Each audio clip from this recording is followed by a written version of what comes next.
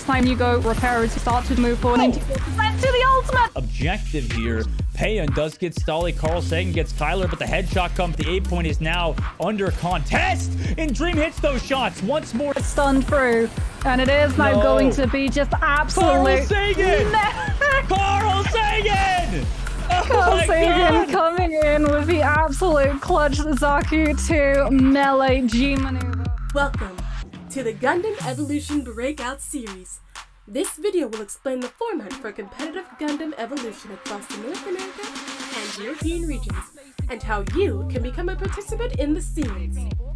Teams will participate in the Breakout Series for a chance to compete in the Gundam Evolution Newtype and Academy Leagues. The Breakout Series will include 2 regions, North America and Europe. Over 4 months, teams will fight to gain points based on placements in each event.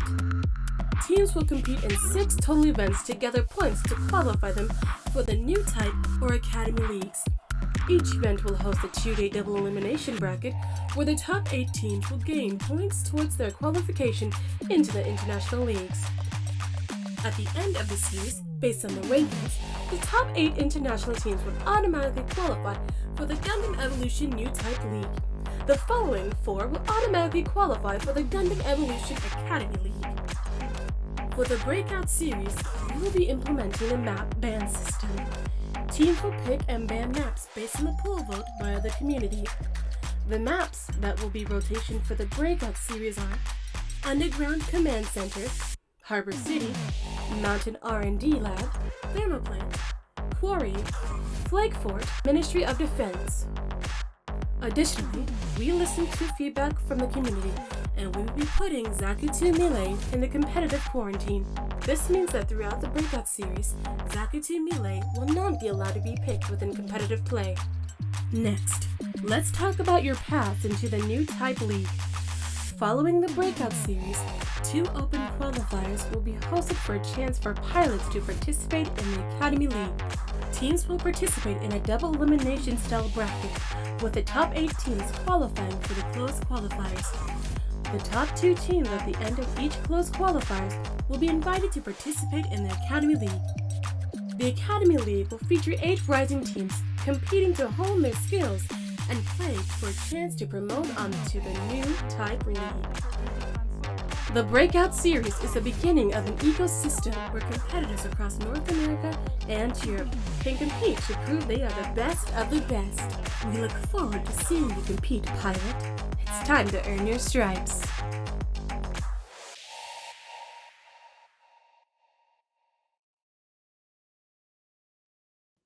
Here we are. Welcome everybody to the Breakout Series Halloween Havoc for Gundam Evolution. I'm James Jamerson Lee, joined by Evan Wonder Chef Hashimoto. Evan, how are you doing today? I'm doing so great. I love this game so much. I've been playing it since the network test, and you know, I'm not too huge of a shooter person. I play a lot of them casually, but as soon as I play this game, I was like, yo, I got to play this more. I got to really like grind this game, and I have been, and it's been playing out just like I wanted it to. So I'm super excited that we get to see some high-level action today. Yeah, I'm super excited. I've always wanted to be a Gundam pilot, but of course, just a pilot overall of these amazing mobile suits that are in Gundam Evolution. This is the Breakout Series Halloween Havoc, and so let's go ahead and talk about the format just a little bit. We've got a double elimination format going on right now, and if you want to take a look at the bracket, go ahead and check out our Match Arena page. We currently have a prize pool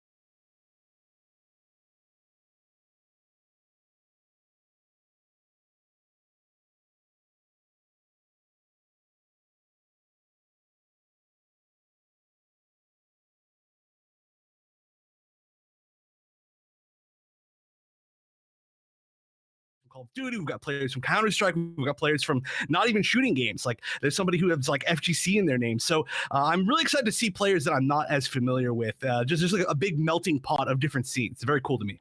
Yeah, that's why I'm always super excited when it comes to a newer scene, especially for a game like Gundam Evolution. First, for a franchise like Gundam that I grew up with, right? I mean, one of my first earliest memories was watching the original Gundam with my uncle back in Korea. It was just one of those things that it's just a cultural icon across the world. So I'm super excited to be able to get into this game and of course support the scene whichever way that we can right now, which is what this breakout series is for. Like I said, if you want to contribute to the prize pool, just check out the Matcherino page. All you have to do is go in, sign up, claim some codes. You'll be able to help out here. Every little bit helps, of course, for all of our prospective professional players as this league grows, as the scene grows as well. Hopefully we can continue to do this. Right now, though, like we said, we do have our first match underway, or getting ready underway. Koi Boys versus the BOZOS. We already have our map bans.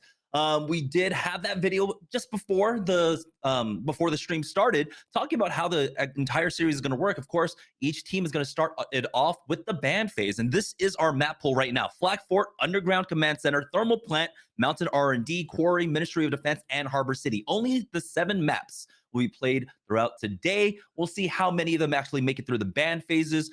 Each team gets 1 ban at the initial stage. This is best of 3, so we're only going to be playing best of 3 until the grand finals, which is going to be a best of 5. But our first ban is going to be on Thermal Plant. So that's I hate to see that, because Thermal Plant is actually one of my favorite maps. Well, you know, one thing I think we need to talk about, right? Of course, this game is very, very new. It's within, I think, just a little bit under 2 months old.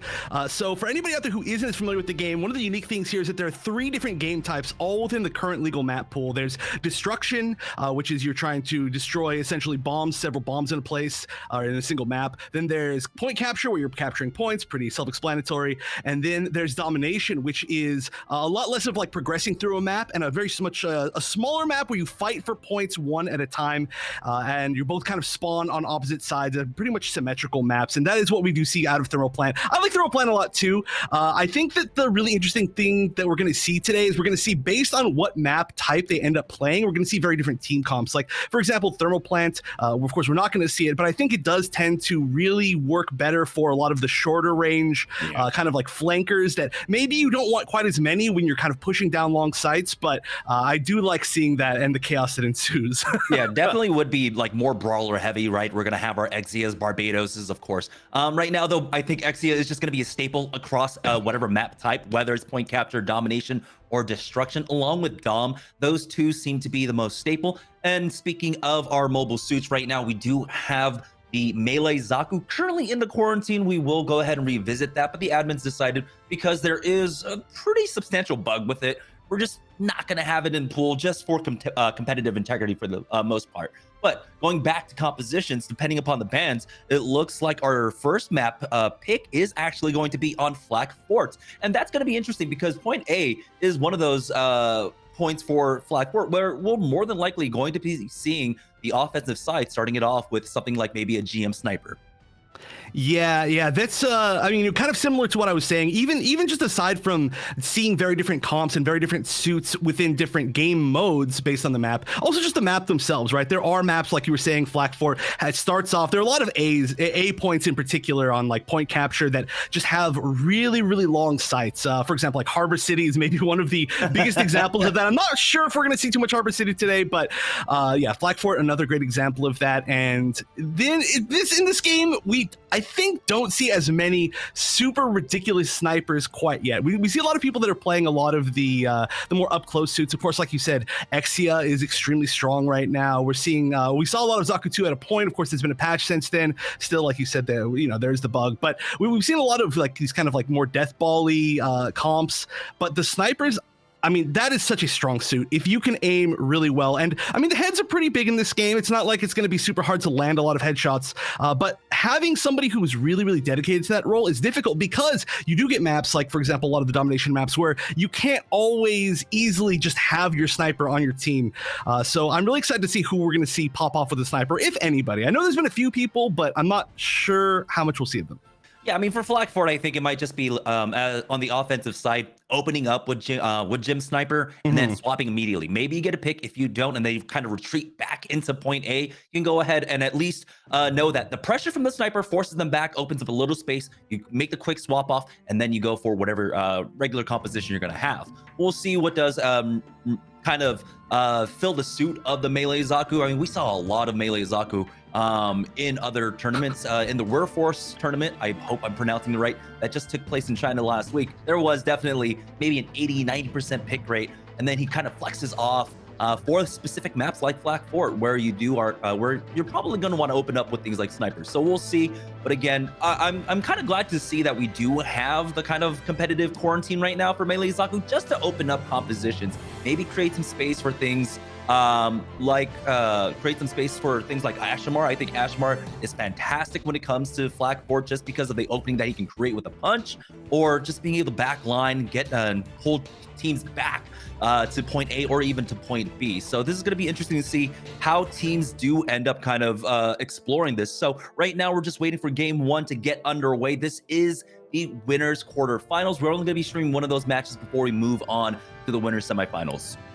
Yeah, and again, just a huge shout out to the production for making this all happen. You know, this is, we still don't quite have the observer mode yet. You know, we're hoping for one very soon, but we are just going to be taking a lot of these player perspectives, which is not the easiest thing to do. So, of course, we just want to give a huge thank you to everybody who is in the Gundam Evolution Newtype League and running everything, because it is not, again, the easiest thing to do, but I'm just really glad that we get anything right now, right? Just to be able to see any action at all. And a big thank you to all of the teams who signed up. And, of course, aside from supporting the tournament, are streaming their own POVs, just so that we can have this great gameplay for the future, for everybody who wants to get into the game, or everybody who wants to get better at the game. This is going to be such a good example of it. But I'm really curious what the other ban was on this set. I think I saw it in the chat a little bit, but I think what teams ban which modes is really telling of kind of like how their comps go. You were talking earlier about like what the common picks are, and I do think that we pretty much have some solidified options right now. Like, we're still seeing a lot of Sazabis, because there's not a lot of other tank options. We do see just normal Jim that does have a shield, but I haven't seen how really people are feeling about it post the recent buff, where it got a little bit more range on shots and a little bit more speed on the firebomb. But generally, we're seeing a lot of Sazabi, we're seeing a lot of Exia. I think we're probably going to see on pretty much every single team here. We might have seen Zaku's, but like you said, no Zaku's. Aside from that, though, maybe like Methuses or Unicorn, there does tend to be a little bit of like a support role on the team, but how the team decides to use that is usually pretty different. Unicorn trying to go a little bit more for like the group pushing. Methus is really a lot better at like kind of split pushing or going over certain walls with certain other options. So we could see some different comps, even if there are some somewhat similar roles. For anybody who's not familiar, you're not role locked at all in this. There are no actual like literal roles, so you could go with the weirdest comp in the entire world. You can't repeat suits, but it's still not always the smartest choice, of course, to go for the weirdest comp. Yeah, so quick little update. So it seemed like one of the teams wasn't very aware that there was a map pool. So we do have the 7 map pool, like you can see at the bottom of the screen right now. So they redid their bans. They actually tried to ban out Missile Base, which isn't in the pool. And so they ended up banning Ministry of Defense. So one destruction map gone, and then one hardpoint map gone as well for thermal plant. And so we're going to be starting it off in 2CP essentially in capture with Flag Fort. And so again, nothing changes there, but like you said, you brought up Unicorn. Unicorn does kind of slot in as the secondary support as well, just having armor on cooldown, team-wide armor as well, and pretty impactful, I would say, ultimate. Just the long-range snipes that you're afforded with it. It's what I love about this game so far for Gundam Evolution, is just that, like, even though there are the roles, you have your tanks, you have your DPS, and you have your supports. As a support, you don't feel like you're a hard stuck support. Like, all you're doing is just kind of right-clicking on someone, right? Even Methus, even though he's healing someone, he can still be shooting, which, you know, and compared to his counterparts in another game, is much different than how you end up playing that one. So I love that you're able to do that. Right now, I don't know if we're going to see as much Methus. If we do see the Sazabi, I definitely expect to see maybe double support, bring out both Gundam, both the Unicorn Gundam along with the Methus, just to keep that Sazabi kind of topped off, especially with kind of buffs that he did receive in terms of how his shotgun works now. Damage drop-off starts off a little bit further away. And you know what? He kind of needed it, I would say, just because, again, there are just so many threats to Sazabi where he could get one shot by Exia, Barbados, everyone. It's just absolutely insane. So it can be a little bit difficult to play him, but I do want to see maybe some more Sazabis in play. Right now, though, it looks like we are set to go in just a moment for map number 1. Thank you all so much at home for your patience right now. This is our first time putting on this production. We have a one-man show in behind the camera right now doing all of this. And so just shout out to Lux, of course, for doing everything he does. There's a lot going on behind the scenes. So if there is a delay, I hope and pray, of course, and thank you for your patience at home. Right now, this is the Breakout Series Halloween Havoc. While we are getting game number 1 set up, make sure you go ahead and check out Matcherino. That's where you can go ahead and check out all the brackets. I know that a few teams are streaming it right now as well, so you can go ahead and check out their links there as well. It should be able to link that way if they took the time to link their Twitch pages to their Matcherino account. So, and if you didn't know you could do that, go ahead and do that. So you guys get a little bit of traction your way. But right now, it does seem like we've got a nice little presence going on. A lot of our competitors are in our Twitch chat, so thank you guys so much for showing up and supporting. We got 76 viewers so far for our first stream ever, so I'm really excited about this. Yeah, that's sick. Shoutouts to all of you. Super appreciated. Oh, and just so that everybody knows, of course, there is a delay just for competitive integrity, in case we didn't mention that earlier. Maybe I just didn't catch it. But yeah, no sniping allowed. Oh wait, no, maybe we don't get a chance to see that. Do we actually have our first match ready? I'm super excited to get into some Gundam, and it looks like we do. I am extremely excited. Here we go. So it looks like I'm not sure which POV we're getting. Wave Ruiz. So I think this is the side of Koi Boys, I believe. This is going to be Koi Boys, of course. They're starting off on the offense because the map pick after the bans goes to the higher seed, and then you get to decide which side you want to attack with, and that is going to be the Koi Boys selecting it looks like offense first. And offensively, they're not going to they're going to start it off with the Sabi, and so of course bringing that Methus is going to be great, having that single heal just to keep the tank up, because again, there's just so much long range in this game. Even though there is damage drop off on large majority of the units, that shield can get shredded instantly, and so that tank needs some extra upkeep for now. Oh yeah, oh, and it looks like we can see now the other side here. We are going to see a unicorn. We're going to see Sazabi again. Just no Zaku 2 melee means that Sazabi's shield has a lot more chance of surviving, I think. Oh, and we're already seeing them just getting melted on that choke. Look at that, an assist from every single person on the team. I don't even know if I've seen that before. Yeah, this is just good target fire right now, but they are death falling. You were calling it right. Teams are going to try and play close together. But I like what we're seeing coming out from them right now. As they fall back, they're going to keep Duke on that high ground, try and contest them there. You can see, though, the Exias are coming out from either side, that Dom Trooper as well.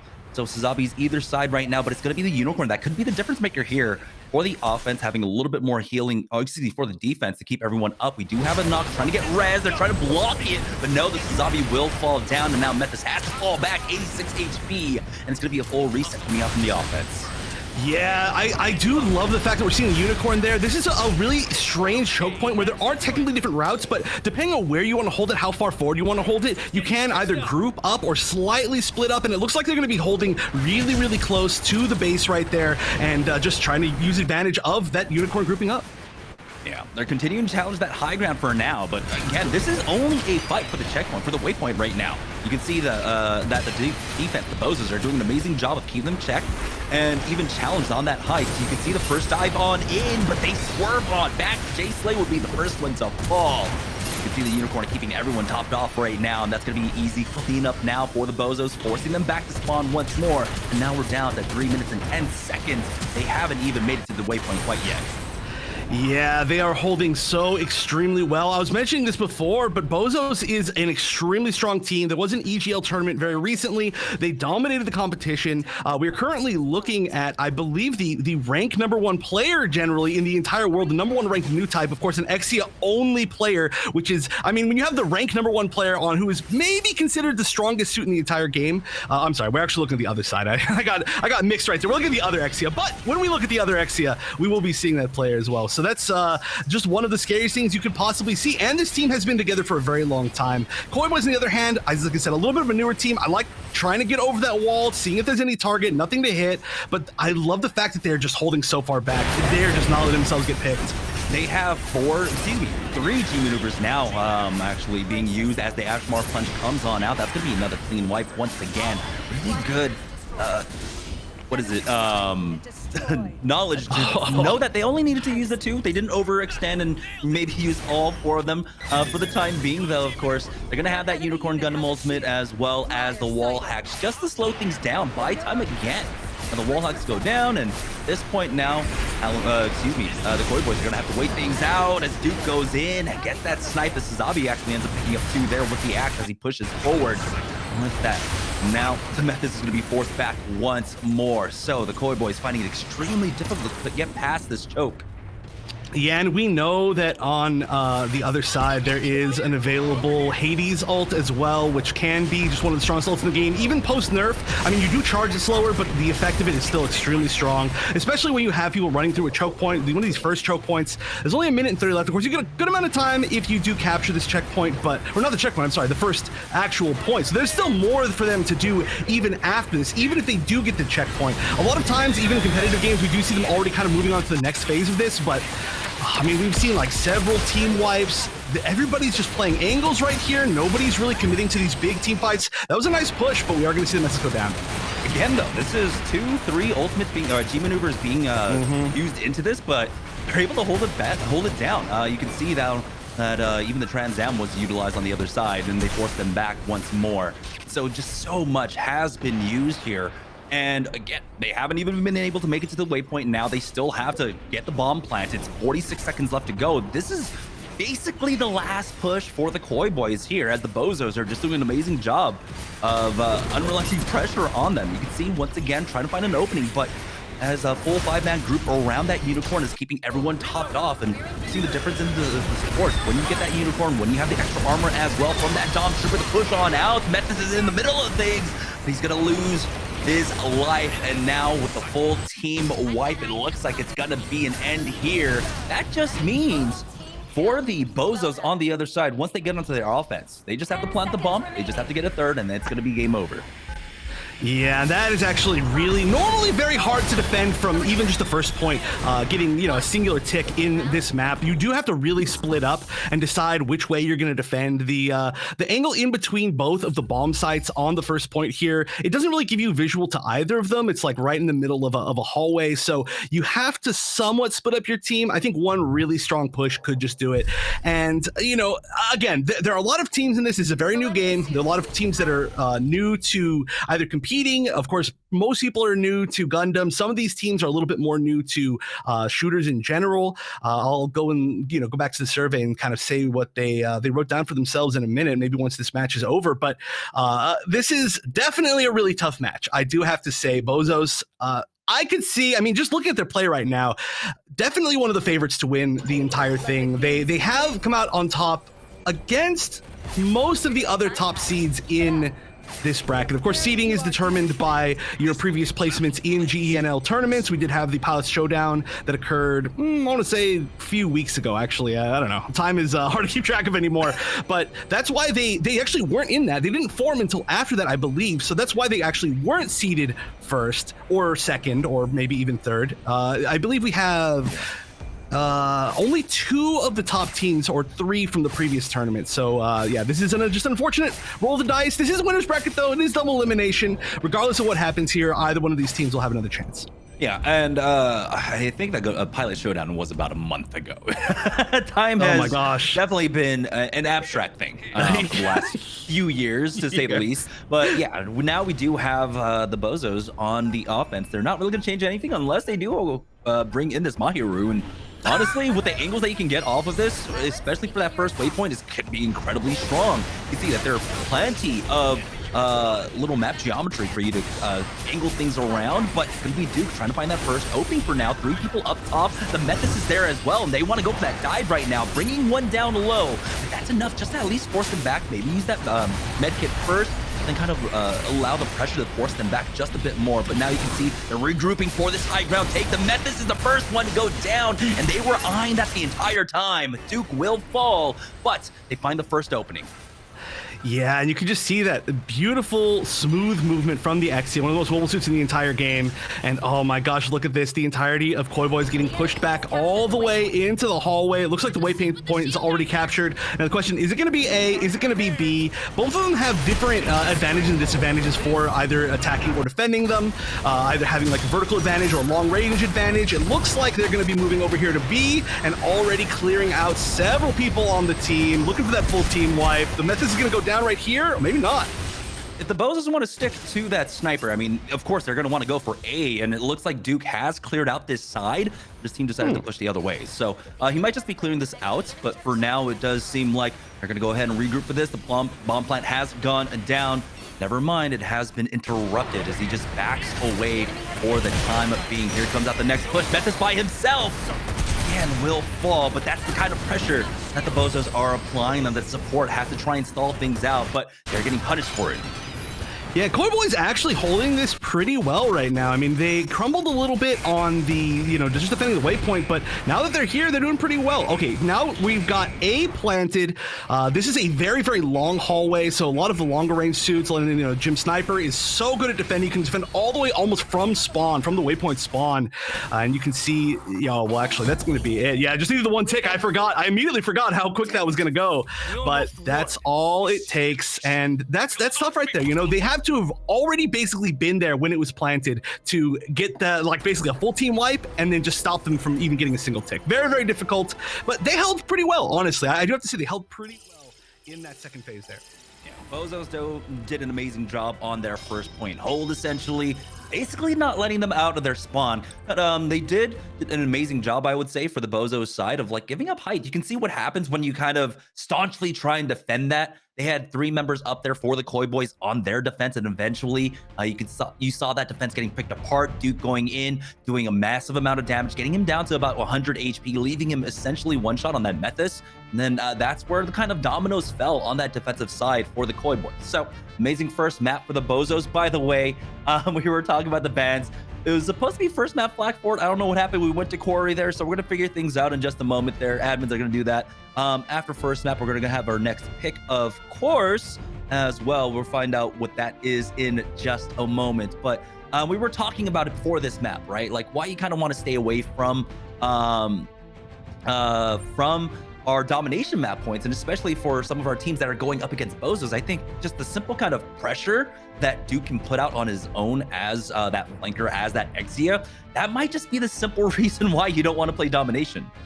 Yeah, I would certainly not want to play domination against Duke. That is probably one of the scariest things you could possibly run into. And the rest of the team does seem pretty flexible. We didn't see too much of a change. We saw them here change, but just their comp in general, it's not super committed to one play style or another. So I think they could do really well on domination. Obviously, they just did really well on destruction, but I totally agree with that. I would just simply stay away from that mode.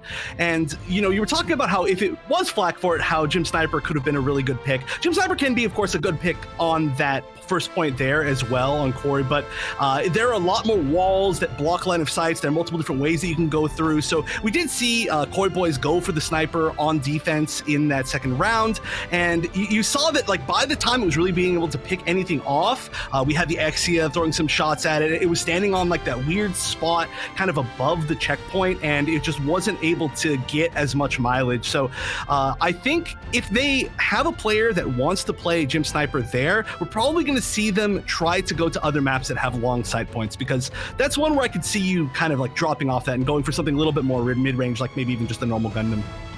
Yeah, Underground Command Center Point A is another one where you're going to see a lot of Jim Sniper, right? You got the hills on the outside just before the waypoint where teams have a lot more space to work with, but again, it is also kind of the Exia's playground as well. Yeah. So you kind of, you have to be able to play both styles ultimately in the end. You did see right now, it does seem like we do have the same Exia. I think it's going to be basically 100% pick rate throughout. And then, of course, we did see some flexibility in terms of support. We had Gundam for the side, Unicorn for the side of the BOZOS, and then we had the Methas coming out from the Koi Boys. So it does seem like, you know, a lot of comfort picks coming around for other teams. I think the BOZOS, when it came to their defense there on core, did an amazing job. Again, they didn't have that single target heal, but what they were able to rely upon was having that health pack right there. You saw that they were pretty bunched up on their defense. On that left-hand side, playing that single pack, it's a small health pack, of course, doesn't heal you to full, but when you do have the Dom with the extra armor along with the Unicorn with the passive armor healing overall, you're going to be able to play that one out expertly, and that's what they were able to do, being able to utilize that well. Right now, I'm just waiting for production to see what we have for the map bans or the map picks for the next one. That was our first one in our best of 3, so the Koi Boys win the next series, they'll be moving on to the winners semifinals. So let's go ahead and check out the map bans for now to see, the map pool for now to see what we have coming up next. So Corey was already played for map number 1. We had Ministry of Defense and Thermal Plant banned out. Now we're just waiting for map number 2 pick. Yeah, so I mean, just looking at the maps that we have left, right? We've got 2 very, very opposite maps between Mountain R&D Lab, which is one of the, I want to say, like, flankiest maps that you can possibly get in the game. Of course, it being a domination map. We do see, wait, Flak Fort is now highlighted as map number 2. So maybe now they're going back to Flak Fort. Okay, Flak Fort. I think the interesting thing for this one is that if there is a pick, if you're able to find a pick with that GM sniper on the offense, the run back is so incredibly long, 4.A, when it comes to Flak Fort. So being able to really slow things down. Once you find that initial pick, you don't have to kind of rush in. You can slow things down, find that first pick, and then slowly work your way up that hill or across that bridge. So this is going to come down to all patience, and I think at this point for our teams, to really be able to utilize that and kind of not get carried away by picks. You can see, you know, when it comes to like the beginning of scenes or like teams that don't come as well, that sometimes they get carried away by their own momentum, and then you can see teams instantly be able to turn things around. I think Gundam is one of those games because there aren't as many heals that teams can turn around fights. 4v6s all the time. I see them getting turned around. So you have to be careful about not getting your own momentum carried away. Want to shout out Gundam Evolution for showing up for this. Thank you so much, guys. That is the official Gundam Evolution channel popping up to support us here. Thank you all so much. We love your game. Thank you so much for allowing us to do this. Yeah, I love this game so much. And I love seeing the play, especially like, I mean, getting to see the Xe from Duke. I mean, this is what I wanted to see, right? I'm definitely not on the level of these players, but I can appreciate it so much. And I mean, this is going to be such good footage if you're trying to get better at the game. That's what I'm most excited for, is that we get a chance to, you know, be able to teach people how to improve, because it's a fresh scene, right? I'm glad that we have so many players here. I mean, technically we've got over 60 players within the bracket, just looking at actual player numbers. And there's a lot of players that I'm sure are very interested in, like, oh, this game looks really cool. Like, maybe I'll try it out, but I don't quite have a team yet. I'm not sure if I'm really competent enough with one particular suit yet to try and join a team. And I think this is going to be a great spot for them to try and figure out. But it does look like we are here going into game number 2. And we're seeing, like you said, that long run back from spawn for the defenders here. We're going to actually have 2 flyers on the side of the defenders. That one is interesting. On the defensive side for the Koi Boys, bringing in the Methas along with the Ashimar. My idea is like maybe to make the run back a little bit shorter, but if you think you're already gonna die, but I mean, Ashimar with the Molly basically can be strong. There are basically 3 entryways into point 8 right now. You can see the first one on the right-hand screen of the Methas, and then just behind that wall, there's another flanking angle. You can see 2 entrances there, and then one just below. So trying to control all of these could be a play. I think you might have maybe more value coming out from maybe a Dom, but hey, the point has opened up, and now it's going to be the BOZOS on the offense pushing forward. You can see why teams play inside of point A instead of maybe playing off that bridge. It's just a free pick if you decide to try and play out there for a GM sniper. Yeah, it's for anybody out there who is maybe just playing in ranked or playing in casual matches, try not to push really far forward and hold really far forward points. This is not the game for that. The spawns are right next to the first points. It's very easy for you to get picked. The run backs are huge, and it can just be a nightmare situation. You just immediately set your team up into a tough spot. So this is one of those maps where you do see a ton of people that are usually holding way too far forward. Unfortunately, unfortunately, it doesn't look like I can see the game personally myself. It does seem like the push has already happened. Metis is on the run back right now, so it was just a quick push. So they will have to defend for point B at this point. Again, point B is another one where maybe you hold a little bit forward as the point just gets captured by the BOZOS. For the time being, though, you can see Method trying to hold up a little bit further forward, but we saw how they got punished by Duke, and he's got to be careful. Once again, he's trying to play around on walls, use that repair cable from behind to just keep his team topped off. They do find one pick, and there's going to be a second one here. So the Ashmore finding some value for his squad for the time being. They're going to force them back. But again, they have so much time to work with. What, 9-8 minutes here to just try and capture point B? Yeah, this can be a really tough map, regardless. Just on offense, it's really interesting because this is one of the, I think, most commonly taken first points on offense. But the second point, it has so many different angles that people can hold defense from. So it'll be interesting to see just what spots they decide to hold, how far forward they decide to hold. But it does look like we're seeing some fighting kind of within that main spot. Oh, we're gonna get our feedback. I'm super excited. I was watching off of Lux's monitor. I was too. I was as well. There. Yeah, we're gonna have our feed in just a moment, but there were some picks coming out from from the BOZOS, and now they are starting to make their way on to a point. It does seem like as Methis gets back in time to try and hold things down, but he's forced back again. 800 HP is not much on the supports, and if you take one shot, even one Dom body, you're basically out of that fight, and you have to fall back. Yeah, that's one thing about the team that Koi Boys is running is they actually have an extremely low HP team. They do have the technical armor of the Unicorn, but overall in their team, nobody's really that tanky. They've got one shield unit, and actually you can see how squishy they are as they are entirely going down. We see the team kill, or almost one away from a team kill, but already we are 3 ticks into capturing point B. And this is going to be very hard to defend. It looks like they're going for a pick a little bit far off of the point, actually. It looks like this might be it. Yeah, we've got the Unicorn ult. That could be a really, really good option for defense. Of course, that's going to be holding for a little bit. Didn't quite get the picks it needed to, I think. And that is going to be another team kill into a very quick round 1. When you have like an open map like this, he's able to fly around, get everything done. But they were able to clearly just finish him off. The G maneuver goes down. Maybe he got it off for a second, 2 seconds, but really got no value off of it because he was instantly sniped. We didn't really get to talk about the offensive picks, but we did have the Methis coming in for the BOZOS on their offense. And so that kind of signals to me they're going to try and run a very similar composition when it does come to their defense as well. Yeah, I think I accidentally said Unicorn G maneuver, but yeah, I definitely meant turn A. I was going to mention that earlier on defense. The turn A, a really interesting pick. I do know that we tend to see it a decent amount when we have a lot of melee units that it can kind of grab. Of course, it does do a lot of damage from a range, and it does have that extremely powerful G maneuver. But the problem is it only works once, right? So if you're depending on that G maneuver, you're not going to hold for that much longer than that one particular push. It takes quite a while to charge. Now, looking at this comp, we see the turn A as well, but we're actually going to see, I think, our first Zaku 2 ranged of the day, and that's a suit that I personally love a lot. That's actually the suit that made me fall in love with this game because that movement is so fun.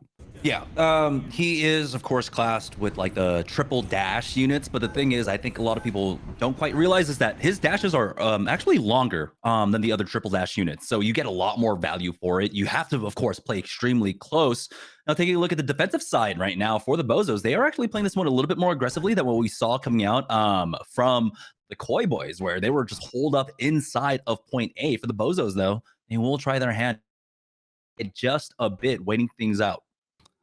Yeah, they do have a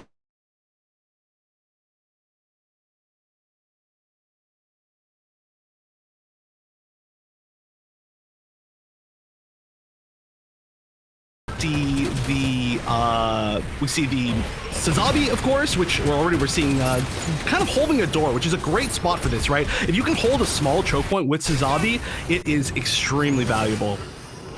Now, we do have that push onto point A right now, as the Koi Boys have already secured one tick. They're trying to finish off the rest of the team, but you can see that Pale Rider down below. So that's going to be the reset coming out from the Koi Boys. So it's about bending and not breaking on the defense here for the BOZOS. They give up a tick, and that's fine. That's just point A. Remember, they had, what, maybe 6 minutes left on their timer on the other side, and so it's all about just trying to wait things out. Now we do have the reset coming out, and here comes the first push, but it's gonna be Halloween Havoc getting that first kill. Excuse me. Halloween Havoc, yeah. Technically, kind of all Halloween Havoc kills. Yeah. Even though it's not even Halloween anymore. But you know what? Halloween ends when we decide that it's going to end. But yeah, I actually really like the angles that Koi Boys are pushing in on offense. They are getting some nice picks. They are playing this really well. And I haven't really seen if... Oh, actually, we already see the switch off of the Zaku. That was extremely quick. I was really excited to see Zaku. Come on. Big Zaku fan here. But yeah, I understand. There are honestly... The weirdest thing to me is that we're not seeing the X yet. Yeah, the difficult thing, I think, for that Zaku 2 range, especially trying to get onto point A, is just the simple fact is that take a look at the defensive setup coming out from them. They got the Pale Rider for the BOZOS up top, but they are covering every single angle. So it becomes very difficult for the Zaku to try and get to the back range. Ooh, the Sazabi tries to go in, but does get interrupted there, drops down to 200 HP as he backs away. The Hades will be called down by that Pale Rider. And it's going to be another cleanup coming out from the BOZOS, forcing them back. 2 minutes and 30 seconds left on the clock, and they've only gotten the 1 tick onto point A. Yeah, this is looking to be, I mean, again, you know, they're definitely not going out without a fight. And I do have to point out again, I think BOZOS are very much, just from what we've seen from them in now 2 tournaments, or a tournament in 1 game, potentially one of the best teams, at least within the region, at the very, very minimum within the region. But obviously, you know, having literally the rank 1 player on their team amongst the, you know, similar talent is extremely impressive. But they're doing well, really. The Cold Boys are doing extremely well. I did read again that they're a little bit of a newer team. They don't have as much tournament experience as I know their first tournament together as an actual squad, and you know they get a tick. They've gotten, you know, some holds. Right now though, oh yeah, you cannot use that flight like that against a Pale Rider that can aim. Pale Rider, that DPS is just so good against flyers. Yeah, now they're feeling a lot more comfortable to push out, maybe try and find an extra pick, find that stagger. But we're basically down to 2 more pushes left for the Koi Boys here. You can see, once again, Pale Rider is going to be that defensive last line, holding on that high ground the entire time. They do have a little bit of presence on the bridge. Once again, it's just about bending, not breaking, figuring out where that push is coming from. And now they're going to try a 2-point attack, but the Sazabi has been caught out. That Ashmar burn going down. The Metis will try and go for the heal, but he will get finished off. Now it's going to be J-Slay actually isolating the Sazabi of their own, but the Dom comes in from behind, picks up 2. Sazabi's going to be on that long run back, but it's fine, as it's a beautiful hold so far, coming back, forcing them back onto the bridge. And the Koi Boys will now have only 1 minute remaining here, and they still need to get point A. Yeah, this Pale Rider has put in so much work. You can see that even from far away, even after the damage drop-off. Like you mentioned, you know, there's damage drop-off. It's not the worst damage drop-off of, you know, any shooter, and especially if you're getting criticals, aka headshots, the damage fall-off seems to be like a smaller percentage than it would have been normally. So you can get some really far-away melts, especially if you've got aim like this. But yeah, okay, one pick, that's huge. This really needs to be their push. I mean, only 30 seconds left. Ashmar punch and the funnel coming out now for the G maneuvers on the defensive side. Once again, Pale Rider changes up his position this time, but Sazabi is isolated on his own, dropping down extremely low. He will find that first pick, taking out the turn A, trading back, and now as they charge forward, they're going to try and get their Sazabi back on up in just a moment. Never mind, they're going to leave him there to go down, but it looks like the hold might just be enough. Is there going to be enough time for the run back here? No! That's going to be map 2, going the way of the BOZOS. Clean sweep in this 2-0 in our winners quarterfinals. Yeah, so well played by BOZOS. I am extremely impressed. I'm glad that we get to see a team of that caliber in the very first game, and I would love to see, you know, teams like the Koi Boys make their first kind of foray to this competitive scene. Like, again, I want to say they played very, very well. They went up against potentially the strongest competitor in this bracket, or one of the top ones easily. And you know, as a first step into a tournament, especially in team games, a lot of it is just getting that experience, getting that ability to communicate with your team and gel together and not have to communicate in certain situations. And it looks like they took a really far step forward in that. So we got to see some great play, and we got to see some new names. So that's exactly what I wanted to see out of all of this. My big surprise, though, after everything that we said about Jim Sniper, we didn't see it there. We didn't see it there. Even though they used it in the previous map, we did not see it at point A there. I'm surprised. Well, again, I think for Flag Forward, it's kind of just like, maybe you open up with it, right? It's not something you run with. You don't run to point B. You can, if your Gym Sniper is really good, extremely good, But you can see that either side, we're doing a great job of kind of avoiding those sight lines. Right? Sometimes you just don't play into the sniper. And so it's a quick swap off. They went back. We did see Pale Rider coming out. So right now, we do kind of have our standards. Pale Rider, Dom, things like that. And I think right now, currently for the meta, it's nice to have Melee Zaku out because if we had Melee Zaku, we might be just seeing Melee Zaku, Unicorn, Dom, Pale Rider. And that would be kind of like a 4-core 4 compositions. Having Melee Zaku out right now leaves things a little bit more open. So I'm glad that we do currently have that. But congratulations once again to BOZOS. They will be moving on to our winners finals. And that does mean that we're going to have BOZOS versus Inarizaki going on in the winners semifinals after this. Ooh, that's going to be an extremely good match. Of course, I think that may have been a match that was in EGL. I know both those teams were in EGL, or maybe it was actually not BOZOS who took them out. But Inarizaki, of course, second place in the Pilot Showdown. That is not an easy thing to do. The team who got first place in that is not here. Vacuums, I guess, would be the short version of their name. And maybe they're going through some restructuring or something. I'm not exactly sure what's going on with their team, but we would have loved to see them here. I mentioned this earlier in the broadcast, but I ran to them in ranked and I was like, this is a nightmare, but I would love to see them do it to other people. Maybe not this tournament though. So potentially our two maybe favorites to win could be meeting in that next match. Yeah, Inarizaki versus BOZOS. That's waiting for us on the other side. Again, great first match right there for BOZOS. I think really showing us what they have in store for the rest of the tournament. I'm really excited that we kind of get, I don't know, what a lot of people would consider maybe a grand finals match early on. This is still a double elimination format. So regardless of whatever team comes out on top, there is a possibility for a rematch later on. Again, when it comes to competitive, especially so early on, this is what it's so exciting because you get your opportunity to learn from your competition. There's just so much room for growth right now. The ceiling is so high when it comes to competitive Gundam Evolution. So right now, though, I think we are going to go ahead and send it on a break. When we get back, we'll be moving on to the winner semifinals. So don't go anywhere, guys. We'll be right back right after this.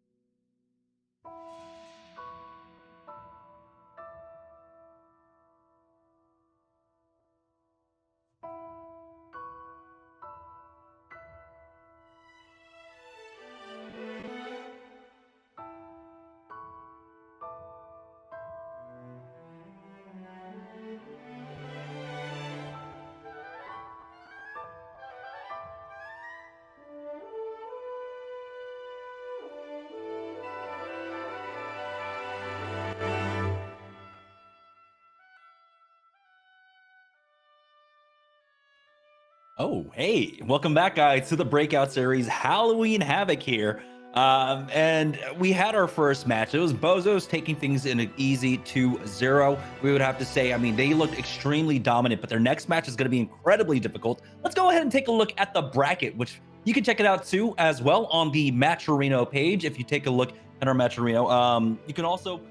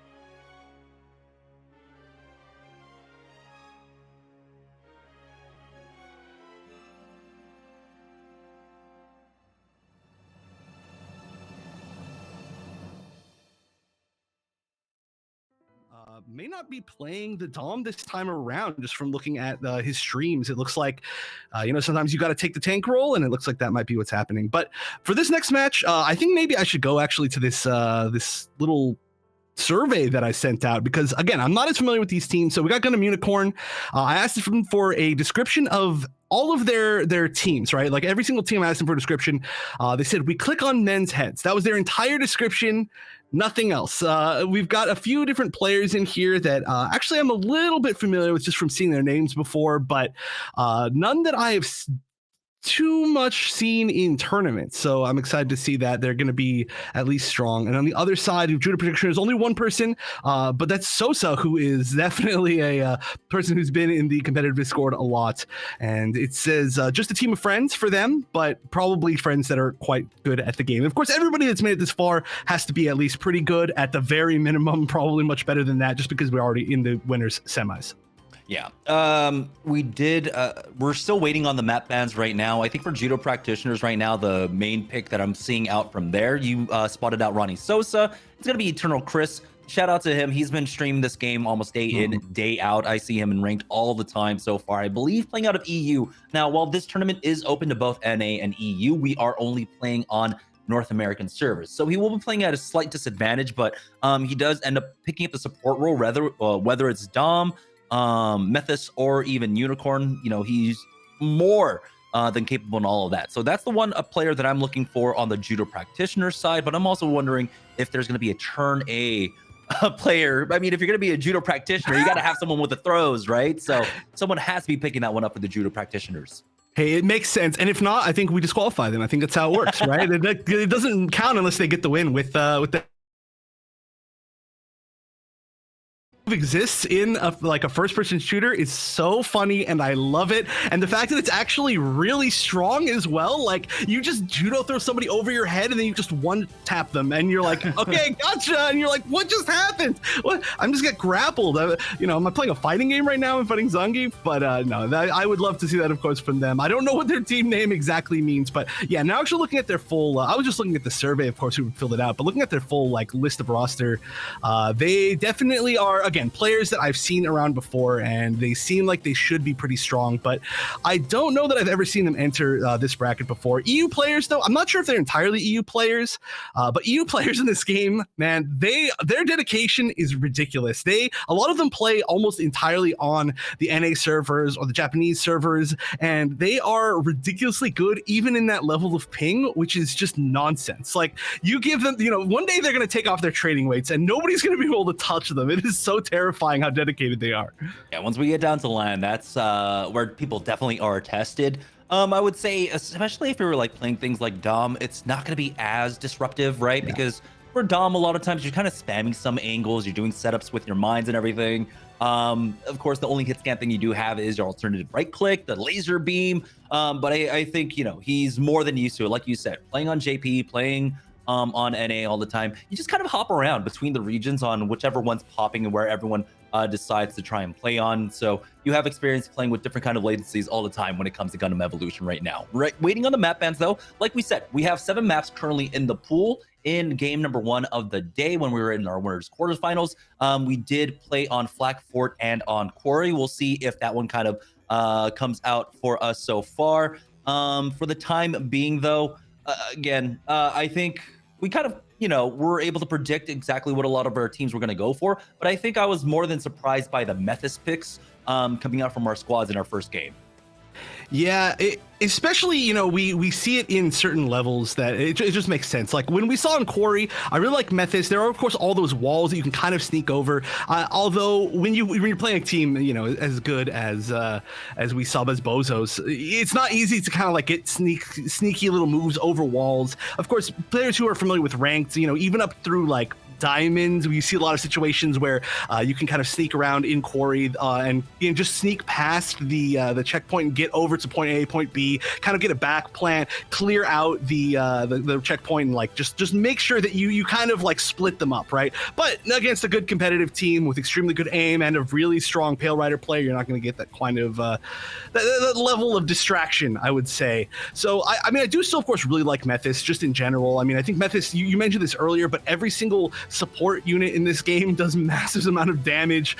So if you're good at that kind of aerial combat, that you're either using the Methis or the Ashamar, when you're playing Methis, you can drop the turrets in some kind of sneaky situations and just get that little bit of extra damage, a little bit of extra meter build for your G maneuver. You can get some really nice pot shots, especially with the explosive shot, the alternative fire. And you can do a lot of damage, especially if you've got something like, for example, you mentioned this earlier, but it's a good combo having that with the Sazabi, which we did see a good amount of Sazabi. I think we're probably seeing more Sazabis because there's less Zaku melees, right? Like Zaku melee can just walk up to Sazabi and say, I don't even know why you're here. This shield is not axe proof, and now we don't have it because of the current bug for the Zaku melee. So I think we're kind of reverting back to this previous meta, and then we're seeing like everything shift around that, which is neat to see. Yeah, I was maybe expecting some Marasai, but without Zaku melee in play, not as needed. Will, of course, work against the Sazabi as well, get the stun first, pull him in afterwards, and stuff like that. There are multiple ways that you can play around that, but I think right now going toe for toe up against the Sazabis is currently what we are seeing. Again, we'll see. And we'll play things by ear when it comes to that Zaku melee in future tournaments. I think right now we're kind of leaning a little bit more towards possibly bringing him right back on in. We're just being extremely cautious when it comes to game-breaking bugs right now. But we saw during the pilot showdown how incredibly strong he is. Regardless of the map, he had maybe an 80, 90, 95% pick rate. That ultimate, that rolling spin, it just does so much damage. It lasts extremely long. Even with the nerfs to it, it just seems, so strong that have to run him. So for right now, it does seem like we are trying to get our bans on in. So R&D research facility gone, and our second ban is going to be Flak Fort. So those are our first 2 bans.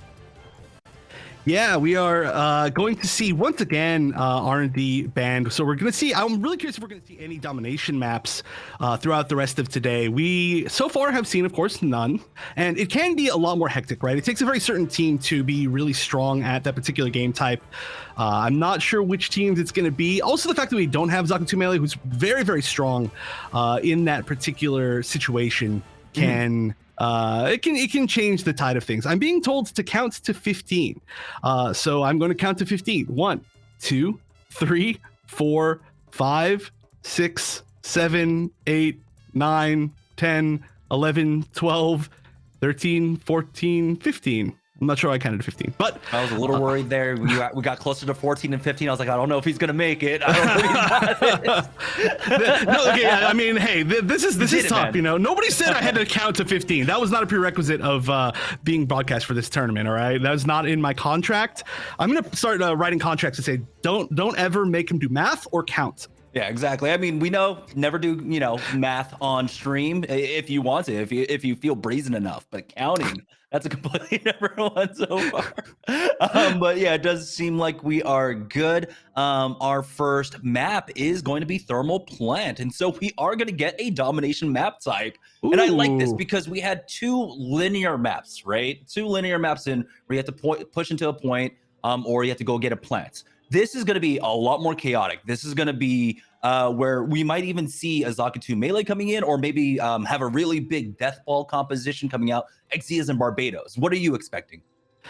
Exactly what you just said. I would be really excited to see Barbados. You know, Barbados has been a suit that's been kind of, at first, of course, everybody was like, Barbados is broken because nobody knew how to play the game. Nobody knew how to move in this game. But in my opinion, the best thing, the most fun thing about this game is the movement. The mobility is ridiculous. And so once people start to learn like, oh, I can actually just use my mobility and just kind of try to outspace you, and I can listen and hear your charge of your mace, we see so much less Barbados. We still see it a little bit, even in, you know, like for example, in Pilot Showdown, we saw a few people playing Barbados. Less and less over time, though, especially once we started seeing maybe like some more Zakutu melees, just kind of taking up that spot. But I think, in my personal opinion, regardless of any of that, Thermal Plant in particular is pretty good for Barbados. There are a lot of spots where it can just like hop up into a little corner, just like get a one shot that's not within the like line of sight of the rest of their team, and then you can just kind of sneak away. Or there's so many different corners that you can just hide behind. And of course, you know, they can know that you're hiding behind them, but maybe you just need to get through there. So I really like this map for Barbados in general. I'd love to see Barbados. Not sure if we're going to see it exactly. I do expect, as usual, Exias. I mean, we got to expect the Exias, right? Yeah, we believe completely saw it in our first match. Either side, I don't think neither of them. No. Maybe Koi Boys on their defense might not have played it. I can't quite remember at this point. Sorry, my memory doesn't go that far. Like the Koi Boys themselves, my memory is like a goldfish, and it's just 15 seconds gone. Yeah, everything just keeps coming back full circle. The 15-second count. Now I get it. They wanted to see if I could remember that far back. But for map number 1, for Thermal Plant, I think that's going to be interesting for our newer viewers or players that aren't as familiar with Gundam. This is a domination map. There's going to be 3 points. 1 will unlock initially, and teams are going to fight over that. It's all about control, getting as much time. The first team that gets 100% over that course will be the winners. And then, of course, this goes into best of 3 as well. So it's not just going to be completely one-sided, 1 round over. You can see the notches there next to each team name. But here we go, getting into our first winners semifinals match of the day for the Breakout Series, Halloween Havoc. This is going to be interesting. Judo practitioners versus Gundam Unicorn, and we do have the Unicorn being picked up.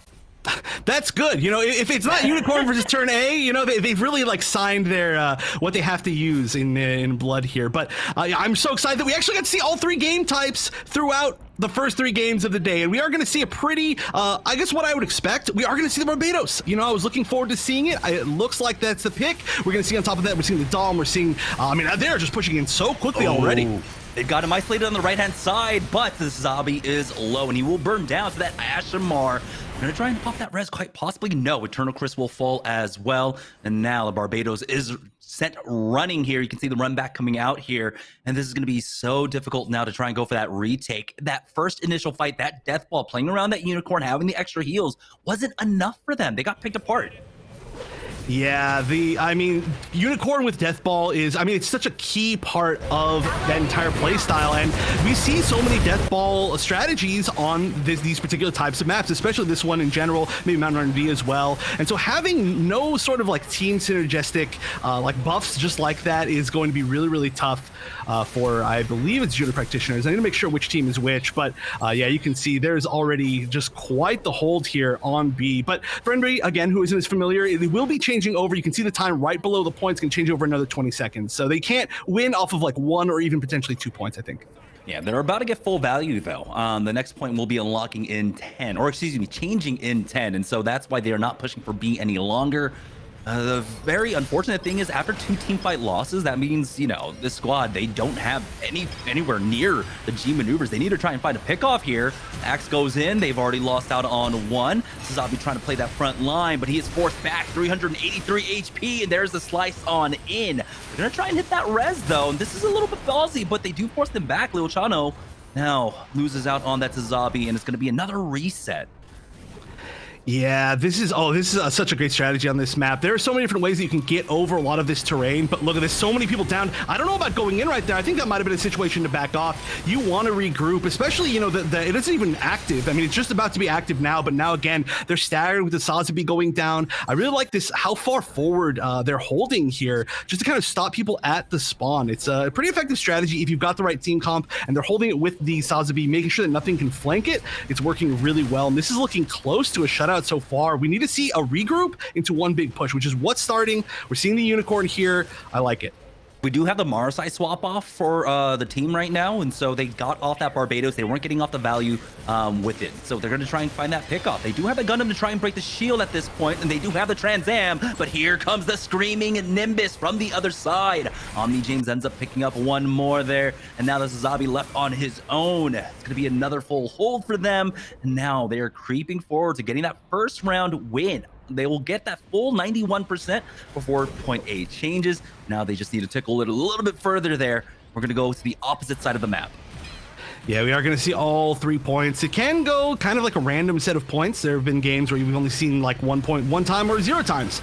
But now this is going to be one big fight. This is very doable. You know, of all the game types to come back from, I think domination is very, very much one that you can do. You can just hold one particular spot. It won't change while you're in overtime. But oh my gosh, we're seeing the Trans Am, then that exit just running through the entire team. It doesn't look like they're going to be back in time to grab this first spot. They need to make one final very quick push before this 8.7% is done. And they only have the Gundam Unicorn G maneuver. And really, I don't think that's going to be the huge difference maker for them. They're going to try and come in for the side where they avoid a lot of the sight lines from that left, but you can see that push on in, the Ashmar punch. Now they are forced back. They're not even going to be able to touch the point. That's going to be Judo practitioners getting the first round here. Oh, that was such a good usage of punch. That G maneuver just called punch. I love that it's just called punch. I love that move. It's really interesting because it's not obvious when to use it, right? Like you can just like hit 2 or 3 people with it and maybe stun them, but you know, using that to keep people off of the point in that exact situation in that hallway was super genius. There are ways that you can knock people into the air with it. It's actually like omnidirectional technically. You can aim it whichever direction you want. You can use it down from the air. And so I think the best Ashmars are the ones who just use it really well. And I love that exact situation to use it, and that was a strong shutout from Judo practitioners in that first round.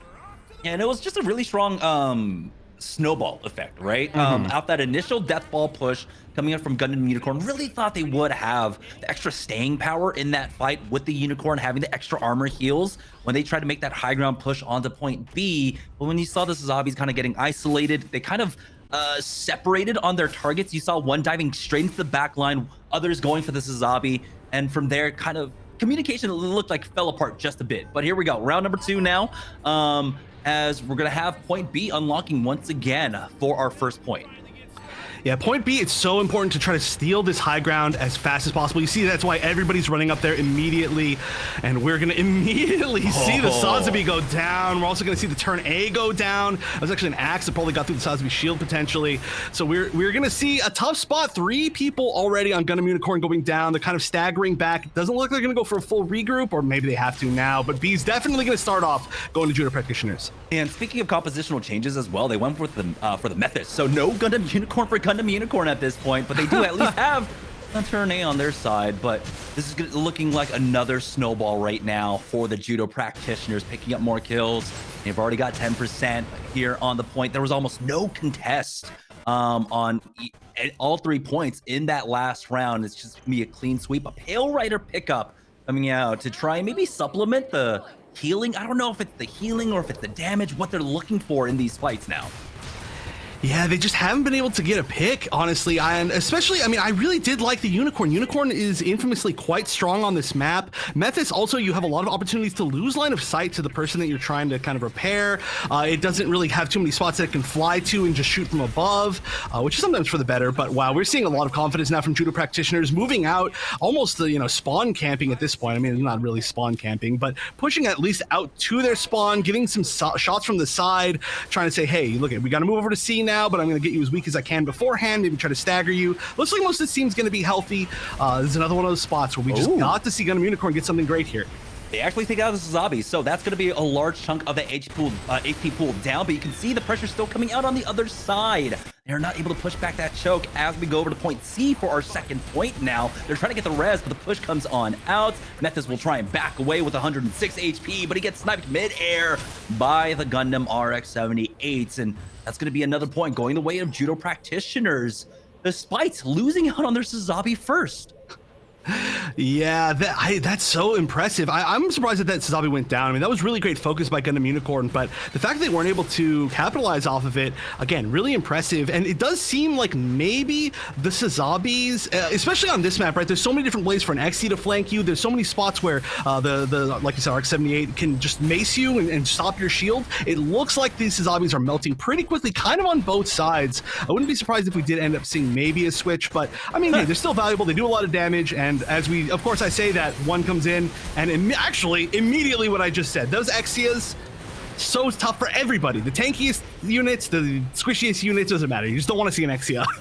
Again, we're seeing some great G maneuver discipline coming out from the Judo practitioner side right now. I believe Hades only used for that one. We did have a little bit of a back cat coming in from the Gundam Unicorn squad. Suzabi was able to get onto point C, get a little bit of meter there, but it was only 5% before he was turned around on. You can see, again, another pick, and here comes that screaming Nimbus on the other side. Eternal Chris getting right into the thick of things now, as only one remains alive. That's going to be Methis falling once more. And Judo practitioners, before the point even unlocks, they will control it now here on the A side.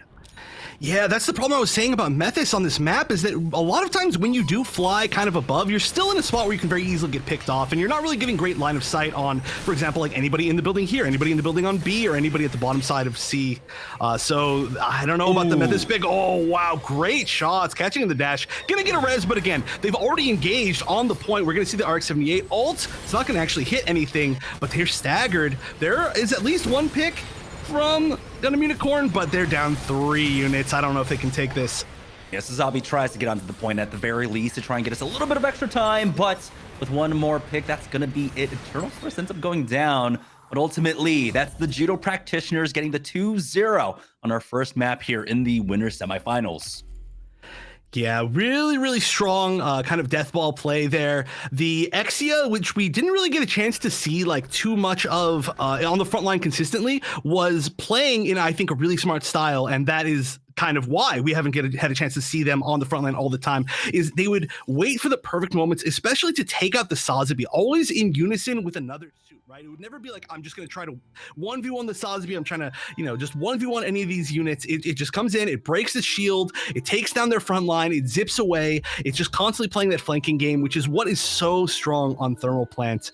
And again, I really, really like the Unicorn pick, but I just think they weren't able to find the fights that they wanted. They maybe weren't able to get in the positions they wanted fast enough on the points, and they were just kind of playing catch up the entire time, which definitely can happen, but that doesn't necessarily mean that this is how the rest of the set's going to play out, because again, domination is a very different game type than the other two. I would say even like those two are somewhat similar. Domination is its whole own thing, and each map on domination has its own like strengths and weaknesses based on which suits you have and your playstyle of your team. So I'm curious if we're going to see domination again after this, or if we're going to go back to one of the other two game types.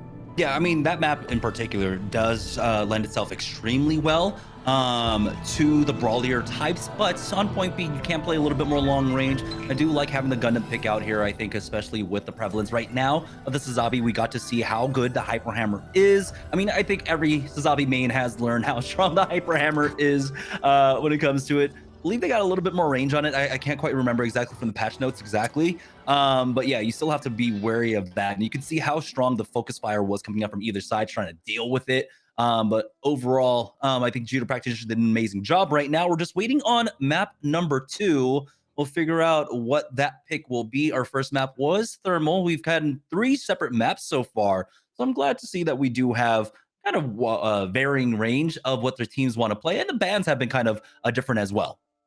Yeah, and again, like I said, 3 different game types in the first 3 games of the entire tournament, so that's super sick to see.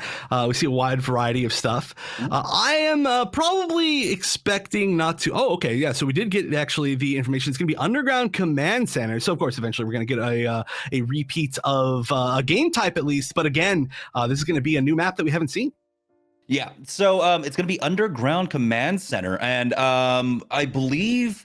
we did have one destruction map before when we were on Quarry, and so this one's a little bit different though, right? I mean, on Quarry, we got to see that trying to push that first waypoint can be extremely difficult.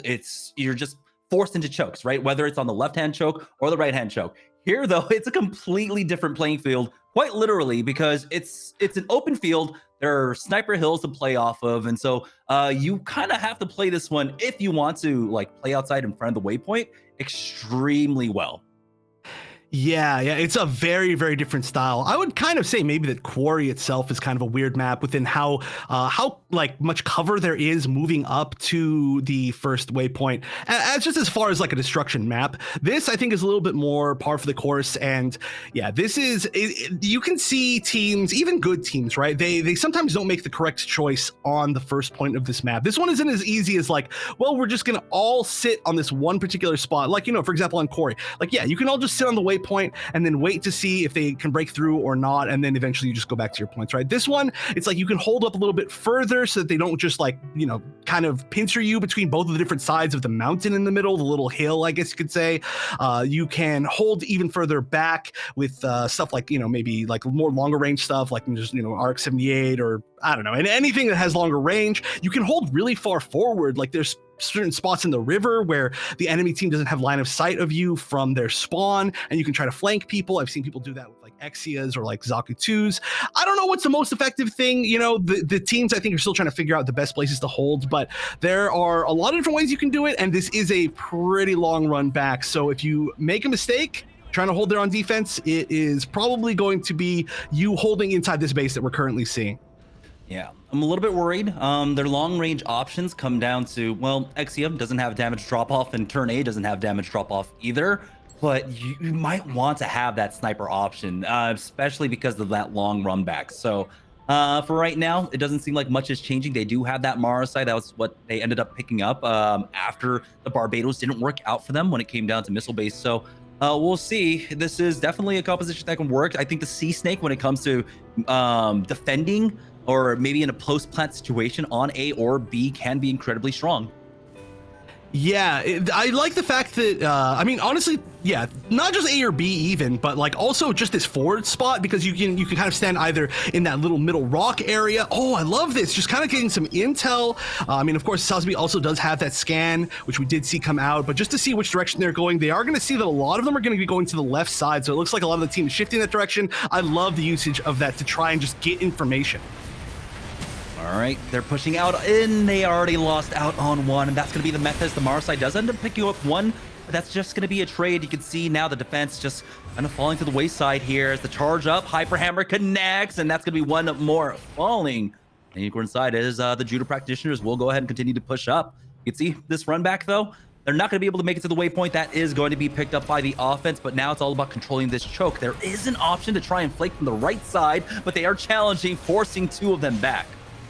Yeah, now where you plant here is huge. This isn't just a difference between a left side or a right side. This is a huge difference as to how you hold and the space that you have to hold. But right now, I mean, it's not looking like there's going to be too much of a difference. Judo practitioners just pushing in, getting off so many picks. There's a huge stagger even on defense. When you stagger somebody on defense, you know you're doing things right. They are just going to plant on A. That's going to let them hold a little bit longer spots, either kind of to the left of it if you're looking at the bomb, or all the way down to the right, or just from their kind of doorway.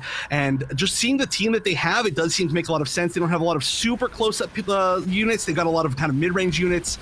So we're going to see a regroup on defense up top here around B. They're going to move down the ramp, and let's see if they can make this. Now they're going for that defuse at this point. Nice connect there from the Mephis. He's trying to body block for the defense, and they do actually get the disarm on that mega charge. We'll see if he can get this res, but no, he'll get cleaned up. 5 HP on the Methus as he backs away. Teammate steals away the health pack. He was on 5 HP. Luckily for him, though, here comes the res. That's one way to heal, right? You just get down and then you get res. That is technically like a health pack. Maybe it's efficient. I don't know. No, I'm just kidding. This is a really tough spot. Yeah, you do see a lot of teams try to hold their spawn. There's not a lot of, you kind of get actually a choke point on defense here. And it's this little spot that we're currently standing in with the Methus. This little ramp, you either go above it, which is a little bit safer unless they're holding B, or you kind of go downwards. So holding either the just the room that B is in or the hallway that we saw them holding earlier works really well. And they're already at about 75, maybe 60% on this bomb plant on A. I don't think they're going to walk away as much as last time. It seemed like maybe they didn't really know where the enemy team was coming from. Ooh, nice pick off by Fusion there, but we have the Hades out from the other side, and that's going to be cleanup.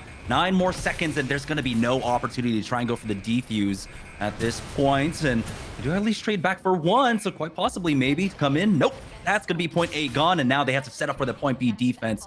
Now, this is going to be interesting. Are they going to try and play for the waypoint, or do they just try and maybe play for that defuse? A lot of teams, you know, you've got a lot of ground to work with, but you can easily get picked apart. We'll see in just a moment.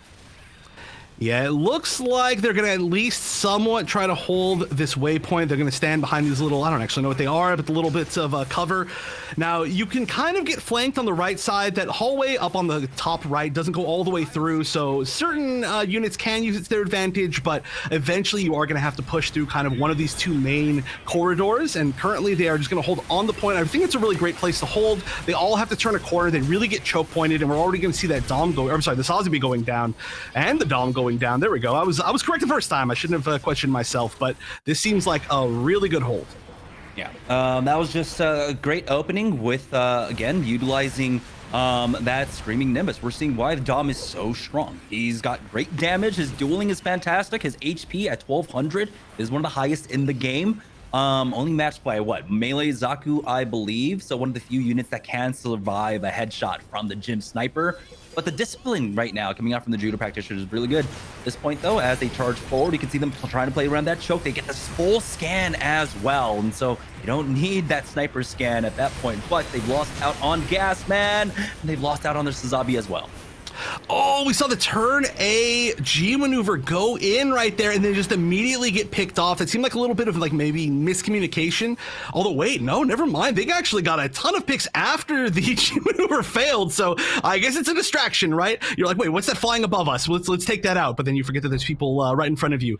Yeah, I don't think it actually got that much mileage. That can be a pretty tough spot to use it because you don't really have that much space above them to actually fly. So you're pretty vulnerable. Still, though, this is okay. We're going to immediately see the ult coming out from the Dom to push through. This is a huge push, but already 2 picks. The Gundam going down and the Ashamar, and it looks like that Sazabi is going to be 1 HP away, but wow, really great escape. Still staying in, surprisingly. Yeah, they kite back from that funnel. You saw the G maneuver coming out now, and the offense just backing away. 3 minutes and 27 seconds left to go as they're finding their picks now, but lost out on a few. You've got to be careful on this push. And so they are finding it a little bit difficult to just try and get that waypoint. And I'm glad to see that they are playing a little bit more offensive here on the defense.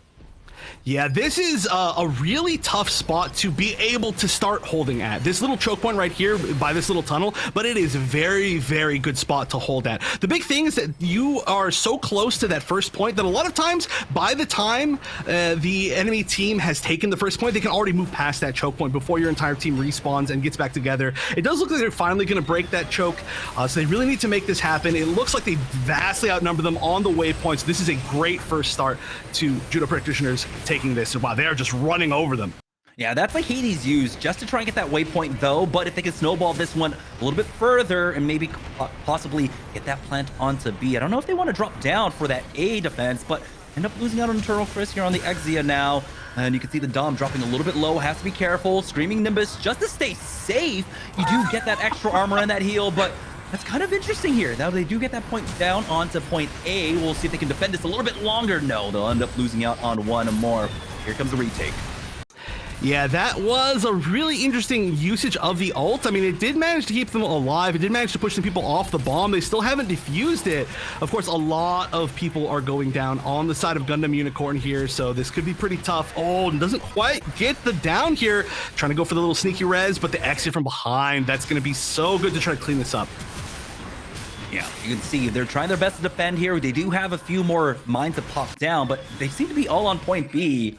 When the bomb is there on point A, we do have the energy cable for the defense to come in, give them a little bit of extra sturdiness in this fight, but they end up losing out on 2 more there. So they're kind of staggering in for this defense. I think there was an opportunity to come in as maybe as a 4-man, 5-man, try and play off that energy cable, but no, that's not going to be enough. And so that's going to be Judo practitioners going down. Gundam Unicorn picking up that round with what, about 2 minutes left, I believe, left on the timer. No, it's going to be 1:28 left on the timer.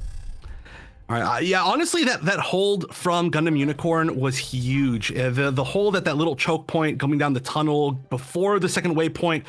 So if there is a pretty quick push, you know, if we see Gundam Unicorn playing as well as they're playing in that particular spot, they could very much put themselves on the board here. You know, I'd like to see some close games. The big question is, are we going to see any different units here on this first point? Again, I am surprised that we're not seeing any gym snipers basically at all. We are, once again, it doesn't look like we're going to. Of course, they still have plenty of time to switch, but I think that getting that first pick can be huge. And like you said, this game, I feel like more than almost any other type of hero shooter that at least I've played with kind of like, you know, choosing different heroes at your own spawn. I feel like this game is very accessible for that, right? I've seen teams that actually will go Unicorn, use its ability to push out of spawn, and then immediately go back and switch. I've seen people that have gone sniper, gone 1 single pick, 2 picks, maybe like just shot a few shots, even if they don't make it work, then go back, switch, because you're so close to your spawns are so close to those first points that I think it's maybe even a skill that a lot of teams are underrating. But hey, we're not seeing it so much right now. Is that really a Barbados pick? Am I seeing that correctly? I don't know if that's going to be switched. Yeah, Barbados, turn A, and their Exia for their damage, essentially. We've got the Suzabi, who has been the mainstay across all the compositions, along with Dom as well in the Methis. So double support for them, triple DPS along with that tank now as the Judo practitioners go on their offensive push. Coming out from the other side for Gundam Unicorn, we saw them pushing out onto the right side. We'll see if they try and maintain something similar, but you can see how they're playing this a little bit more differently. One on the right-hand side, isolated is the Suzabi. He does have that axe throw if he needs to get out of danger. But they might have already dealt with him as they now charge forward. The stun comes out. That's going to be a 1-for-1 trade as Gasman falls. Yeah, this is a pretty nice spot to hold. Once you can get within this little, I don't know, rock, big rock. We need a name for that. We need a name for callouts in this game. Every pro player, please start figuring out what callouts are for this game. But yeah, you can hold, you can kind of repair in there. You can get a little bit of health back, and then you can continue this push. Right now, I love this spot actually that we're seeing Judo practitioners hold. This little kind of hill behind there. It's definitely technically a deficit, I think. Just this little, I don't know, you can use it for cover. You know, you can use it for the fact that the ground is going so far down for cover, and they're using it very well. Ooh, Gasman just tries to stick that miracle res, but it will not be enough. Nice hold from Gundam Unicorn now, forcing back the Judo practitioners. On the other side, when Gundam Unicorns were going for their offensive push, it was pretty clean onto that waypoint, and they were able to transition that extremely well onto that A-side plant. Now you can see the scan coming out, catching almost all the members on Gundam Unicorn squad here, but they're not really able to do anything off of it. The longest range option they have is of course going to be that turn A Gundam, but he doesn't have that one-shot capability that the GM sniper has here, and I feel like they could possibly try and open things up, but they're going to stick with the death ball for now and try and make another push on the right. But you can see that one dash gets hit by that stun, but he will be safe for now. This is a zombie challenge, but the axe has already been used in the kite back coming out from the Gundam Gundam Unicorn squad. They're just, again, doing a great job of just falling back. Eternal Chris will fall, and here comes the push from the rest of the Gundam Unicorn squad. Oh yeah, I love this kind of kiting back, you know, standing around this waypoint, just making sure you're not overcommitting, you're not getting picked, making them push forward, and then moving back to your team. We're seeing especially from the Suzabi, and I think that play is so strong. And we're seeing this being held for a really long time. This can be, again, an infamously kind of tough waypoint to, well, okay, there it is, finally gets captured, but an infamously tough waypoint to hold for like the entire game, right? There are a lot of different angles. It's very easy to get picked kind of randomly, especially with a sniper, but they held it for a very long time, and now we get A, which can be a pretty tough spot to grab and hold. This can be tough from both sides based on kind of who can get the better position. Don't get to see that often where you just get one shot basically on that Dom, but right now the offense, as they're trying to go in, they're just taking all these like separate engagements here left and right, and it's not looking too coordinated on this push. And there might be an opportunity here for the Gundam Unicorn squad to actually push up and take that waypoint. Never mind, it's not quite fast enough. And now the tables might get turned onto them. Finding themselves out here in the open. The Hyper Hammer's already been used. There's an opening now for them to go in, but the axe has already been used. Not really for much effect at this point.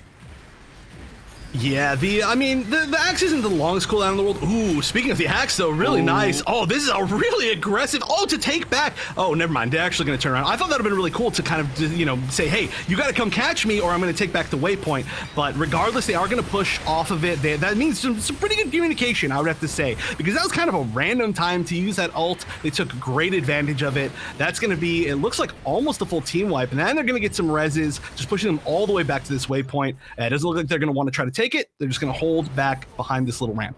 Yeah, they saw the 4 respawns coming in. There was absolutely no opportunity there, but they had that idea. Maybe going with the Screaming Nimbus, they find the first 2 picks, but then the offense started to hold things down. Now the axe comes in, 600 HP, but the Methus heal is here for the Sazabi. They're trying to find their opening now, but a G maneuver has been used on the other side. We've got the energy cable up, and that's going to be the funnels coming in.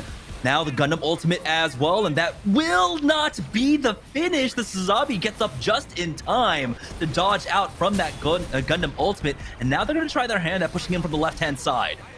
Yeah, I think that this is a spot that not enough teams push in. There are a lot of different angles you can push in from that left-hand side. You can catch people very unaware, and yes, you can go directly to B. Now, the immediate punch! With 1 second left, that was hilarious! You got ganked. It's like a rogue in an MMO taking you out with a backstab. That was hilarious. The single punch, too, just to stop it, that might be really valuable, right? As soon as B gets planted, you have to everybody move back. You have to reposition entirely, so I really like that choice. Yeah, just denying that is so strong because they already control that left-hand ramp, and once you control one of the ramps, it becomes so much easier to try and take B points, but it's going to be another knock coming out from the Dom. The funnel's coming out from the Sazabi, but he's burning down already, 800 HP. He does have that energy cable, but they're not going to be able to get onto the point and get that plant. That's going to be Gundam Unicorn taking the 2-0 in this series. Wait, that's Gundam Unicorn taking 2-0? I thought that was Judo Practitioners taking it 2-0. Am I wrong? Am I completely backwards on the teams? Yeah. All right. It's been a little bit, you know, caster see what caster saw, right? Yeah, so, yeah. The overlay sometimes, you know, can be a little bit confusing. But yeah, that was just a great 2-0 coming out from the Gundam Unicorn squad. They did an amazing job. We saw them even on the missile base. It was such a clean sweep. Oh my god, my camera is frozen on the funniest face of all time. Oh no. I'll join you. This is cruel. Thank you. You gotta hold that though for the next like 30 seconds. Okay, right, I'm not much of a ventriloquist.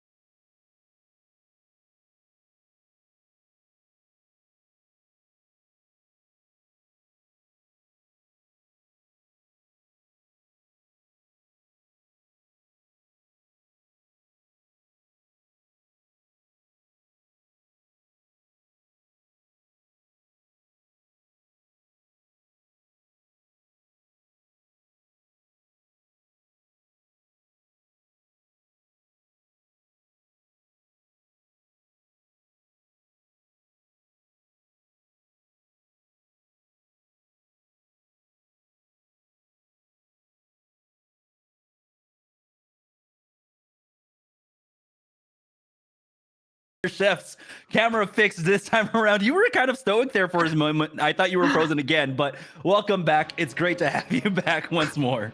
I know. Oh no. The biggest downside of having this tournament on delay from tournament integrity is that I had to go look at the stream and rewatch that situation in real time. But you know what? If it happened to anybody, I'm glad it happened to me. But you know, maybe that's how good the matches are. I'm so excited. I'm like, oh, I can't stop pogging, I guess. But yeah, honestly, that last match was really good. Again, we're seeing some players that or I should say some teams, right? I've seen a lot of these players before, but I wasn't sure how they were going to all do together as a team, and we did see some really good coordination. But I have to say, probably of the matches that we have lined up, I'm most excited to see the next one that we have coming up, just because it is two very well-known teams now from these previous tournaments. Yeah, so across the brackets, though, it's been 2-0s all day long. And so, I mean, kind of expect that, right? There's going to be different levels of skill, and there's also just a lot of things to learn when it comes to competitive play. It's not the same as like plug and play, you come from ranked, you're going to be great, right? No, communication is going to be important. Ultimate and G maneuver management is also another skill that you have to learn. G maneuver tracking on the other side is another thing to learn. So there's a lot of forecasting that has to take place when it comes to these matches. And I know we're not, fully in the Gundam 00 universe here, but you have to be a tactical forecaster when it comes to these games. You have to know when teams are going to come in with ultis, what they're going to use, how much they're going to commit, and that's a completely different skill in and of itself. But right now, like you said, we have an amazing match on deck. This is our second winners semifinals match here at the Breakout Series Halloween Havoc, and it's going to be Inarizaki versus Team BOZOS. Yeah.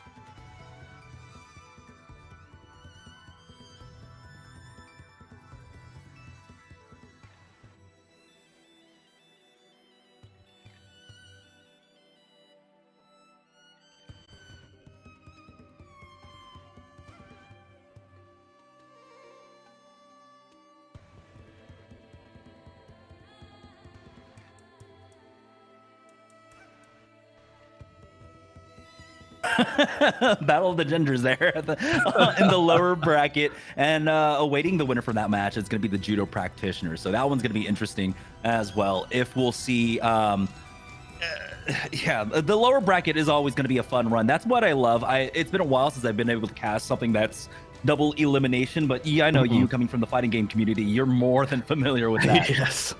Oh yeah, we are constantly doing double elimination, and yeah, it can create some of the best literal like comeback stories, right? The underdog stories where we've had players who have gone into losers round one. Like for example, another thing named Evo. At Evo, the fighting game tournament, we've had somebody who went losers round one, had to win 15 games straight to make it back up into the top 8 of the World Championship. So it can definitely happen here, and I love seeing it as well. One of the nice parts about having, not a million teams within this bracket, we get to take a closer look at each one and give each of them more chances, which is great to me. Yeah, 15 game run back. That's a longer run back than Flag 4.8. That's crazy.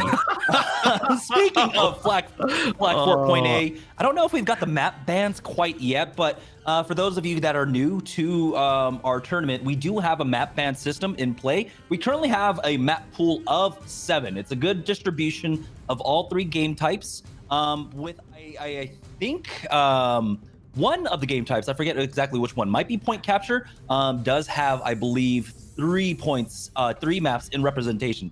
But basically what's going on right now is that each team gets a ban, and then the highest seed ends up going for the pick, and then the other team gets to decide which side they want to start off on, offense or on defense, or if we go to domination, it doesn't even matter at that point. Of our 2 domination maps, though, I believe we do have thermal plants and mountain R&D right now. Just waiting on word from our production, and it looks like the first ban is going to be Underground Command Center going down. So the map that we just saw is going to get banned out, and our second ban is going to be Thermal Plant. So this is the two maps that we just saw are getting banned out.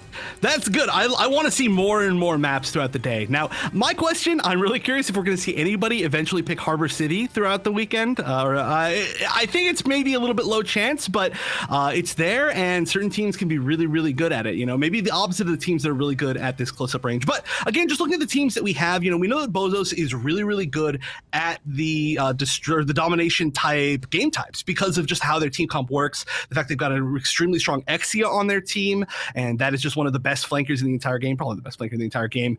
So I'm curious as to which game types we are going to see throughout this set, and it does like we are going to go back to Flak Fort, not domination.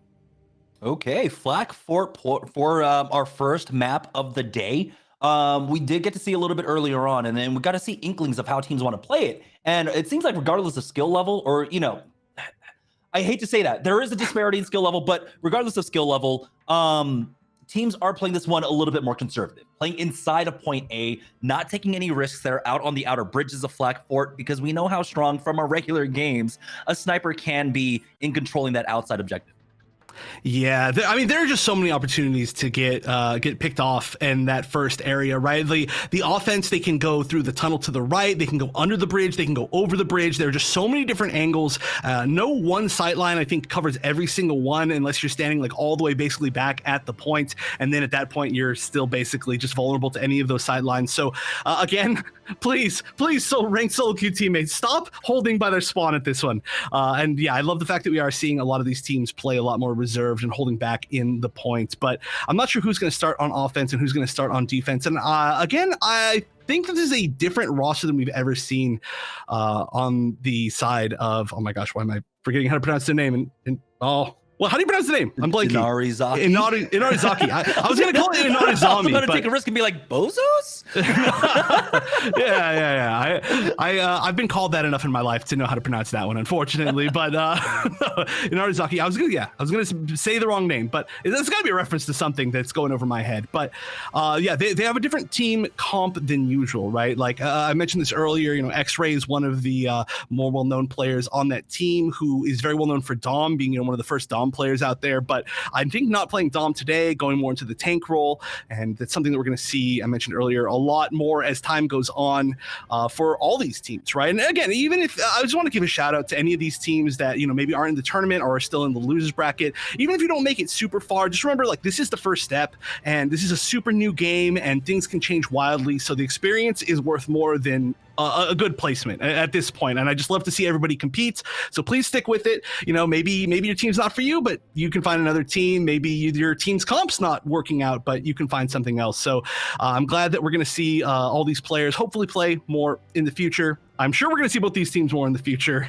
I don't know, again, though, Inarizaki, what their team comp is going to be. We didn't get a chance to see them on stream. I was watching through some like streamed games earlier, but I wasn't able to really lock down what they were going to pick. Especially, I think I saw them playing a totally different game type. So I think, though, would you say that you're confident that we're going to see pretty much the same thing from BOZOS? They seem pretty safe to me. Yeah, I think right now we are getting to more of the competitive matches. I think this is definitely either side actually should be faring well against each other. I don't think this is going to be one of the first 2-0, or it could still go 2-0, but it'll be a competitive 2-0 if it is at that point. At this point, so I think we aren't going to see the 5-minute timers after taking point B or something like that, right? I think this is going to be a lot more drawn out. Our first 2 matches of the day were pretty fast. It was a quarterfinals and our winner semifinals match here, but I think this is definitely one that you and I both kind of isolated earlier, that this is a matchup, if it comes down to it, it could be a grand finals match. And again, because this is a double elimination, if we see this once, we can see this a second time. So I'm really excited that we are doing a double elimination. But it does seem like we are into map number 1. So let's go ahead and swap back on in. And now we do have the offensive setup coming out now. We don't have the overlay swapped quite yet. We still have Gundam Unicorn Judo practitioners up there. We'll figure out where each team is coming from. It looks like Inarizaki is on or we're currently looking at them. They're the blue team, which I would assume is offense. Yes, it's offense. So they are going to be starting off on offense first. I guess they were probably the higher seed just based on the fact that they were placing in the previous GNL tournament. And just as far as their comps, we are once again going to see our Barbados. Barbados a lot more popular, especially on attack, than I expected. Yeah, I mean, you do have the options, of course, like as these brawlers of like getting around a lot of the heights.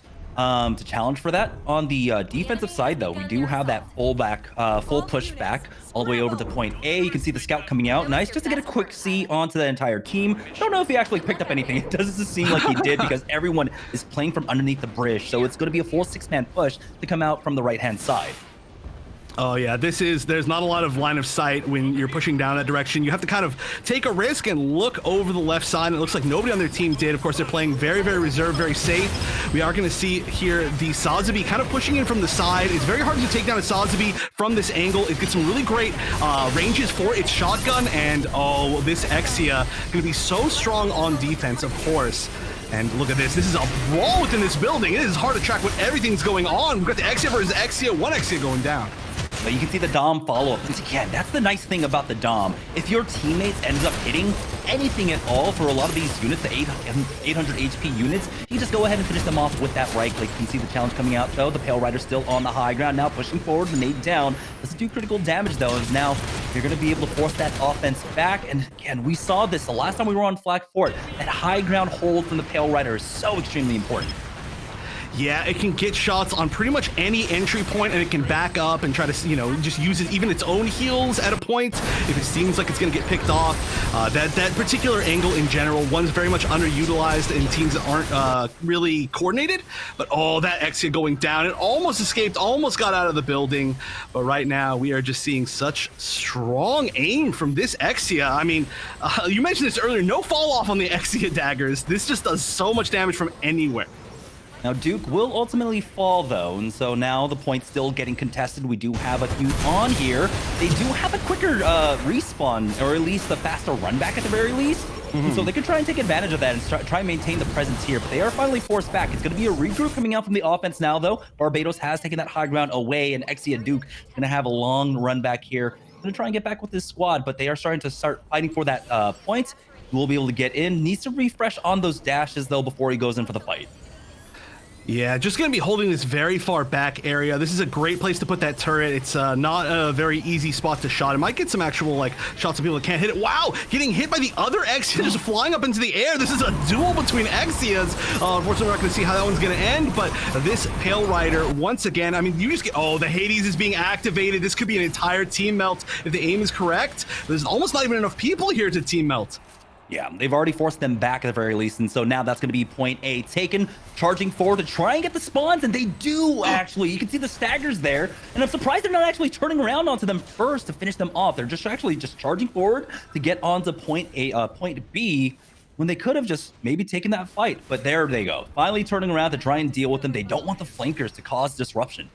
I actually kind of like this, right? They can push forward, turn around, try to get the picks, and then be closer to the point. So as soon as they get these first two picks, they can just turn around and just immediately push on point 6v4. But, okay, we're going to see the Trans Am go out. Two people going down now to this Trans Am. We're probably going to see one more here. Great aim again. The Exia in the Exia mirror. I think so much of this game has gone down to the Exia mirror. Wow, avoiding the Barbados hit as well. This is so well played. Yeah, Screaming Nimbus was used there. Try and regroup as the defense. And so now they'll be forced back once more. We'll see the Pale Rider has that run back, and same way that he played on point A, he can play on point B. Just has to be a little bit more cautious there of the dive, but you can see it coming, you know. Barbados tries to jump over that wall. Exia tries to jump over that wall. As long as you're playing basically on the far side, you should be able to handle that well. Barbados goes in, but misses his one shot and gets taken out mid-sky. It's going to be a 1-for-1 exchange, though, as the Exia falls on that BOZOS side, and now they're going to push forward here.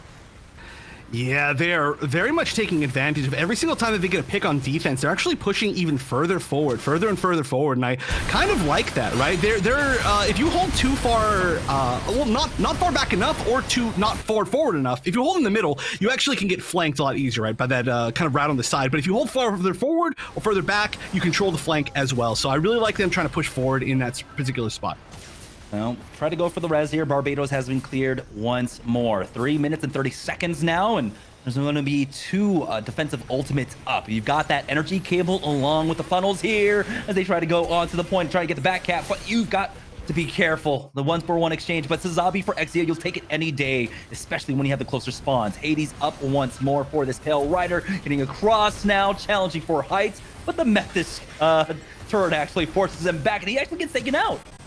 Oh, that's pretty huge. I mean, especially without using that Hades. And I mean, there's still plenty of time on the clock, right? 3 minutes left. The big question is, when do you want to use these G maneuvers? That's usually what it comes down to on this point. This can be such a hectic fight with a lot of staggering, but one big set of coordinated G maneuvers can take this over, and then it becomes a choke point for the defense. However, right now, it doesn't seem like there's that much that they can do. It looks like they're just trying to get a little bit of extra damage. Oh, the Barbados hit and actually gets the down. That was super awkward, but that's going to stagger them and force them to wait that much longer to attack again.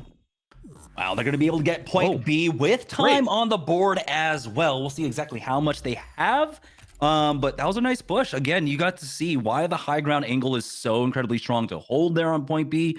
Well, once it gets taken away, there's very little you can do once you establish dominance there. Having that extra high ground, having that, I mean, basically putting teams into a fishbowl. It's so easy to shoot down on them.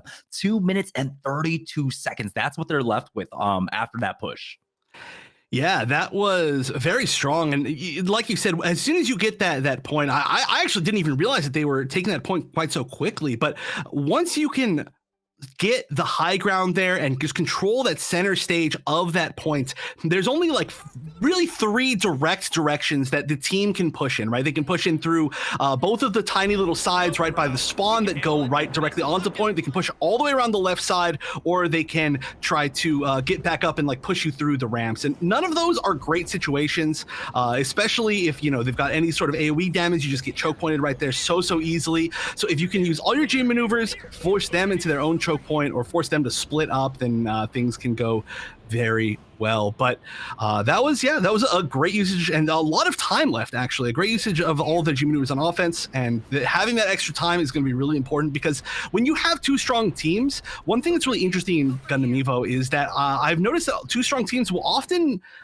just both take the points, right? They will, in fact, both make it happen, just because their coordination is working so well on offense.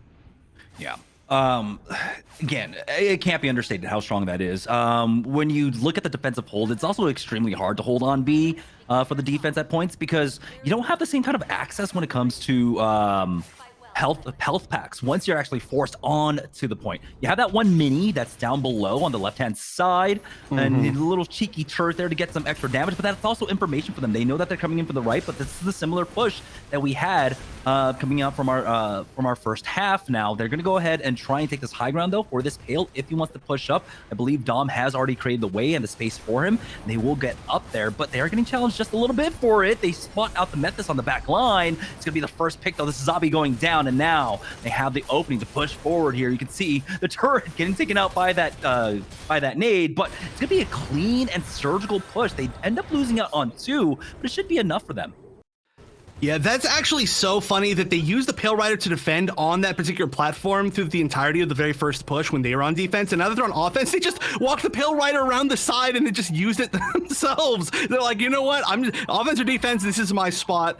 This is my Pale Rider home. But yeah, this is going to be the full cap. Very easy, very quick first push, and you love to see it. And they're just going to push immediately forward. We're not going to see that kind of awkward stagger situation, but they are pushing forward extremely quickly. They didn't have too much of a stagger to have to wait for. Yeah, they got this maybe a minute and a half, a little bit earlier. We did have the nade coming out, the EMP actually being utilized by that Pale Rider above, but they trade 1-for-1 Barbados for the Exia here, and he's been destroyed. So there's going to be no res for him, but this is the offensive push. They're not too far from spawns. Exia finding one more onto the Dom now. Pale Rider at 81 HP somehow survives and gets behind cover, but he needs the heal of that repair cable. You can see the full regroup. They're not actually lingering around and getting picked off. And here comes the defensive push now, trying to find a little bit more. Yeah, so much of this match has come down to the Pale Riders and just their positioning and their ability to stay alive. Oh, look at this. That's going to be a nice down. I think they should be able to get the res right here, but they're actually not even going to go for it. Wow, that's pretty surprising. They just really want to hold this choke point, although there are a good amount of picks, really kind of on both sides. Maybe this is what you want. Oh, I'm sorry, a team kill. That was like a weirdly staggered team kill. It said team kill, but like 4 people were up already. Exia picks up a lot at that point. Now 3 G maneuvers online. You got the Trans Am, you got the Hades along with that energy cable. On the offensive side, though, they do have a Trans Am along with the energy cable as well. So if they want to go in for that combo, they can, but it will be answered in kind. You can see they're trying to measure the defensive push, and now they end up losing out on their Sazabi, but the Hades has been used from the defensive side. They're at least bleeding out some of the ultimates, and with the time advantage that they had on point A, that's actually kind of good for them. Bleeding out 2 ultimates there, they'll try and come back with more. Yeah, this is, it's really interesting to see the full commitment to the Barbados. I just have to point that out as they're kind of regrouping, but it's been working really well. This is one of, I think, the like dedicated Barbados mains. I'm pretty sure it's the same Barbados main that's been on Inarizaki since the like very first tournament, the Pilot Showdown, but a strong player. And I mean, it's honestly working out in ways that I wouldn't expect. And we're going to see it again. You can just kind of pick off people that are trying to sneak in, but that is going to be the Trans Am activated. That is going to be, of course, a commitment with also the Hades. Yeah, that's a lot of commitment onto here just to get past the point. I mean, just the choke point. They're not even getting onto point A quite yet. They're trading away. Now they might be able to find one more. And I'm surprised they're not going instantly for that high ground instead.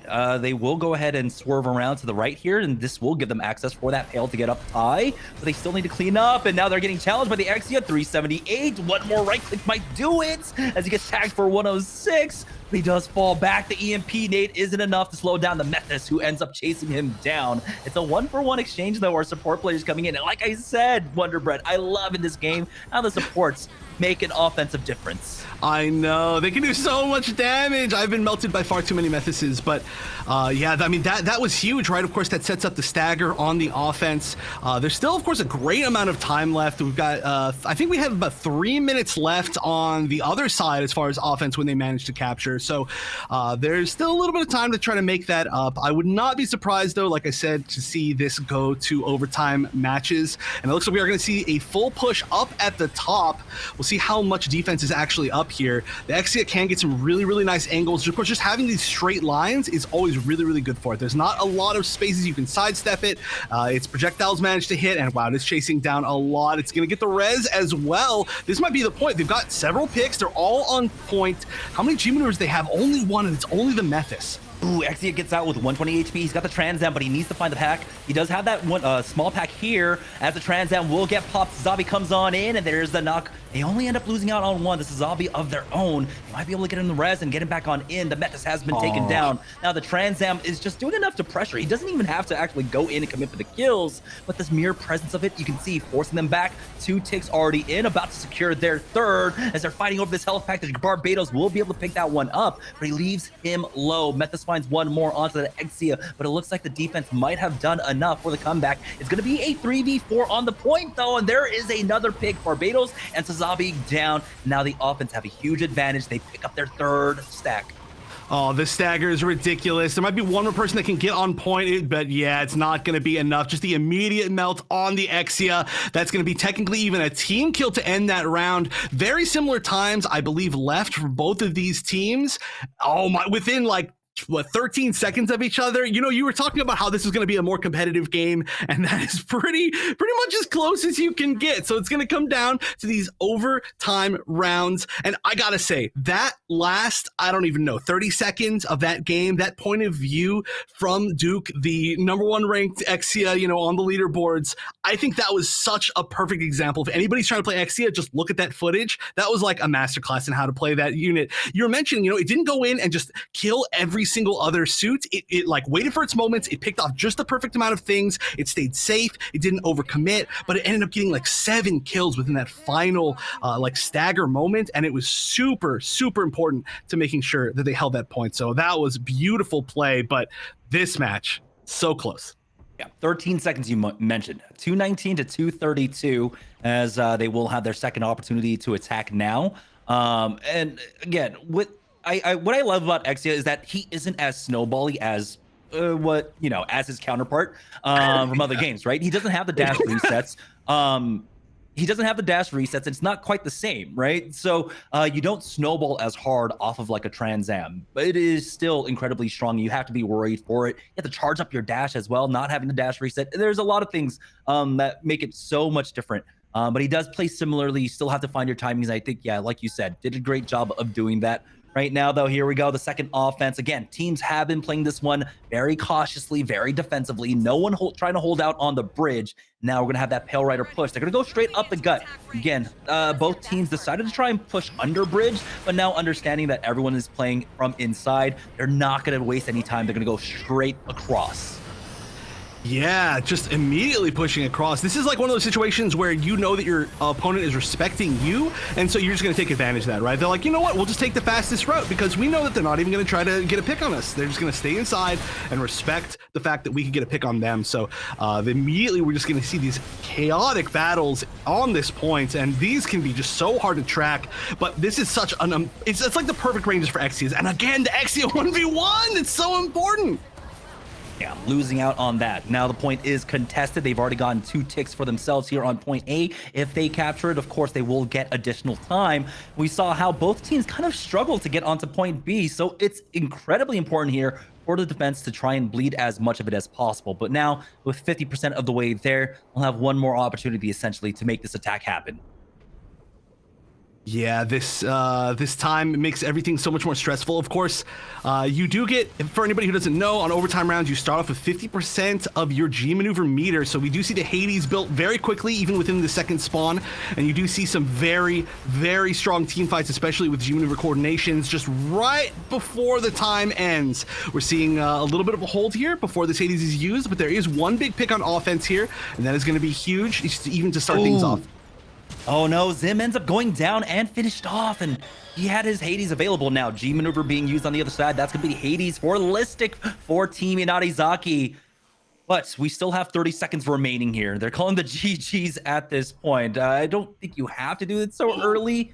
Did they end up getting a DC? It does look like they got a DC. Oh. That is pretty unfortunate. I wonder what happened. I wonder which player it was that ended up dropping. That is a really unfortunate time for it to happen.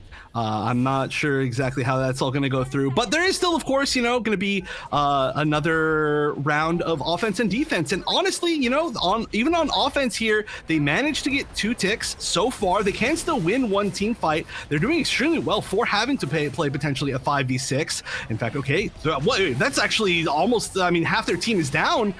More than half their team is down. I think one of them is staggered. Somebody's going to stay on point. Look at this. I love this movement. They're coordinating to already move forward.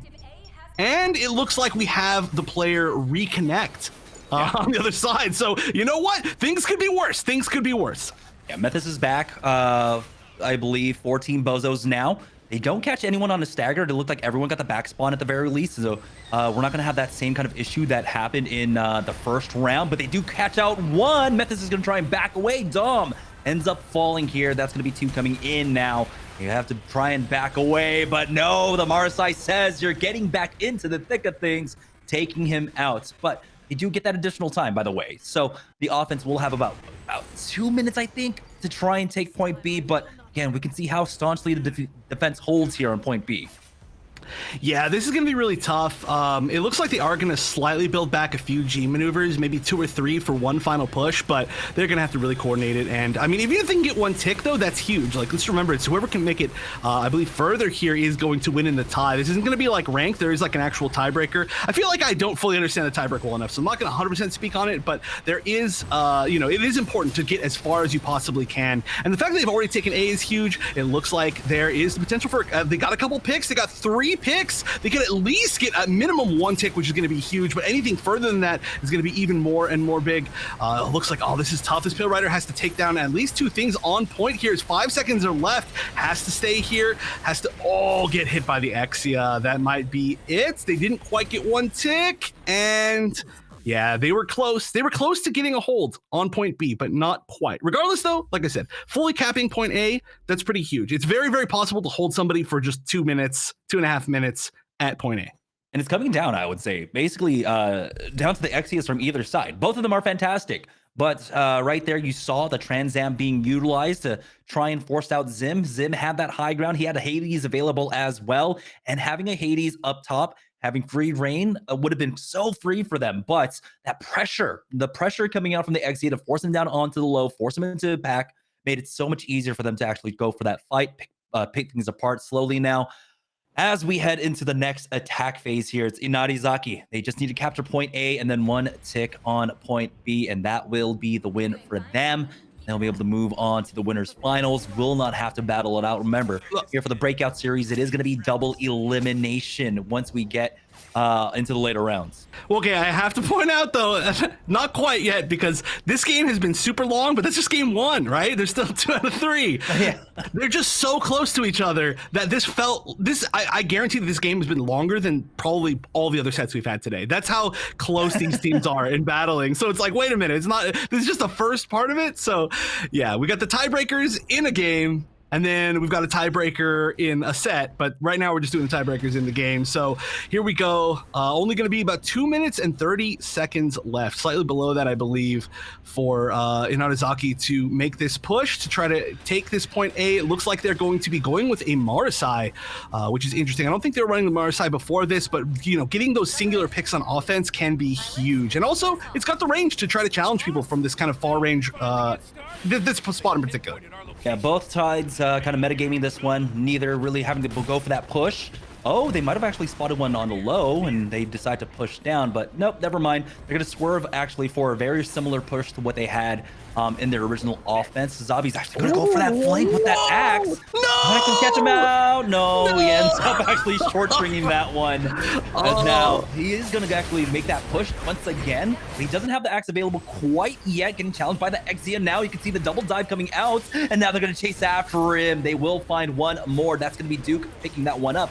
For that defense here, Inarizaki getting picked apart slowly but surely. Metis might be the next one to fall as Duke backs away. The trades are going down though. Now things are looking quite good for the offense. They picked up 2 ticks, might be able to get a little bit more, but there's too much presence here as now Duke chases down, getting rid of that Dom. And with 1 minute 30 seconds to go, there's possibly time for 2 more fights here for the Inarizaki squad.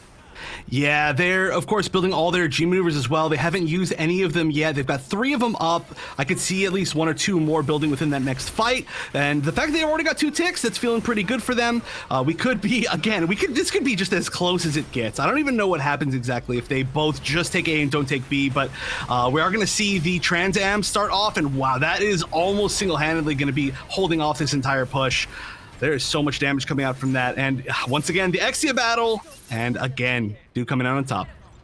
Yeah, tried their best, but they will be forced back. That was a lot of G maneuvers being utilized, though, by the BOZOS squad. So they can at least count on that. They will have, it looks like the Ashmore punch coming up just in time. So that's going to be 3 for them. Oh, you got to be careful. You got the energy cable. You got the repair cable along with the heal being used early on. Hades will get popped. They're not actually using the Metis ult. They don't have it, or they might have actually popped it onto someone else as they charge forward. Now Ashmore punch being utilized as well. And the Screaming Nimbus, everything being used from the defense here. 20 seconds left to go. Will Inarizaki actually have enough time now to push forward? You can see now the defense going straight up, making sure they can't push in, but you got to be careful yourself playing on that bridge. Oh, they just need to get somebody on point, but it doesn't look like anybody's going to be close enough. I don't even know who they have that could sneak by. Their Exia might potentially be able to sneak to the back, but 3, 2, 1, almost make it with the Sazabi, it looks like, but not quite. And so that one will go to BOZOS. They're going to be holding just slightly more of that point with a great defense. It's just crazy how quickly the time can get away from you there. But you saw, I thought there might have been an overcommittal on G maneuvers, but no, they got it down. The timing on it was so correct because they were able to realize, hey, we use these G maneuvers, we get 1 more pick here, 1 more pick here, even though it's maybe a solo G maneuver committal for a pick. At that point, now you're bringing everyone else in staggered, and you're able to play this one defensively differently. They pushed up out into the bridge. We've seen almost no teams doing that throughout the day. So very strong pick. BOZOS will be taking a map number 1, and like we said, I mean, this is going to be one of our most competitive matches. Yeah. I mean, that was so close, right? Both teams taking in regulation time, I guess you could say, taking it within 13 seconds of each other, which is extremely close considering it's a 6+ minute potential difference.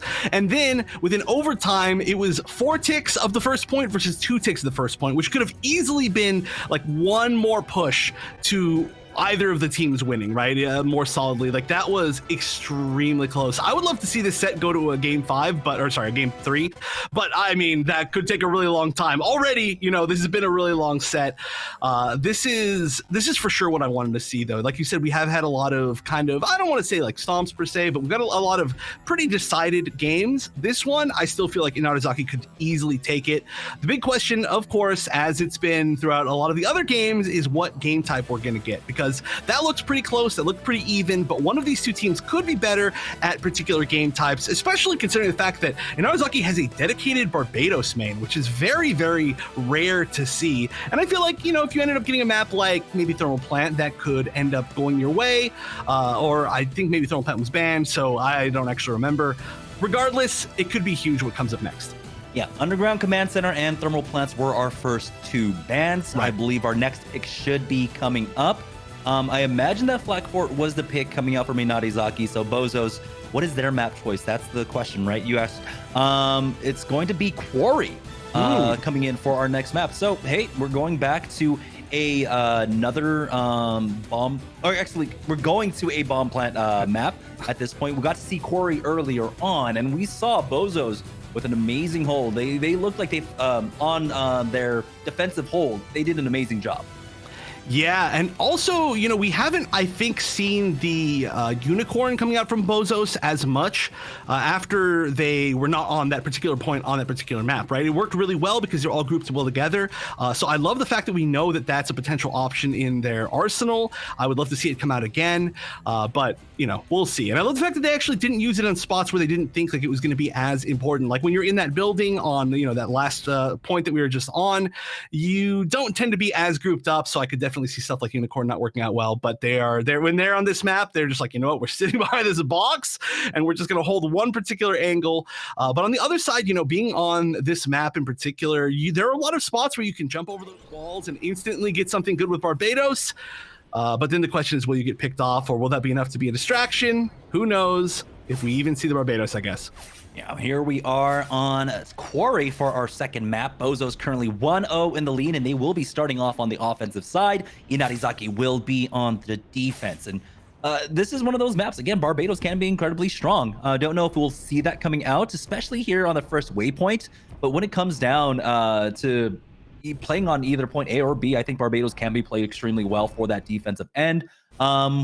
We were expecting quite possibly Sniper to come in here. He can be played especially to try and take the first waypoint, but and there's just so many ways to break sight lines here. For Inarizaki, though, they will be trying to play defensively ahead of that. Looks like we might have another Axe scan coming out. Possibly. We got to see that on Fort, on Flak Fort, and I thought that was an interesting thing. Don't really see that often in ranked. Yeah, it's definitely, I mean, a lot of times too, ranked teammates aren't going to take advantage of it, right? And it does look like we saw it, unless they just decide to fly in the air for no reason.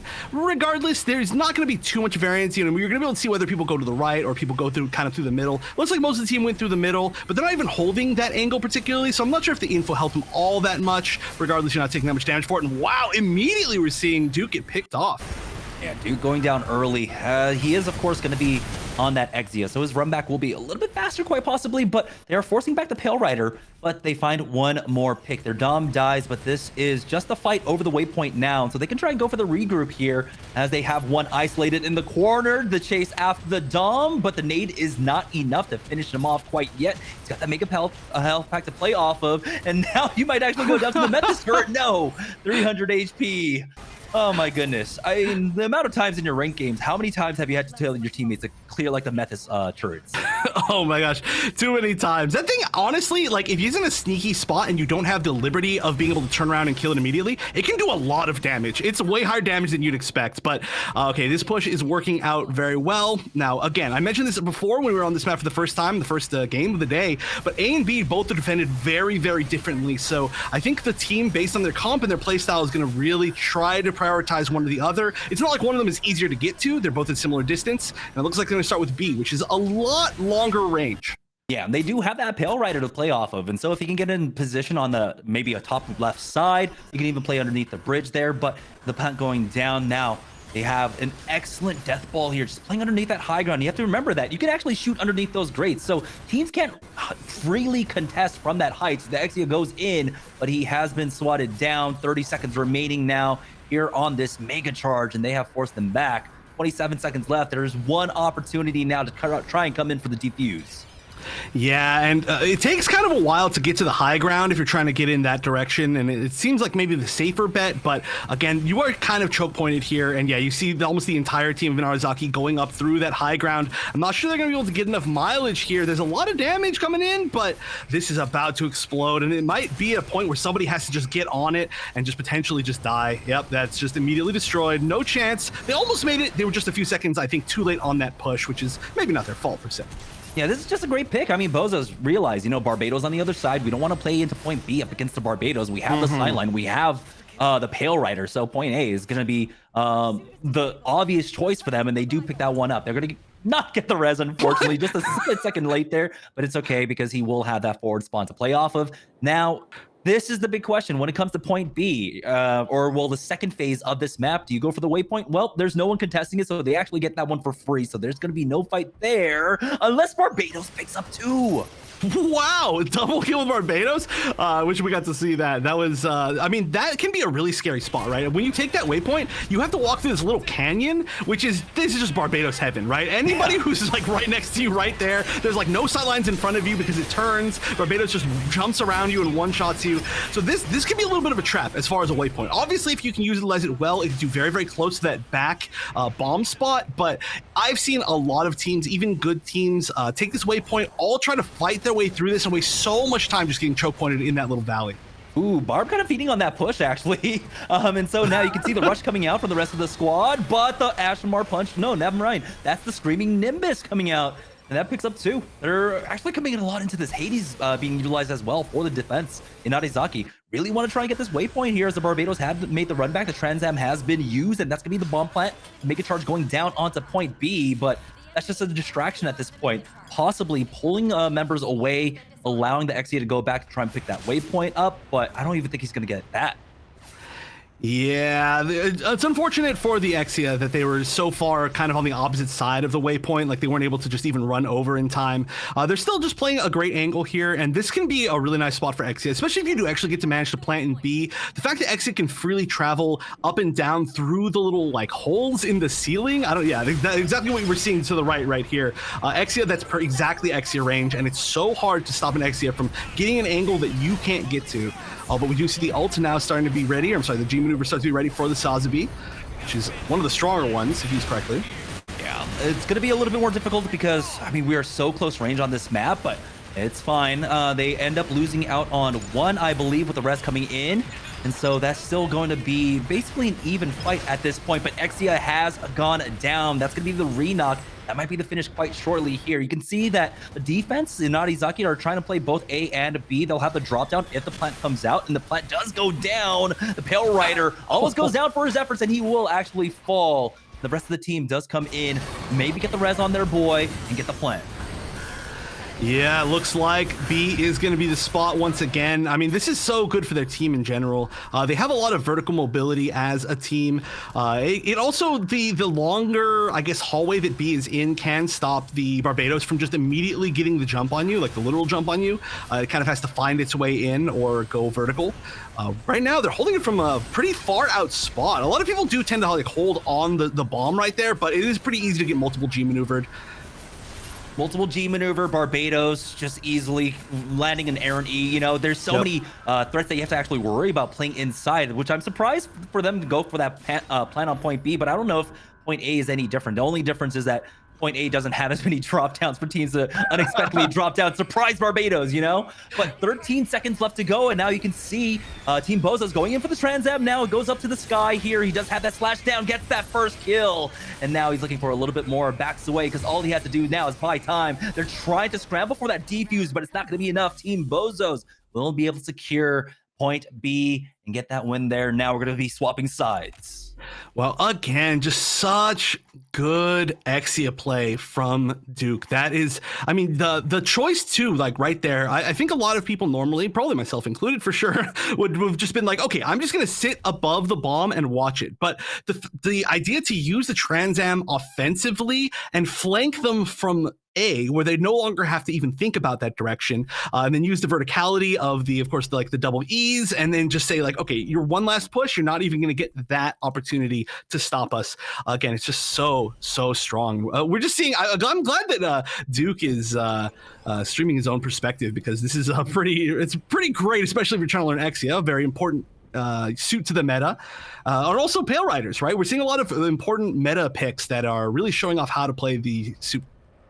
Yeah, I think right now you're just trying to find that balance, consistent damage and burst, right? And you get the consistent damage out of the Pale Rider, and you get the burst out of both the Exia and the Dom. Right now, though, for the defensive hold coming out from the BOZOS side, they actually are going with the Ashmar. We saw that Unicorn coming out from them as well, I believe, when they were playing on the defense. They were holding back here on that right side. We're playing off that mini on the other side of this wall. I don't know if you're actually going to stay and hold this wall position. Probably not, but I didn't actually even know you could actually get on top of that middle pillar. Yeah, there's a lot of people that will like jump up there with Jim Sniper at lower rank and actually try to use that as a spot, and it's not good, let me tell you. I'm assuming, oh yeah, okay, I like that idea. That's something we tend to see a decent amount, especially from Ashamars as well, is getting an angle where you get just a free amount of ult built as they take out their first push. It can do a little bit of damage, it can slow them down by like a few seconds if they just want to go walk back and get their health, but the biggest thing is your G maneuver is built a pretty significant amount if you hit it like a grenade on every single person on their team. Ooh, you got to be careful. They are doing that hold once again, giving up that height, allowing someone else to try and hold that one down. But the first pick comes out for the defense, but it's traded back. And instantly, that Pale Rider is finished off. And so that's going to be the waypoint coming down. You can see the back cap trying to come in. Exia versus Exia. The charge comes out, and the stun actually doesn't go through. 270 HP, and he's now waiting on that health pack. With the Unicorn going down earlier on, he comes in for that backup. They end up losing out on Dom because of the distraction. Even as an Exia, you don't have to get the kills. As long as you distract, your job is done. I do love seeing all the Exia duels that we've been seeing, and I like the fact that neither of them actually managed to get the kill, but oh, wow. Yeah, wow, a lot of it confirms, even though they're kind of on this high ground, it's very, very difficult to actually be able to, stop people from just walking back and then recovering over time, but this offense is working so well. They have so much verticality as well, and we see the switch to the Marsai on the other side, which we still haven't, I think, seen a hook. Not in this series. Not in this series. We saw a hook earlier on, I think, when we were on flat boards, but that was a different series as well. But again, point A push, you've got that long range. We saw it out coming up from BOZOS. They favored that one, and they will go ahead and be able to maintain a position for this Pale Rider. He's just getting free shots right now with almost no pressure until he takes a little bit too much damage there, but he does have his heal for himself to keep himself topped off. They're playing around the timer at this point. 19 seconds remaining here, and now they get their initial pick on the defense. We'll see if Duke can find a little bit more. Goes in for that stun, does not quite connect here. He does force back one at the very least, and they trade back. Now, 8 seconds left to go, and it doesn't seem like they're going to try and even go for it. Never mind, last-ditch effort, but someone needs to touch the point. With 2 seconds remaining, here comes a defuse. Never mind, it gets canceled out, and now the offense will be moving on. You can see Duke, understanding he doesn't want to get staggered for too long, will just go down there and get the respawn. Yeah, that's actually really smart. It's really weird to say that because you just kind of put down your, well, I was going to put down your controller, but you just like put down your mouse and keyboard. I don't know. You take your hands off the mouse and keyboard, but not only will you be staggered, but if you actually get a kill there, you're going to push them forward to their spawn that's now ahead of you, and it increases their speed. So just saying, you know what, I'm donezo, go ahead and kill me. Very, very smart choice right there. But especially, if you're trying to push forward as fast as this team is right now, they are already within seconds. Oh, well, never mind. That's going to stop that. Yeah, the Methus actually kind of split up from his team. I was wondering maybe the Methus was thinking, hey, let's go get the waypoint. The rest of the team's like, no, we're pushing here from the left-hand side. That's going to allow BOZOS actually to clean up Inarizaki for free. And whatever slight advantage they might have had to try and come in for this point is now gone. We have been equalized. 6 G maneuvers now up for BOZOS here on their defense. And so this is where discipline comes in key. You got to make sure you do not overcommit. The Screaming Nimbus we saw earlier was enough to push back for this waypoint. but now they're actually moving together as a full 6-man through the waypoint, creating an opening for Inarizaki to try and come in from the left. Oh yeah, this is interesting. This is a very aggressive choice to play this way. This shows a lot of confidence, I think, and the flank from behind. Of course, the exit always going to be in position as a 5-player kill streak. That's going to be maybe not quite a full team wipe, but basically a full team wipe. They're going to have to run away, and the fact that actually this suit's going down so late, this Exia, that's a stagger. That's tough. Now let's see if any of them spawn at the actual waypoint. Oh no, actually it was already taken back so quickly. They don't even have an opportunity to. Yeah, I don't think he ever actually capped it at that point. You're right. So 4 minutes and 30 seconds remaining, and this is a completely different hold coming out from Team BOZOS than what we saw out of Inarizaki. They were trying to play for that drop down to respond to either a point A or point B push, but now here's a concerted effort coming out from Inarizaki, but they're not even going to be able to make it over to that waypoint. They already cleaned up. Transam, I believe, might have been used here. We do have the Unicorn ultimate going down, picking up 2, and now that's going to be the clean sweep here. Onto 1 more. Still, though, Inarizaki have 4 minutes remaining here to try and cap or get the plant down. Jeez, this Pale Rider is ridiculous. Can somebody tell me the name of the Pale Rider player? It's kind of hard for me to actually see the names because they are just absolutely melting people up, particularly on this point. But I mean, all day they have just had maybe the cleanest aim of anybody that we've seen, and they have just been a huge boon to their team. The one on BOZOS, I mean, pretty much both Pale Riders on this team and both Exias, but everybody's really good. But the BOZOS Pale Rider, just particularly on this point, has literally melted like it's 10 people in a row, and it's not even been like just getting shots. And look at it, it's just continuing. The aim is so good. Yeah, and you can see now the rest of the claps coming in from Team BOZOS. The Exia try to go in for that back line, try to get the plant, same way he did on our first point here on Flag, or excuse me, not Flag, on Quarry. He was able to distract and pull back the defense. But this time around, it's so much easier for the defense to respond, right? Because the points are basically stacked on top of each other. A and B are basically right on top of each other. On the first half of this map, they are basically on opposite ends of the map, right? So you're not going to have that same kind of effect. You have to be careful. You need to play this one as a squad. Now, we are seeing Team BOZOS going for that same kind of default hold that we had coming out. Never mind, actually, high ground being taken here. Yeah, how they chose to respond to the waypoint being taken is pretty interesting, but they are holding, I mean, they were holding an angle. This is interesting to jump down now. Goodness. Oh, yeah, this aim is just unbelievable. Now, here's the thing as well. They're playing Ashimar, so as soon as they get a wipe, Ashimar is over that wall, and he's capping that waypoint. So they don't really even have to commit anything onto that. We saw, it looks like 3 G maneuvers still being available for the Team BOZOS, and now this defense, it just seems almost impenetrable until, oh boy, Duke dropped down low, but he's able to back away. Left me a little bit worried there. It looks like it might be another fight over this waypoint, though, and I think they might just be wasting time for this one. Yeah, they're all grouped up, and they do have the Unicorn too, so that's going to be really hard to kind of stop that death ball, especially again. This Pale Rider is just hitting every single shot. It is just inhuman, and there's the Hades. This is a Hades against not. I don't even actually understand why that was a Hades. I mean, you're definitely going to get somebody with this, but there's only 2 people up on the other side, so you weren't really stopping like a gigantic push with it. And there is going to be a situation now where we're going to see Inarizaki have to make their one big final push and use all the G maneuvers that they have available. And now Hades is no longer going to be up to that. So I'm a little surprised, but maybe that's just confidence.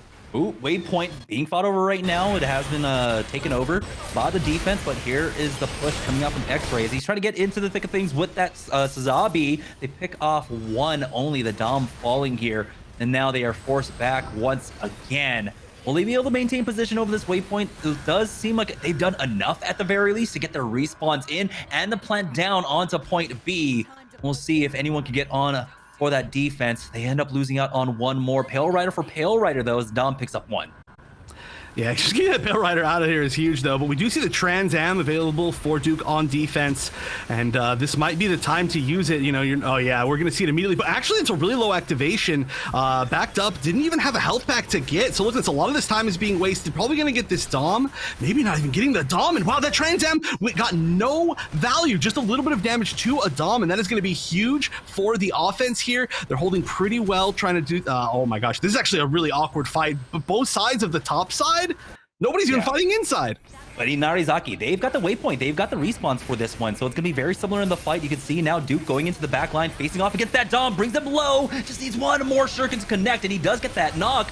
But on the other side, Inarizaki are getting their cleanups. Sazabi has gone down, and now with only 1 second remaining, that is the Mega Charge going down. Inarizaki will be able to finish off the map, but it's Team BOZOS that have a fairly large, I would say, time remaining difference, right? Wait, 2 minutes and 16 seconds. I don't know if that's right. Well, I think it's, okay. No, never mind. I'm getting tricked by the UI once again. Yeah, so that's Team BOZOS that have about what, 4 minutes, 4:35 on their clock, and Inarizaki will be starting off with, or will only have what, a minute, I think 40. Something close to that. But then it adds, I think, a little bit of time for this. So it's gonna be for sure a weird one for Inarizaki. It's gonna be tough. I mean, I mentioned this earlier, but it seems like when good players play, like it seems to be that the teams will almost usually win on offense, and it really depends on how fast they win, right? They've been doing really well. I think especially in that final push, they seem to find a little bit more of an answer for the problems that were plaguing them. And again, it's been the Exia flanking them, but they seemed a lot more ready.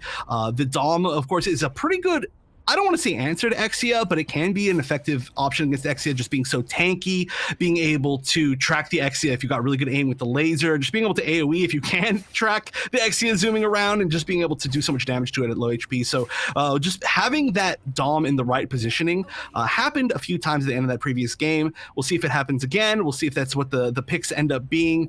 It does look like we are going to see this is going to be BOZOS on defense first. So like you said, not much time for the side of Inarizaki on this offense. They've got to just push their way through. And there was a lot of resistance coming out from BOZOS here on that waypoint, and it came down to the Exia coming in for that flank and able to kind of pull apart the defense. He went over, I believe, to point A or point B, try to get the Mega Charge down. And that was enough to pull the defense back, and that allowed Inarizaki to go in for that push. Again, BOZOS don't fight for this high ground whatsoever. They're just getting free damage off, trying to get those ultimate charges, or excuse me, the G maneuver charges. You can see Pale Rider playing on the back right-hand side, and he's getting free damage down. He did already use his heal, but I don't know if that's been called out on the other side. As they get that first pick, the Dom picks it up, Pale Rider down, and now we'll see. They want to try and get a little bit more aggressive. The res has gone through, though. You can see the Pale Rider instantly falling back, throwing down the heal pad for his team. Yeah, I mean, offense is holding a really good position right here. This is what you want, but oh no, that's so unfortunate. Gets the Hamarasai hook, but gets caught on the corner. It was just barely within that range to get caught on that corner. The X is going to try to sneak through, not going to be fruitful. That is going to be a reset for offense. There's only going to be 1:30 left, maybe only about 2 more potential pushes. But the thing is, they not only do they have to push and get this, this actual waypoint, they have to push and then plant a bomb, which is why we saw the sneak around. But the fact that it didn't work meant that was just that much more time wasted. We are going to see the Hades available along with 2 at least other G maneuvers, 3 other G maneuvers now on the side of BOZOS. This is not going to be easy to push through. There is a slight opening, but no, they decide to push forward. Hades is going to be used. Dom has gone down, and that was the biggest threat that the Pale Rider really had to worry about. The Dom maybe getting one body shot and then going for the laser, but the Sneeze Snake, oh, he gets challenged on that one, unfortunately getting a little bit too aggressive there. And now this is the opening that Inarizaki are looking for. But again, like you said, they still have to get the waypoint, and then they have to get that Mega Charge plant down. Listic here on the Pale Rider gets mowed down as the Unicorn comes in for that late flank with that ultimate. So a lot has been utilized by Team BOZOS, but they still are maintaining position here. Now 30 seconds left to go, and here comes the miracle push coming out from Inarizaki. They get the waypoint, and now they have to try and fight for A or B. Yeah, they've got one opportunity to push right here. It looks like there are already a good amount of defenders on B. They're just kind of zipping around. Of course, if you're going to see the Exia, it's going to be trying to get as much mobility as possible. It sounds to me like there's going to be mostly a push for B here. Only 10 seconds left on the clock. Somebody needs to touch one of the bombs. We're just making sure there's no back planting, I guess you could call it here. But nope, committing to the push on B, and yep, ends up stopping it and not going to be able to get anything going on the side of Inarizaki. And they had the tools. BOZOS had all the tools to work with there too. Not just the Exia going in. You saw how he was waiting it out. He heard the Mega Charge plant going down and then went in and tried to focus down the planter. But they also had the Ashmar punch. So it was easy for them to finish off. Once it came down to that last 8-second window there was almost no opportunity left whatsoever for Inarizaki. Team BOZOS actually making this one look easy. They've got 4 minutes and 30 seconds, I think now, just to get the bomb plant and then get 1 tick on it. Yeah, that is going to have to be the greatest hold of all time from Inarizaki. I think they're very capable of doing it, but it's not going to be easy. It would be an understatement. It's going to be one of the most difficult plays that they'll ever have to make if they want to stay in this. Of course, this is the winner's semis, so even if Inarizaki does go down here, it will have been in a close set, and they will have another chance to continue it in the loser's bracket. But this set for sure has so far been exactly what I wanted to see. Inarizaki for sure on the back foot though. Yeah, I mean, in our first map, right, when we were on Flag Fort, it was kind of going back and forth between these two Exias. But right now, I think Duke is slowly eking things out. He's not playing as aggressive as we saw a little bit earlier. He was playing a little bit more for the team and not as kind of, I don't know, ranked Exia, right? He understands that, like, yeah, it's a little bit closer between these two squads. I can't just do whatever I want. I need to play a little bit more smart. And you are seeing that, yeah, there's a reason why he is currently the #1 new type, and that's primarily because of his Exia. Yeah, that's it's been, I mean, really the cornerstone of this entire team, right? It's such a solid team, and then it has the Exia always in the perfect position. Like we see a lot of, especially in like Japanese teams, we see a lot of snowball teams, a lot of deathball teams, but that's not even how this team plays. And I just love how coordinated they are. You can see for sure that they took the experience playing in the EGM tournament and they're just continuing on. But here we go. They have so much time. They don't need to even immediately push, but that was just chunky to the face. Yeah, he finds a stun onto 2, but he ends up going down for it. It's going to be a 2-for-2 exchange at the very least, but the res onto Exia is going to allow Team BOZOS to actually go for the snowball. They find one more onto that Dom. They'll get the waypoint, and now they're instantly moving. Going straight for point B here. You can see Exia now charging forward, and it's a 2-pronged attack. And whatever point you get it on, they're in an excellent position for it. They've got the Hades to play off of as well, and so this is looking like a 2-0 for BOZOS in just a moment. Mega charges down. Oh, this aim is just so unbelievable. The chat told me that the name of their Pale Rider is Tizm, which is a very hard name to pronounce, Tizm, but they are just incredible. Their name is Tizm YouTube, so I'm going to watch them on YouTube after this because they were key to this set going 2-0 in the favor of BOZOS. So incredible. They just shut down every single person walking through either of those doors trying to make that happen. And I mean, this was a close set, but they just could not make things happen inside of Inarizaki, just not quite. And I just mean the play from BOZOS is so impressive. We said that this is going to be, if this comes down to a 2-0, to be a close 2-0, and that was the case for our first map when we were on Flag Fort. That one was a close one, but here on Corey, it was a completely different case. So I'm thinking, you know, in the future, if you're a team playing against Team BOZOS, Corey might just have to be a bad.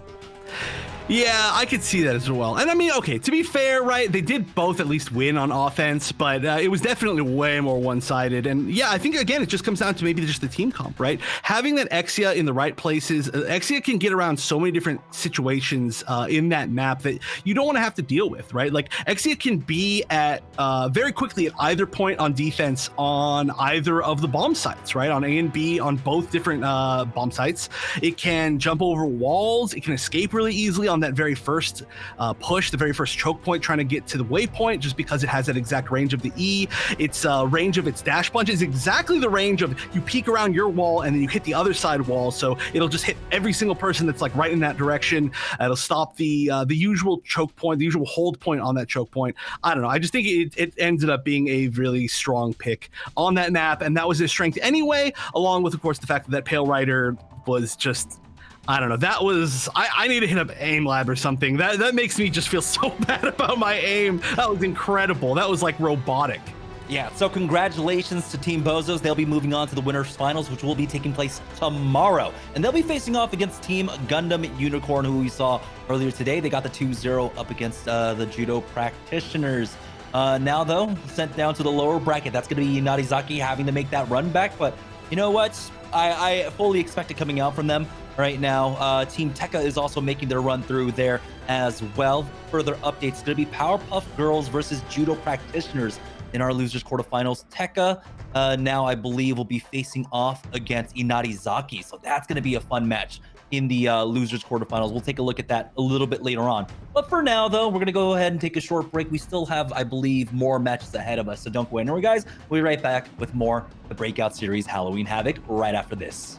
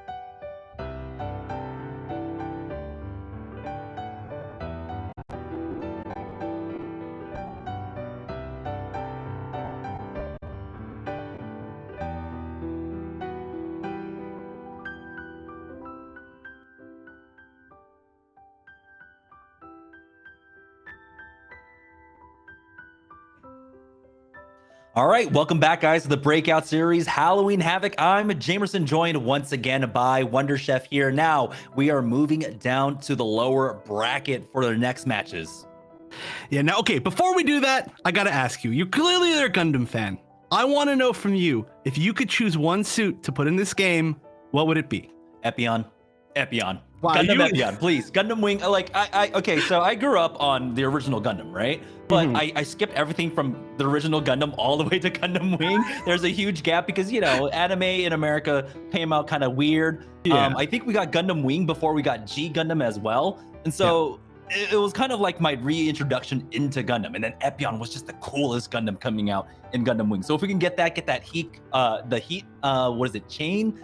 Heat Whip, I believe, is actually what it's called. I would love to see Epion, especially if we can get another flyer in there. It would be absolutely epic. How about you?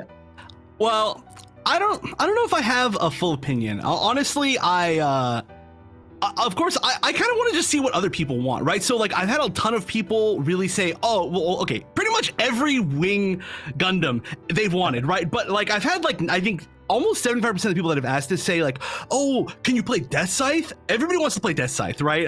It's just like the common answer among people who've somewhat seen it, because like you said, you know, Wing was kind of like the first big one that we got like in America easily, and it was on like the cartoon channels and stuff like that. So I would want Death Scythe for other people, but honestly, I was a big Death Scythe fan when I was a kid too as well.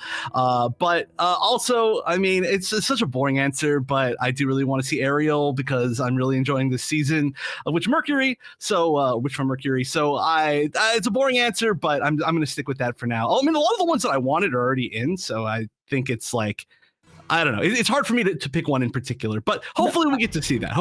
I think Death Scythe makes sense, particularly when we were coming from Gundam Wing, because like of all the Gundam pilots in Gundam Wing, Duo was like the only one who wasn't annoying, right? Hero's like, I'm gonna blow myself up every chance I get. Wu Fei is just like a misogynist. Right?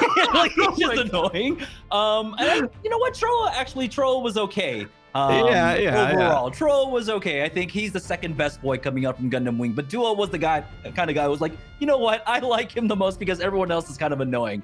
And then because I don't have much to say about Ketra, that's, I think, speaks enough about Ketra at that point, even though Sandrock was a pretty cool Gundam. But yeah, right now, let's go ahead and talk about, let's get back to the matches here. Again, I do love that we get to kind of weeb out about Gundam when it comes to this game as well. We just had Team BOZOS taking on Inarizaki, who were one of our favorites, and so they are moving down to the lower bracket to face off against Team Tekka. And we've also got Powerpuff Girls, who will be facing off against the Judo practitioners there in the lower bracket. In the upper bracket, Gundam Unicorn versus Team BOZOS. That's going to be a great match tomorrow.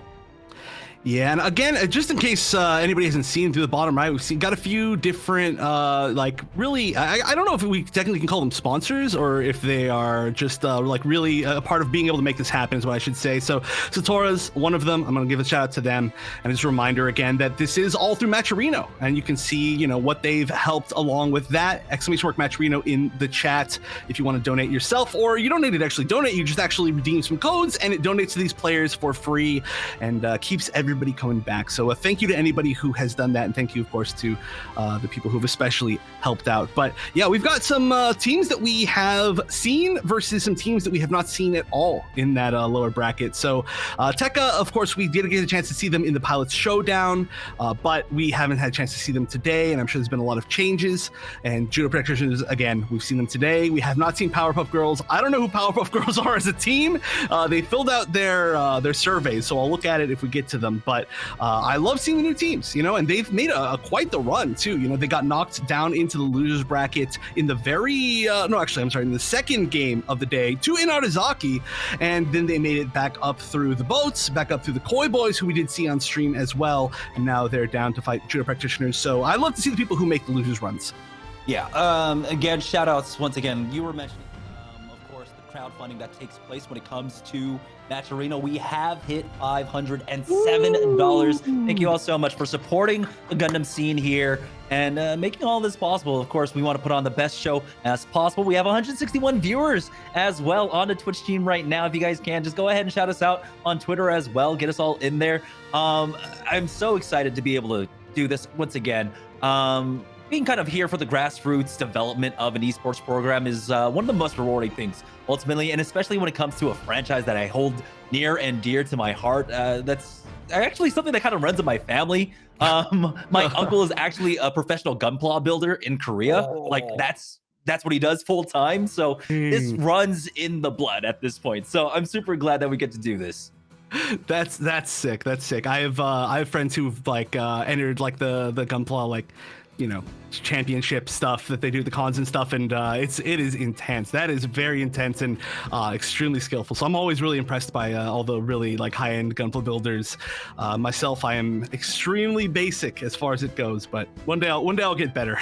But yeah, it's so cool. It's so cool that we got such a sick game that is from something like Gundam, right? Like it just fits together so well, and the fact that like the mechanics work with like extra movement from being, you know, mobile suits and just the potential of like a million different things being added. Like, it doesn't necessarily need to be like, oh, here's like a new character being added. It's like, here's a pool of I want to say like thousands of potential picks that you could choose from, and anything could happen, which is so sick to see. I'm really excited to see what happens in the future for this game, but again, we're here and we're seeing what's happening now. The one thing I think I actually didn't mention is that this is, I think, the first tournament since the big patch that added ammo to certain things. So we are seeing that as well, which is kind of like a minor thing. But here are the picks and bans. I'm excited to see. I actually don't know which match are we on? Are we on the first or the second of the losers quarters? I'm trying to figure that out real quickly. But again, for those of you that are new to the stream, right now, this is our format. We do have a 7-map pool. You can see all 7 maps right down there. Each team gets to ban out one, and then a higher seed will be able to pick the first map that we play on. The second, next seed, of course, or the other team will pick the second map. And if it comes down to it, because this is a best of 3, we will have another ban phase along with the last map being picked up there. But right now, it does seem like Thermal Plants and Quarry are the 2 maps that have been banned out. So we'll see exactly which one. I think, we're going with the Powerpuff Girls match. Is it Powerpuff Girls? I want to make sure it's Powerpuff Girls. Yeah, I think it is. Powerpuff Girls versus the Judo Practitioners. So Thermal Plants and Quarry banned out in our first map. Hey, we're going back to Flak Fort.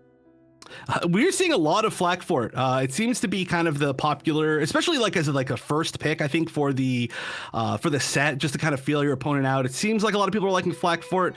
I'm a fan of Flak Fort. I do enjoy playing on Flak Fort for sure, so I get it. And I'm actually surprised that we've seen so many Thermal Plant bans, and yet we've seen a game on Thermal Plant. That's what's surprising to me. Yeah, definitely. We did get to see that one. I don't know if we're going to see as much of the domination maps. Again, we were definitely treated to that one. It was fairly one-sided, I believe, in that matchup for who was it? Was it the Gundam Unicorn Squad that ended up taking that one earlier on? And so we'll see if we get a little bit more of that.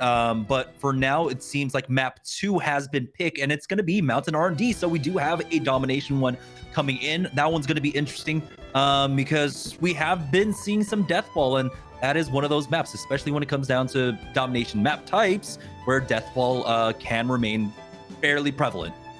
Yes, especially in Mountain R&D. I'm not going to talk about it too much right now because it's not going to be the first match that we're going to see, but it is potentially the flankiest, deathballiest, I think, in my opinion, of any of the domination maps. Just the way that how that map is built, and you don't have the long run that you have on the space station. I can't remember what it's called because we don't have no. Oh my gosh, I cannot remember what it's called. Wait, I have it written down, because it's our tiebreaker technically. Lunar Comm Station. There we go. Why did I blank out on that name? It's because we haven't seen it the entire day, so it just left my brain. I was like, I don't even think about it. But yeah, it's definitely going to be a very chaotic game when we get to it. But first map, Flak Fort, very, very different than the chaos that we'll probably see on Mountain R&D Lab. And I like this as just a way to feel out your opponent's team, just see how they play, see how you're going to fare up against them. Yeah, either way, though, we're seeing teams give each other a lot of respect. And I don't know if it's respecting each other or just respecting the map, right? Because no one's holding out on the bridge. This isn't matchmaking where you can just kind of stay out there the entire time as like a gym sniper or as a pale rider. So it's been teams playing this one fairly conservatively, playing it on point, maintaining high ground control for your pale rider, whether it's here on top, on the left-hand side for them to play off the mini, or playing off on the right-hand side. I think right now teams are realizing the wraparound there to try and get up onto that left-hand side leaves the pale rider a little bit too exposed, and so teams are opting a little bit more for that left side hold. Are we gonna see a gun tank? Oh, this might be the first gun tank of the day. I would have had to assume that Gun Tank Woo was using gun tank, but we unfortunately didn't get a chance to see them at all. Oh, look, they got the emote as well. I'm about it, or not the emote, but the stamp. I love gun tank, big gun tank fan. Just as far as being an actual suit, that would have been one of my picks if it wasn't in the game already. That would have been the answer from earlier, but we'll see how it works out here. It definitely can get some nice angles, but we don't see it a lot in competitive play because it can be a little bit low damage overall if you're not in the really perfect positions. I want to see how it works. Yeah, I think the nice thing about it is that, well, they're not playing Dom, so they're not going to have access to a Screaming Nimbus quite yet. And so you'll just have a charge in with quasi invulnerability available to you to try and open up space for your squad. Now you got to be careful here. Turn A. He actually doesn't actually step on those mines, so they weren't quite available to them there. But you can see now this is that that hold coming out from the Pale Rider. They hold this high ground and it becomes almost impenetrable. No one really there to follow up on a dive. If the Exia tries to get in, Barbados gets cleared as well, but the Marseille hook is enough to take that Ashamar down. That was actually such a funny angle. It hooked it onto the top of the wall rather than actually hooking it to the ground. That was almost a really unfortunate situation for the Marseille, but the fact that it worked out, it all worked out in the end. But that hook can sometimes betray you as the Marseille. And we are going to see the Dom still just holding up here. This hold is really nice. Dom, of course, can land, I want to say, more mines in this building than almost anywhere else in any other map. There are just a lot of spots that you can drop in, and it's very hard for people to avoid it. Especially here from the high ground, right? I mean, you're just controlling almost all the chokes with this Dom if you're able to get into position. He does have 3 charges down. I don't think he actually has any mines down currently, which is one of the big problems for me when I play Dom. I forget about it all the time. Barbados tries to go in for that execute, gets swapped off, and now the Sazabi left alone. But you can see the kind of defensiveness that's coming out. Ooh, a Marihu pickup to try and play against this, to try and open things up from the offense. Yeah, this is the suit that got, I would say, probably buffed the most in this most recent patch, but of course it was considered one of the weakest in the entire game for a long time. If you can land shots with this thing, though, it can be a monster, and I like that you're using it inside. Also, if you can land that F, that AoE explosion stun, it is literally like landing an ult. They don't even need that. Barbados goes in, picks up 2. The scan actually, I think, is pretty clutch here. It's not, the same range, of course, as the Gym Sniper, but in this context, where basically a scan out from the Marhu will go ahead and pick up the entire team, that is so much value for them and allowed Barbados to isolate and really figure out what his main target's going to be. Now, they do end up losing out Gasman on that Mara side, but they do have that forward spawn. They're just kind of regrouping here, and they will be able to push up. 5 minutes and 19 seconds to go, but there's another pick coming out from that Pale Rider. They do have him behind cover. They'll be able to get the res onto Chaotic and now regroup. Yeah, now they're still on the Mahiru here, but it can be kind of hard to hit something with Mahiru right now. And wow, we're on a 9 kill streak on that Dom. Oh, everybody just flying together. Oh, tried to ult the turn A ult out of the air. I respect that choice. It's very unfortunate it didn't work. I think the flight ended just a little bit too soon, but if we got to see that, that would have been like the pinnacle of today. Try again. Judo practitioners are on the point. They've already gotten 1 tick, about to get a 2nd tick for themselves. As I believe we got the Hades going down. Gun take will fall first, but he is behind cover, and Methus is there for that res. We've got Barbados going in, finding 1, but he ends up trading his life for that effort. Turn A, missing the Judo throw, but it's enough for him to at least cause some havoc as he does end up falling down. The defense is able to hold for now and stem the bleeding. Yeah, I mean, that's already, was that quite 3 ticks? No, not quite 3 ticks. Just a little bit more time on there could have been huge. I mean, still a good amount, right? There's 4 minutes left. That is a huge amount of time. And all they need to do is just get 2 more ticks. But that's one thing that I really, really like about Guntank, right? And I think a lot of people really like about Guntank is that if you can push forward and get that into that position with it, its res is actually truly like a combat res. Like you pick somebody up instantly before any team can actually do anything about it. In a lot of situations, not every situation, but it can keep you going for a lot longer than you'd expect. It is its own support in its own weird way. But here we go, a big push from the top, but they're just getting jumped on. Almost every single person on this defensive team just jumped on those 2 people. That's rough. Oh boy, they opened up with a lot of G maneuvers there as well. The funnels were being used. Now point is being contested, but here comes the regroup now from the defense. We'll see if Sazabi can get into the action here, but he's so far away. The regroup for the offense is just not there. They've got, looks like 5 here, but they need the full team. Again, the Pale Rider has just come up, the stun out, but he will stay safe for now. 3 minutes and 11 seconds left. You just have to get another 2 ticks here to secure point B with some time as well. Yeah, the Barbados is in a very scary spot. If it can jump over and get a strong pick, wow, there are a lot of people up on that ledge right there. I don't know if they can take advantage of that in any particular way. I don't know if they have any big AoE damage. I mean, if the Barbados managed to sneak over there, they could get like a triple kill. It does look like it managed to pick up at least 1, picking up the Ashamar. The Ashamar gonna pick back up again, though. This is, however, a lot of picks on the side of Powerpuff Girls on offense. They could potentially take something here. Yeah, but for them, They need to be able to get the respawn. Gun Tank getting focused down now, and he will fall. Sazabi will be the next as well. Dom pushing forward for that one. And so the defense will hold for the time being. The Powerpuff Girls resetting. You can see now they are trying to set up for that high ground once more. They don't want to be put in that similar situation. They don't want to be forced onto the low. Trying to shoot up can be difficult. And it's the regroup. We do have 3 G maneuvers coming up, actually a 4th now, as that core fighter is out trying to find a pick for itself. I don't know if it finds an angle, as the energy cable's been utilized along with that turn A butterfly ultimate, but he has been stunned out of the sky. Still, though, got some value and created space for his squad. They are on the point. They've picked up 1 tick as the rest of the team funnels on in, but the defense is coming out now, finding some of their own. Methis is trying to go in, try and get that res onto the gun tank, but he will get finished off, and it looks like the defense will hold once more.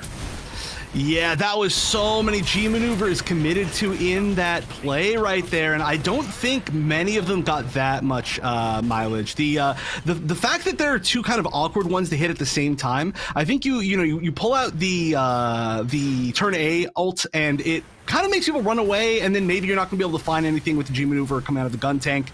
But now they only have 120 seconds left. They've got 1 minute and 20 seconds left, and they're going to have to find a really big push without almost any G maneuvers. Maybe like 1 or 2 up again, but maybe not even. Yeah, maybe they get the Sea Snake at this point. With the Marsai, he's at 71%, but I don't even know if that's going to be enough. Funnels coming in with the Sazabi, he's at 80% right now, but they still just have to get maintain presence on the point, and they might have to do it without taking height. This is their last opportunity to really try and fight for it. You can see them actually splitting up just a little bit. A pair going over to the right, a pair going to the left, but it is just the Hades cleanup along with the funnels coming out from the defense now. The Powerpuff Girls forcing them back, and there's going to be one more opportunity unless they get taken down here. Both the supports are able to back away. Methis there along with his gun tank staying alive, and here comes the rest of the squad now going in for one last push with 27 seconds left to go. Yeah, not much time at all. Somebody needs to get on point. I'm sure somebody can find a way on point, right? They've got the Methis, they've got the Barbados, but they are holding extremely well. Again, so many people stacking up on these ledges. And this Ashimar on a 19, about to be 20 player kill streak, just absolutely on fire. And that is going to be for sure be a hold. There's like 1 person on point, I think, and they're going to go down as well. Not technically a team kill, but pretty much a team kill. And that was a great way to hold. Yeah, just so many G maneuvers that they couldn't stop with offensive G maneuvers just because they committed them all that one time and it just didn't work out at all. I think maybe staggering them a little bit more could have worked, but it's just a communication thing and an experience thing, and it was a good attempt, but still close, still close. Getting 3 ticks, not quite all 4, is still very, very close to making it work. Yeah, 3 ticks there for the judo practitioners on that behold, but now it's their turn for the defense, and really, they're going to want to try and just get a full stop them at point A, because fighting for point B will be extremely difficult. It doesn't seem like we are getting much in the way of changes in composition for them. They still have the Ashimar there available, and right now, again, it's coming down. I think there's almost core 5 in kind of play we've been seeing today. The Exia, the Pale Rider, along with the Methis Dom and the Sazabi, and then your 6th is your Flex. What else do you want to complement your composition? We're seeing some Unicorn, we're seeing some turn A, and that's coming out for the judo practitioners here on their defense. Yeah, we've seen just a few little switches here and there. It's cool to see, and I think sometimes we've seen maybe the Methis be switched out for the Unicorn, but I agree this is definitely looking like a core, at least for this like current meta without the Zaku 2 in it. Once the that bug is fixed, it'll come back, and I'm sure we'll see something completely different again, or hopefully maybe we're gonna get some new suits with season 2. So we'll just see how it continues to evolve, but this is looking pretty solid, and definitely the teams that have the strongest players of those particular suits have been doing the best, right? Like the fact that we're seeing like the strong Pale Rider and Exia coming out of BOZOS, and then we've got like strong Sazabi and like I mean, I don't even, honestly, everybody's pretty good. Coming up to this point, we're in the top 6 technically now, I believe, so I'm not even going to say specific names because everybody's really good, and it all just comes down to who plays better. Yeah, Powerpuff Girls now on their offense. Looks like the large majority of the team opting to go for underneath that bridge, but here it is. Trying to fight for that high ground on the opposite side. That's going to be Ashimar going for that initial damage. Does poke away and trades for very little damage onto him right now. Dom on the low, though. Might kind of be interesting here as it's not that same kind of Pale Rider hold that we've been seeing that actually opens it up. Baddie ends up picking up one. That's going to be Gundam going down. Sazabi now a little bit more free, but the res is there coming out from the Dom. So it's back up to a 6v6. The first tick about to come in now for the Powerpuff girls. You can see now Sazabi trying to play with his Methus, but he's getting charged now. Pulled in 482, 100, and he will go down. That's the tank line gone for the defense. Yeah, that was a really nice focus to break that shield on the Sazabi. And I mean, this game I feel is so much about the Doms and how they're playing within this game, but this is going to be a very quick first pick, and oh my gosh, almost 7 minutes. Now they are going to have to just not quite take all 4 ticks. It's going to be about 3.5 ticks that they need to take, but 7 minutes is about the maximum amount of time that you could possibly have to try to get this. And whoa, they are just immediately running over the defense. It feels like almost inevitable they're going to get at least 1 tick or at least somebody on point after this push. And it's that high ground push. Mahiru is in play once more now for the Judo practitioners, but the Dom gets a little bit too aggressive there, and he gets taken out now. We'll see if they can try and get the finish as the res comes through. No, it will not. Turn A has gone down. Now the offense in a pretty good spot. They do have 3 on point, currently about to secure their second tick, and the Powerpuff girls are running away with things. The Ashmar punch being utilized as well, taking out Chaotic. He does get rezzed up. A gun take in the middle of the action, uses that charge to buy a little bit more time, but it's not going to be enough. He will ultimately go down, picking up Kaiser along the way, but Chaotic once more will fall. The defense are in absolute shambles as the third tick comes in for the Powerpuff girls. Yeah, they're just all the defense is just pushing in one at a time. They're stopping it from going up too much, but they are just slowly falling. We see the ult. The Methus ult, I think, was actually active on the Dom. The Dom is getting a ton of mileage now with his own ult. It's going to be 6 people down. That's going to push so many people off of the point, even if they do manage to get back, and that is going to be enough. And it's going to be a very, very quick game. Maybe the quickest game that we've had all day on offense there for the Judo practitioners. Wow. What? That was 2 minutes essentially on that offense, and it really did come down to Casino doing an amazing job, I think, on that Dom. And we're seeing why he's so incredibly strong. That Screaming Nimbus is great for delaying, but it's also great for as an initiator, keeping yourself alive. I think Dom was the first mobile suit that I played during the network test earlier this year, and I immediately fell in love with him as a quote unquote support mobile suit. He just dishes out so much damage, and his dueling capabilities are amazing. Yeah, it looks like my picture is frozen again, but at least it's less than an embarrassing pose this time. But yeah, I agree with you. Dom, it can do so much, right? I think it's maybe the most unique suit in the game, right? It's tanky, and it's a support, and it does damage in its own strange way. And the laser is a very unique move within itself to have within that kit. And its movement, of course, is maybe the most unique of all of the movements. So just a whole lot of weird things. Like, I'm sure I can fix my camera pretty soon if we're going into something. But honestly, sorry, first of all, I gotta say I said the wrong name again. That was, of course, Powerpuff Girls that managed to take that very strongly, with Casino, who is a name that I have heard before for sure, playing on that Dom. And I mentioned this before, but I feel like the Dom play, especially on that map and especially between those two teams, was really what decided it. And Casino is just playing so well. Yeah, so congratulations. Powerpuff Girls will be moving on to the loser semifinals, which will be taking place tomorrow. And they'll be awaiting, of course, the winners of the Tekka versus Inarizaki match. That is also be taking place in losers quarterfinals. That'll be taking place right after this break. So we're going to go ahead and take a short break. When we get back, we'll have our next match right after this.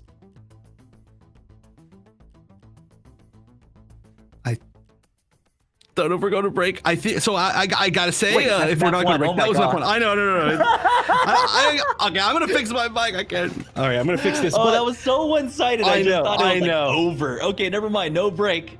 It's all right. Caster's brain just broke. We're waiting on map number 2, and let me go back real quickly, check our logs. So map number 2 is actually going to be Mountain R&D. So that one is going to be interesting. Because we haven't seen Mountain R&D today quite yet, right?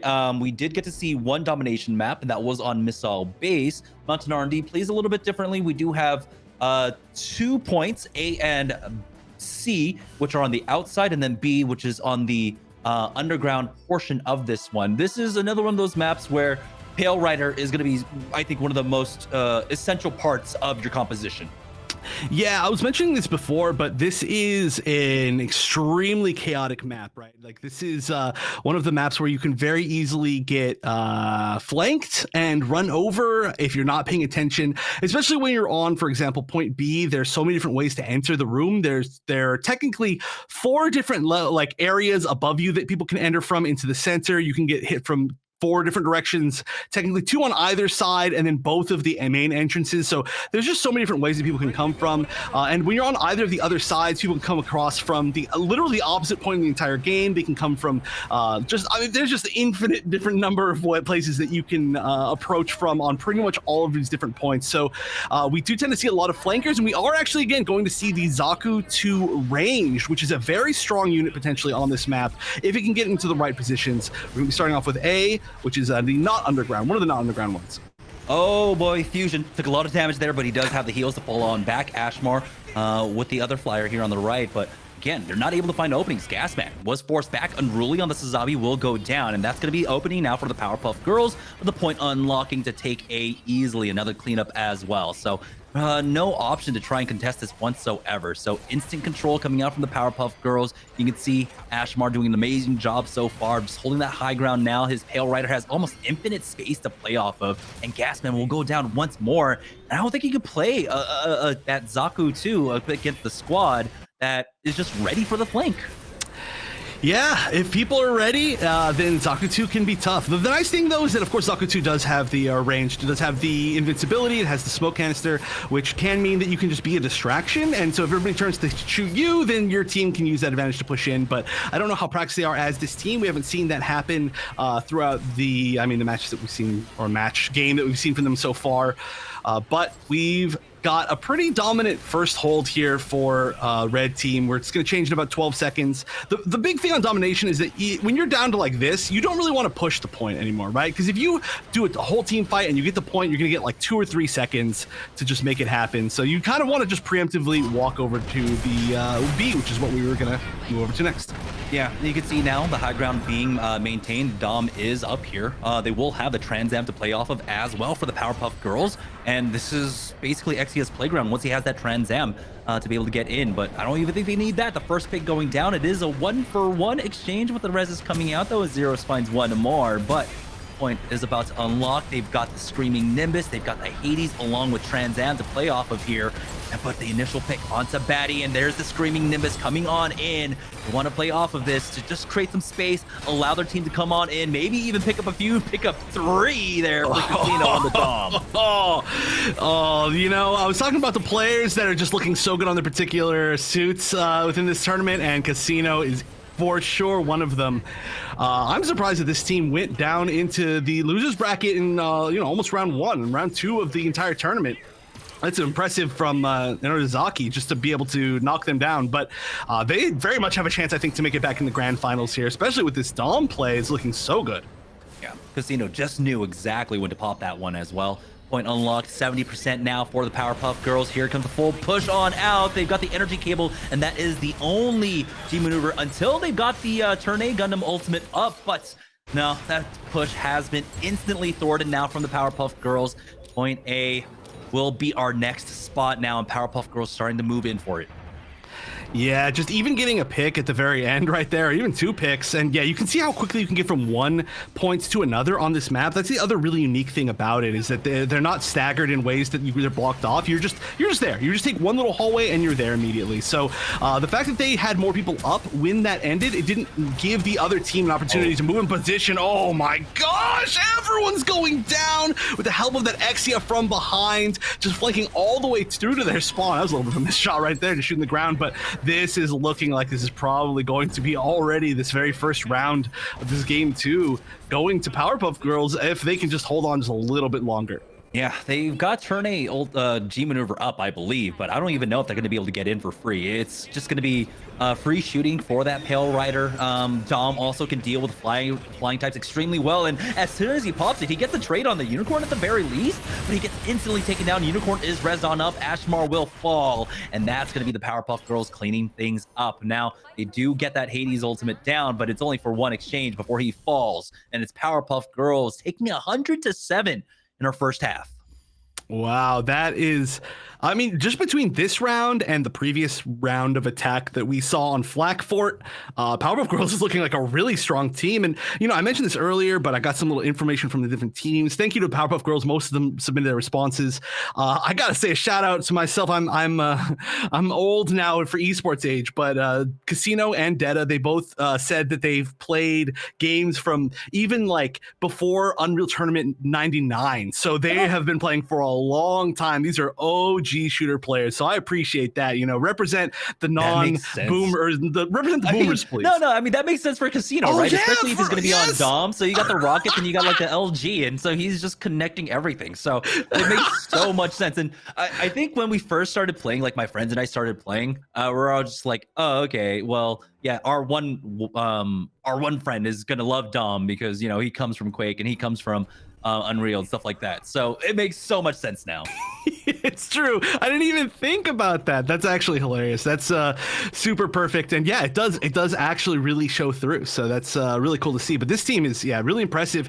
A few of them have said that they like have zero competitive experience. This is definitely the first time together as a competitive team. So I'm loving what I'm seeing. And here we go. Round number 2 in game number 2. We're fighting for B.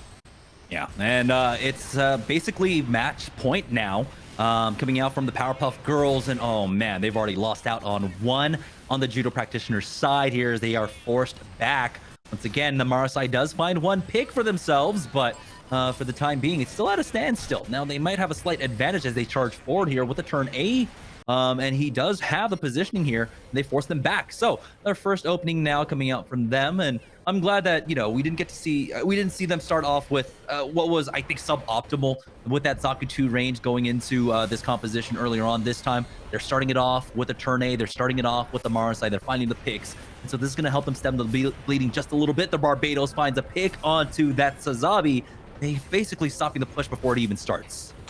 Oh yeah, I'm a big fan of Marasai on this level. I'm one of those players who just auto picks Marasai as soon as we see this level. There's so many like little hallways that are exactly the range of the Marasai spear. Either the ones on the side of this point, the ones up there. You know, if you're one level up, there's those little tiny hallways that you can just get people through, even when they're peeking. It's like literally like fish in a barrel at this point. So I'm a big fan of Marasai. I haven't played it actually as much since the spear got slowed down, but I'm sure the angles are still really good. And wow, that's a lot of people holding that high ground. Yeah, and they were prepared for that. You can see the rotation now is not going to work out for the Powerpuff Girls, who were able to get basically full. It was 44% ultimately at the end there. But for the Powerpuff Girls now, just maintaining this high ground presence, this was the key to success in the first round here on Mountain R&D, and they are going for it once more. They are able to force them back, and point is unlocking. But they should have the full regroup on the other side for the Judo Practitioners, but again, it's about being able to break this defense. They haven't been able to do so quite yet, but they're challenging from the other side now. Almost got the point, but now there it is. The 2% coming in for them as they force back. You can see Barbados get into the thick of things. Not really finding the pick there, though. Yeah, getting a little bit of damage, actually forcing a lot of self-damage on the just from the AoE explosions, which is kind of funny. Ooh, nice. That was definitely a good call out. To jump down there and challenge a Marasai, you definitely have to have that level of information, otherwise you just might get speared. But that is a really nice nice position to hold, having 3 people at least up there. You really want the high grounds, as usual. You can do some sneaky little things out of the sides, but if you have the high ground, it is very hard to push these points. And, holding pretty far forward, actually. Yeah, they've almost got the Unicorn Ultimate up as well, but hey, all they need is the Barbados one to finish that one off. They do end up losing out Gasman, but it's a 2-for-1 exchange, and they have the space to go in. They don't actually get the point quite yet, but they ultimately get it in the end. It'll be about 5 or 6%. That's all they get here, as they get the rest of the clean team wipe on to the Powerpuff Girls, and then transition for that A-hole. They need to go for that high ground immediately and make sure they do not lose that one. You can see Marasai getting up there instantly to try and get that tether, try and pull someone in. There it is! He goes fishing! It's the Dom, but he's the one that ends up falling! That was such a good reaction from the other team, but we are going to see now the turn A ult being used very offensively. A lot of people really close to their spawn, and it did do quite a bit of damage and stopped them from being able to move forward. That's going to chunk the team a lot. They probably don't really want to walk back either. That's an awkward spot, but it didn't really confirm any kills either, so I'm not sure if it's exactly what you wanted of it. You really need to get a lot of mileage out of that turn A ult, otherwise it just charges too slow. Oh, but we're going to see the Unicorn ult, and now immediately wasted. That is rough. Yeah, the screaming Nimbus comes in from the other side, and you can see why. Again, Dom, such a huge MVP in all of these games right now. Turn A has fallen as well as they're trying to go for that retake, or at least try to stall for as long as possible. And it's going to be 37% ticking up now for the Powerpuff Girls to try and even things out. This one looking a lot more competitive than we had in round number 1. Might actually send us to round number 3 with the way that the Judo practitioners have come back here in round number 2. Yeah, there is very much the possibility. I mean, the fact that they already have a lead is huge when it's looked so dominant. Wow. The tracking with the laser so good, too. I mean, that's it's really interesting that this is, I guess, any sort of like champion hero that you would call in any game that you have to track and use a projectile at the same time. But if you're good at both of them, that's pretty sick. Yeah, very few characters like that for now, but it does look like Powerpuff Girls might have the advantage in this fight. Point will be unlocking in 12 more seconds. Gasman will not go without his squad. He's getting the backup of Gasman here to try and challenge that height at the very least. And it would be important that turn A, if you can get some free shots off from that high ground platform, would be huge. But you can see they still have to deal with this. He goes in for that charge, finds one, and they instantly take out Batty. Huge coordination play coming out now from the Judo practitioners here, who do find one, but they need to find a little bit more. The Hades is there. They're going to be able to fight back into this one. Point is still being contested for now, but it's the man advantage now for the Powerpuff Girls. Yeah, that was a tough spot to fight from the turn A, just having to be in the middle of that entire battle. You really want to have some angles, but that is a team kill. And it looks like this is going to be the spot where this ends. So this will be B being held. Like I said, there's a bunch of different ways to fight into B, but it also can be very, very hard to actually get into because every single place that you push in from, you're technically vulnerable. And I love these angles that they're holding on defense. They're not vulnerable to the people on the top. They've got really good angles on people walking through the little hallways. And yeah, look at this. You have to jump down and commit, and the committal is going to hurt a lot. And there's 3 G maneuvers now in play for the Powerpuff Girls. They've got the funnels down. I believe they might have had Unicorn Ultimate as well. And so that's going to be the 2-0, both on this map and in the set coming out for the Powerpuff Girls. Now they are moving on to tomorrow's matches. But man, we got to see that maybe the matchup between Powerpuff Girls and Inarizaki was a little bit closer than the 2-0 shows on the scoreline in our bracket.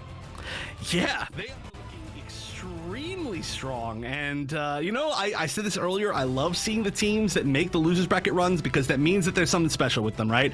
And that team for sure has something special. They are easily capable of making grand finals, I would say. There are a lot of teams that are very capable of taking this entire tournament. And, I mean, hey, it's the teams that we have left. So I'm really glad to see it. And I'm glad that each team's bringing something different to the table as far as, like, how they're playing, their kind of flex picks sometimes, their the actual maps that they choose to play, right? The fact that we've seen some domination maps that have actually been picked, especially like in the losers bracket, it's been really interesting.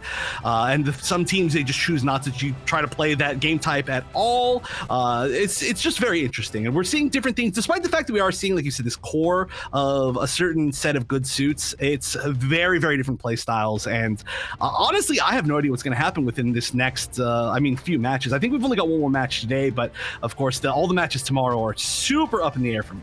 That's right. So Powerpuff Girls will be moving on to the loser semifinals, which will be taking place tomorrow. But we figure out who their opponent is tonight. We have one more match remaining here for the Breakout Series Halloween Havoc, and that's going to be Tekka versus Inarizaki in the losers quarterfinals. We're going to take a short break. We're going to get that match set up, and when we get back, we'll have one more final match for the evening. So don't go anywhere, guys. We'll be right back right after this.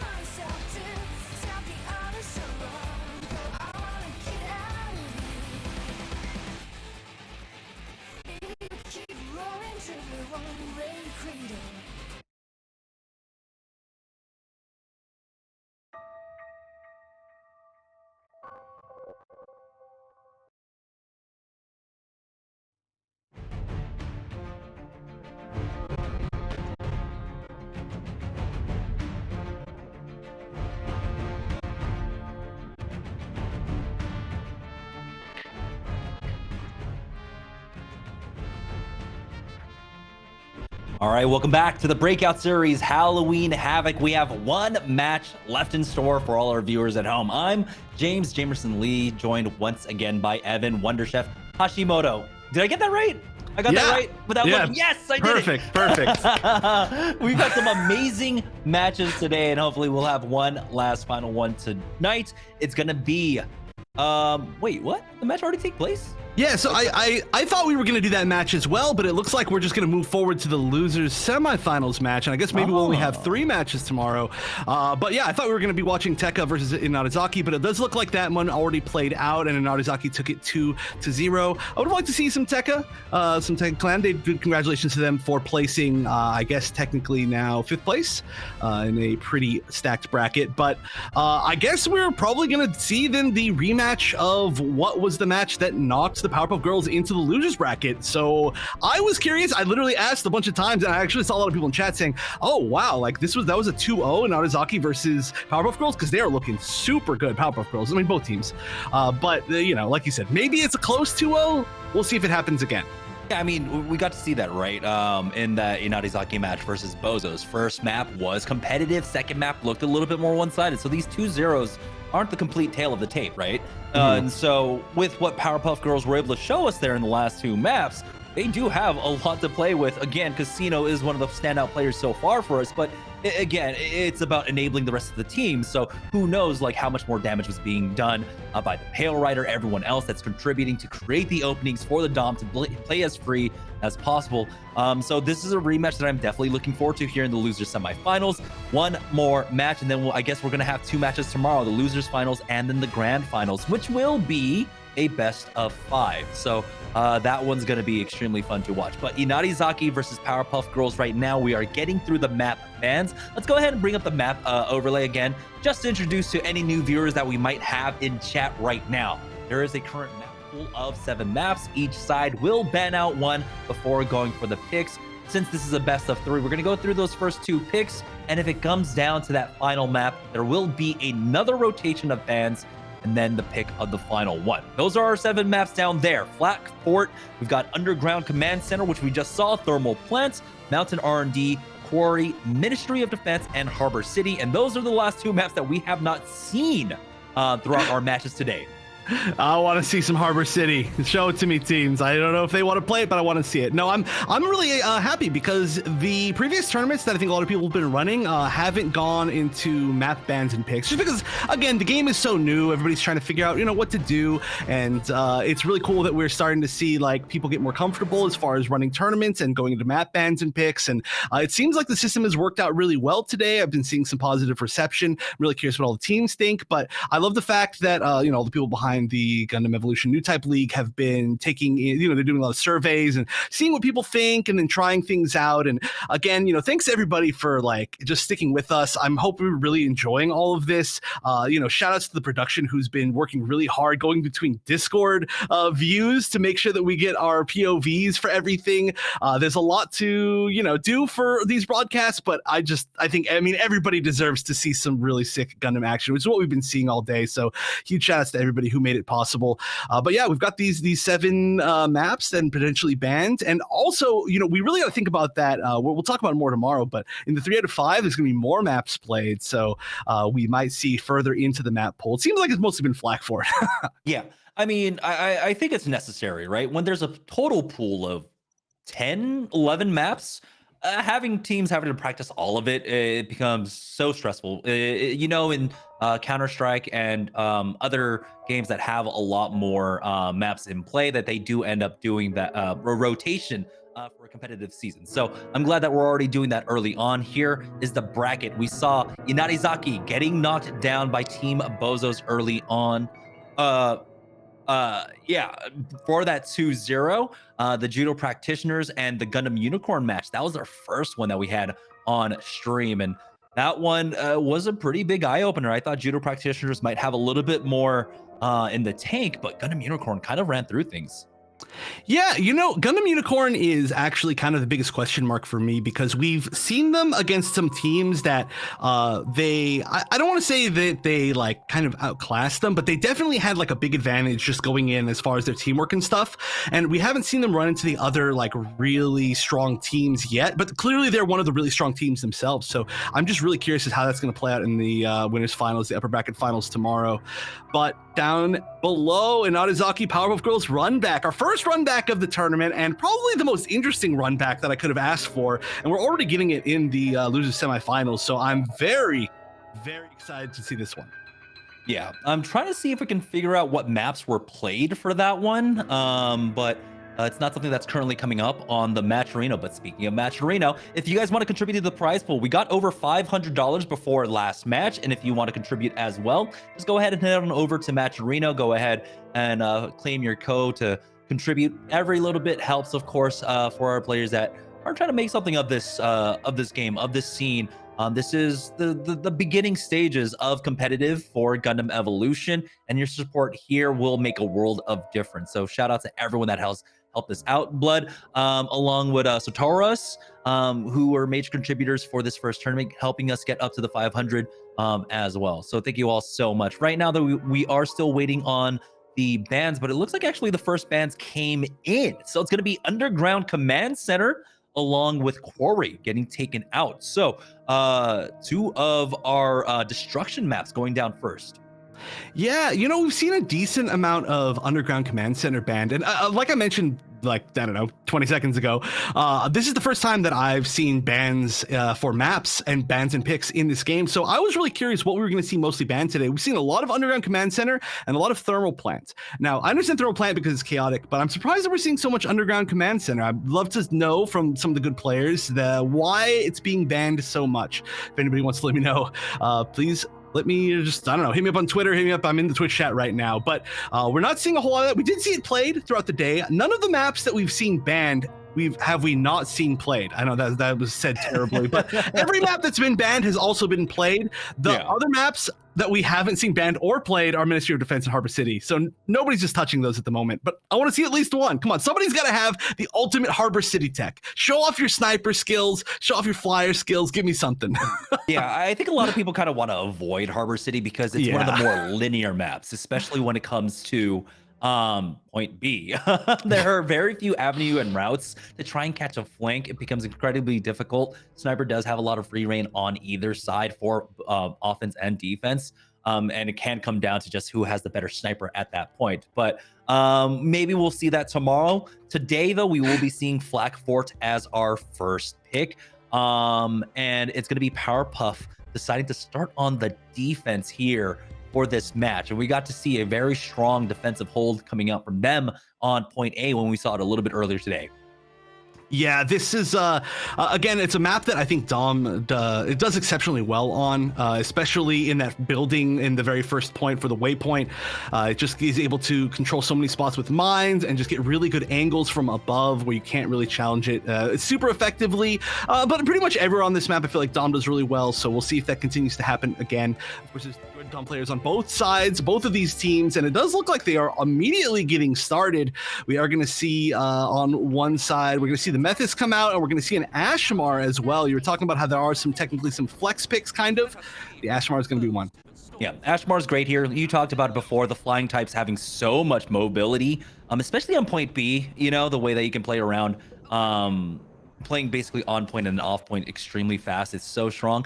But when it comes down to point A, his thermite is just so powerful here, being able to control the chokes. We're going to see, of course, that defensive setup coming out from the Powerpuff Girls here. Tail Rider actually starting off, I believe, on the right-hand height. But for Inarizaki, he will be going with, it looks like a very similar composition. Actually, the exact same composition, if I'm correct here. Yeah, I think you're right. It is actually exactly the mirror. And it makes a lot of sense. I'm a big Ashmar fan. That might be my most used suit. I'd have to go back and look. But it's just so good in so many different situations. And especially when you're fighting indoors in that first building, the ability to just do so much damage with a thermite, like you said, is just invaluable. Yeah, they are going to go ahead and not challenge for the bridge just in case, swooping around. They have the options. They want to go mid, right, or to the left-hand side. They do have one feigning to try and go with left, at least challenge that. That's Sazabi on his own. The Dom Trooper is going to go ahead and join him here. So double bruise is going up top.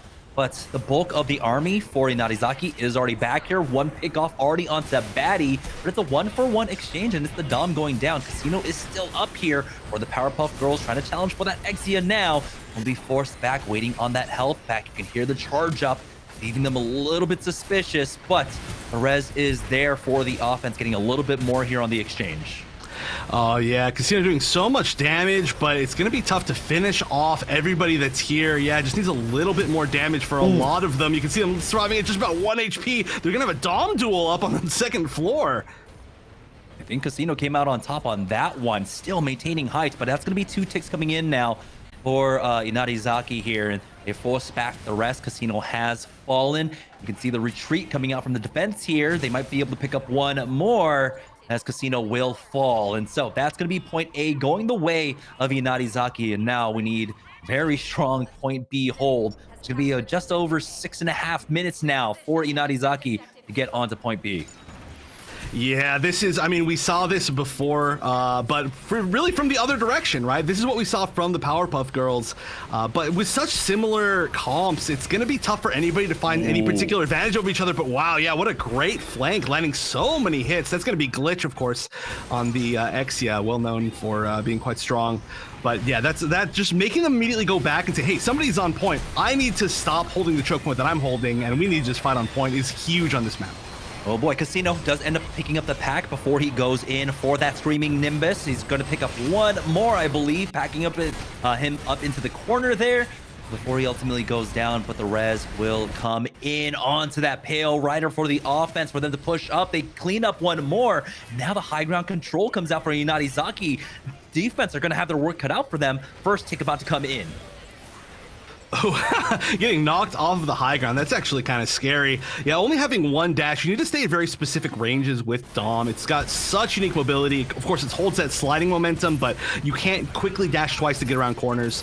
But wow, look at this. Ashamar getting ulted, I think, by the Methis and on fire, and has a punch of its own, just in case it needs to push somebody else off point. But that seems like it's going to be a pretty strong clear. And Powerpuff Girls kind of getting their first, I guess, pushback throughout the entire game. Seems like they were kind of on their back foot, but if they can hold here for 5 more minutes, which is a very difficult thing to do, they could do it. Yeah, we'll see though. They do have some great stalling ultimates. There's the Ashamar punch coming in, but they don't get the finish off onto the Dom actually. Batty's the one that goes down. The exchange, it looks like 2 for 1. Now the offense starting to push up. Inarizaki finding a few more picks on the way in. Kaiser goes down. They got the res onto Batty. Now they are onto the point. They haven't quite established themselves on the high ground quite yet, and so they are taking their time moving in, healing up with that Methis first, and they've got the Screaming Nimbus this time around for this push. Oh yeah, this is one of the best sites, in my opinion, in the game for Screaming Nimbus. It pushes so many people off site. You have perfectly enough space to turn around over and over and over, but you just got to find, of course, that right moment. And it looks like it might be soon if they can get one pick. But ooh, actually, almost got to pick the other direction. This Ashamar has been doing a lot of work holding these spots. Yeah, he's got the rest of his squad on the high ground as well. They find one more pick onto that Pale Rider, forcing them back. So Powerpuff Girls with a little bit more defense here on point B, actually burning down the clock down to 4 minutes here, but the Ashmar getting challenged now, and he will be able to survive up against that Exia. Really had no escape, so that was just a good stagger coming out from Powerpuff Girls, just holding on to him, while the rest of Inarizaki now finally take height. They need to wait things out though, but they're maintaining this position on height is going to be incredibly important. You can see now the Pale Rider getting challenged. Ashmar doesn't have his transform quite yet, but he can go back up with that Molly for his squad. And here it is, the Screaming Nimbus coming on in. They find one pick, might be able to get a second one here, forcing them all the way back. Yeah, and just splitting up the team, even if it was only one pick, that's going to be a very, very obnoxious thing to deal with. To maybe at least let the offense get one tick. You know, one permanent tick is something. It's not what you want, but when you've got 3 minutes left, anything that you want is a lot. And right now, it's going to be a lot more than that. It's going to be 2 ticks at least. It's continuing to go up and up. It's kind of hard to see how many people are down, but yeah, another person on the defense going down. This might be the full thing here. It looks like they're stopping a little bit. Ooh, another punch coming in. It looked like coming out from that Ashamar. G maneuver used, but They're starting to lose out, unfortunately, here, as it will be Inarizaki taking point B with a good amount of time left on their clock. What, around, I think, 2.5, maybe even 3 minutes? Yeah, just about that. I think maybe just under 3 minutes. Yeah, 2:47. So that was, I mean, just based on the fact that they took that first point so quickly, things were going to be pretty good for them probably. But it all really came down, honestly, that one Screaming Nimbus that was on a really weird position up on that like ramp. I feel like that split up the defensive team and got a pick, and then the entire team just took advantage of that so well for Inarizaki. So it just takes one, just takes one good spot, especially on that B site on Flak Fort. It is once people get embedded in that site, the defense just has such a problem trying to get back in, and it's totally understandable. Yeah, I mean, they're just, even though you have multiple options to try and go for that retake, try to come back in for a defensive push, they're all, 4, 5 really small choke points. And we're seeing how big the Dom spam is coming in just to control those. You don't even really need to aim. You just need to fire in that general direction, and you put fear into people's hearts at that point. But you saw that both sides really did try to prioritize that high ground. Our Pale Riders, I don't think they were as important here in these matches. It came down to a lot of the Ashamar and the Dom once again play coming out from either side, but the Pale Rider is still there. They contribute. They're the consistent damage. They're the ones that are getting people into the critical range to finish off. Yeah, these teams have a lot of AoE damage, right? I mean, you've got the fire from the Ashamar, you've got the blast shot from the Methis, you've got everything that Dom does basically. So when you got all that AoE, oftentimes you leave people very, very low, and it really takes like a good aim, like Pale Rider or some other sort of just like aiming centric suit to finish things off, and that is extremely important to have. Otherwise, people just survive, and you just wasted all your damage, and then people push it on you. Yeah, Inarizaki get the free scan in, but it's going to be a very similar approach now. You can see that they will try and go for that high ground push, try to maintain position here for the Pale Rider to get a high ground of his own, but a nice Thermite in there will go ahead and do a lot of damage. They do have the Methis to top themselves off now, but the Powerpuff Girls try to push forward. They don't quite have their Sazabi here for them. A flank coming out from both Zeros and Batty to try and get into the back line. Just see everybody flying over the building. Yeah, no, I really, really like that. Ashamar showing how much value you can have on this map on pretty much every single point. But it wasn't really quite able to flank behind the Sazabi. It was still shooting into its shield. And so, wow, they're actually chasing the Ashamar all the way over the building. That was kind of scary. But yeah, they're just not finding a good pick to start entering this building, right? They have their Sazabi, but it's just not enough to just hide behind it when there's that much firepower on the other team. Yeah. As you can see, they're still trying to find an opening here on the high ground, but on the other side, for Inarizaki, they're more than okay with just playing off the neutral here and try to maintain that dominant position. They are first on the point, though, and 36 HP. He's actually going to kill himself. Casino, who was our huge MVP in our last match, just not able to find the same value that he has so far. This time around, you can see now the rest of the Inarizaki squad. They do back away as they lose out on a few, and it's going to be Batty this time, actually, dishing out a lot of damage. He's got the heal as well to play off that Pale Rider. Now they are forcing back Inarizaki. Yeah, this Ashamar play has been really, really strong this entire set, but this is going to be this is going to be a lot of time, actually.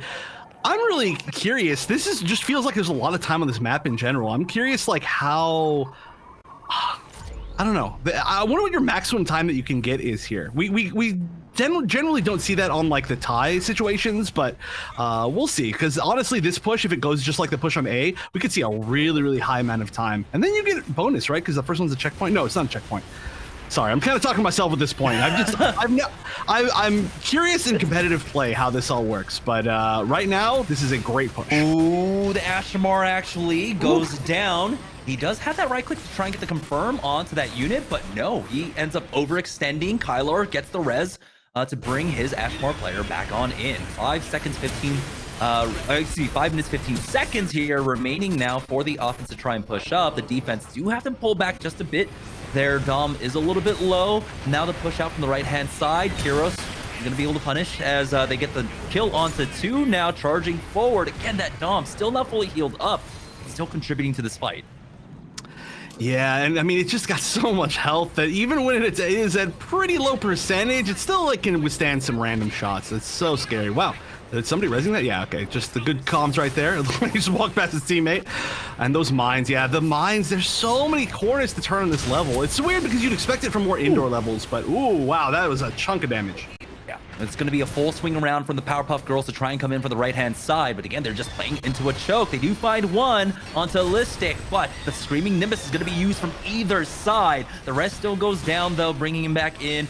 Now, they don't really get much value off of that through the Powerpuff Girls. The Hades has been used from Inarizaki here. And again, they're just playing right into this funnel. That's going to allow the Exia to come in, pick one more up. Cena going down, and that's going to be the offense forced back once more. Oof, yeah. Lexia actually taking, I think, 2.5 people down right there. That was a really nice time to come in. And they all got kind of trapped right there on this side of Powerpuff Girls. They got kind of trapped in that like side cave, which is really unfortunate. Again, you know, with the fact that they're like the same comps, there's just so much AoE damage on both sides. Like stacking on this map against either of these teams is going to be probably a big mistake. And we got to see it right there.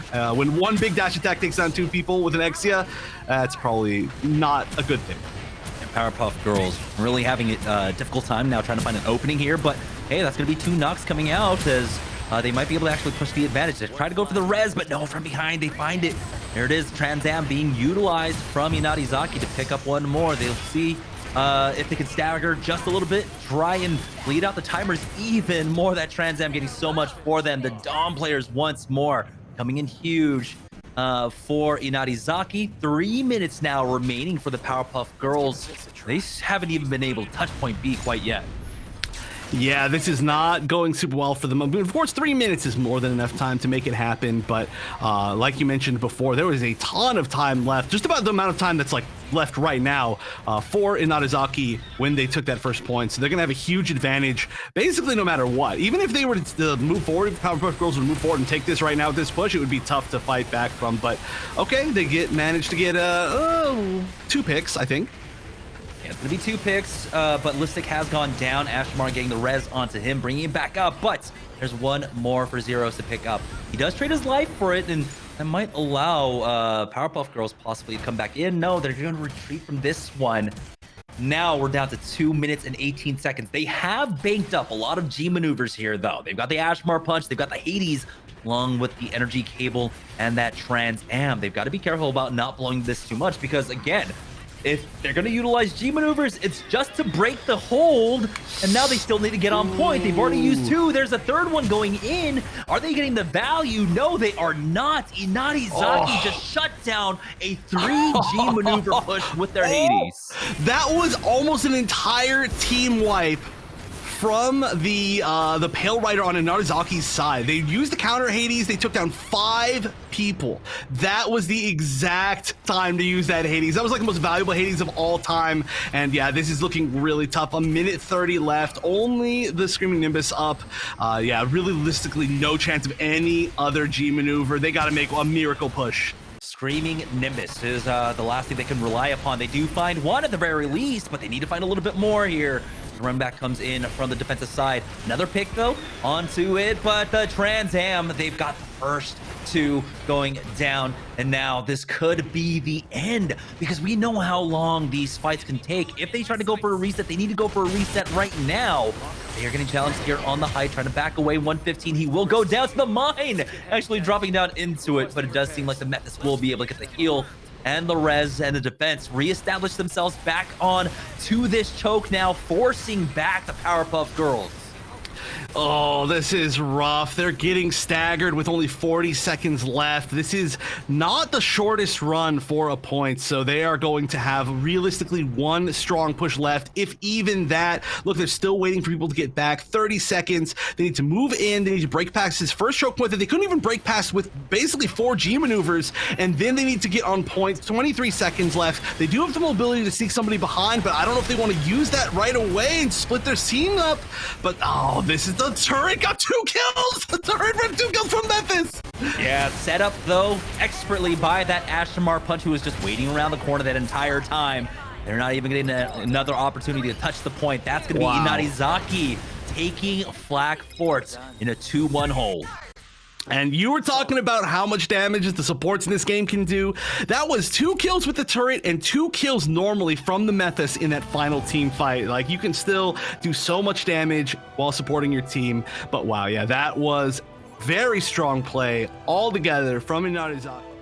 I can see, of course, we see the MVP from Listic right there. Gotta be the MVP with that 5-person kill to counter 4 G maneuvers with 1 Hades. That is exactly what you want to see. But yeah, for sure, I can see how Inarizaki had the heads up slightly in the matchup when they played before. It just seems like the fact that they're playing very similar, in my opinion, very similar styles and exactly similar teams, it only takes like one slight advantage, right? If one person is just slightly better at their role than the other team, then that can just like turn everything on its side, right? Because then you don't have any unique strengths to try to take advantage of against that team. It's just literally you're getting outclassed. So it's not to say that they were, I mean, they were very close, right? As far as skill, they were both playing extremely well, both teams, but you can tell that in that situation, one slight advantage was all it took for Inarizaki to really just hold down the fort, literally. And then that was an amazing hold. That does mean we'll be moving on to our next map, which will be, well, you got your wish. It's going to be Harbor City. I know. And we are now just waiting for the picks, or actually, excuse me, sides to be chosen. But this is going to be great because, again, we haven't seen that much GM Sniper. We saw a little bit of it when we were on Quarry, I believe, earlier today, but it was a really, really fast swap off, if anything, to go back to basically standard meta composition. But here on Harbor City, this is where you get a lot more sidelines, especially on point A, a lot more value.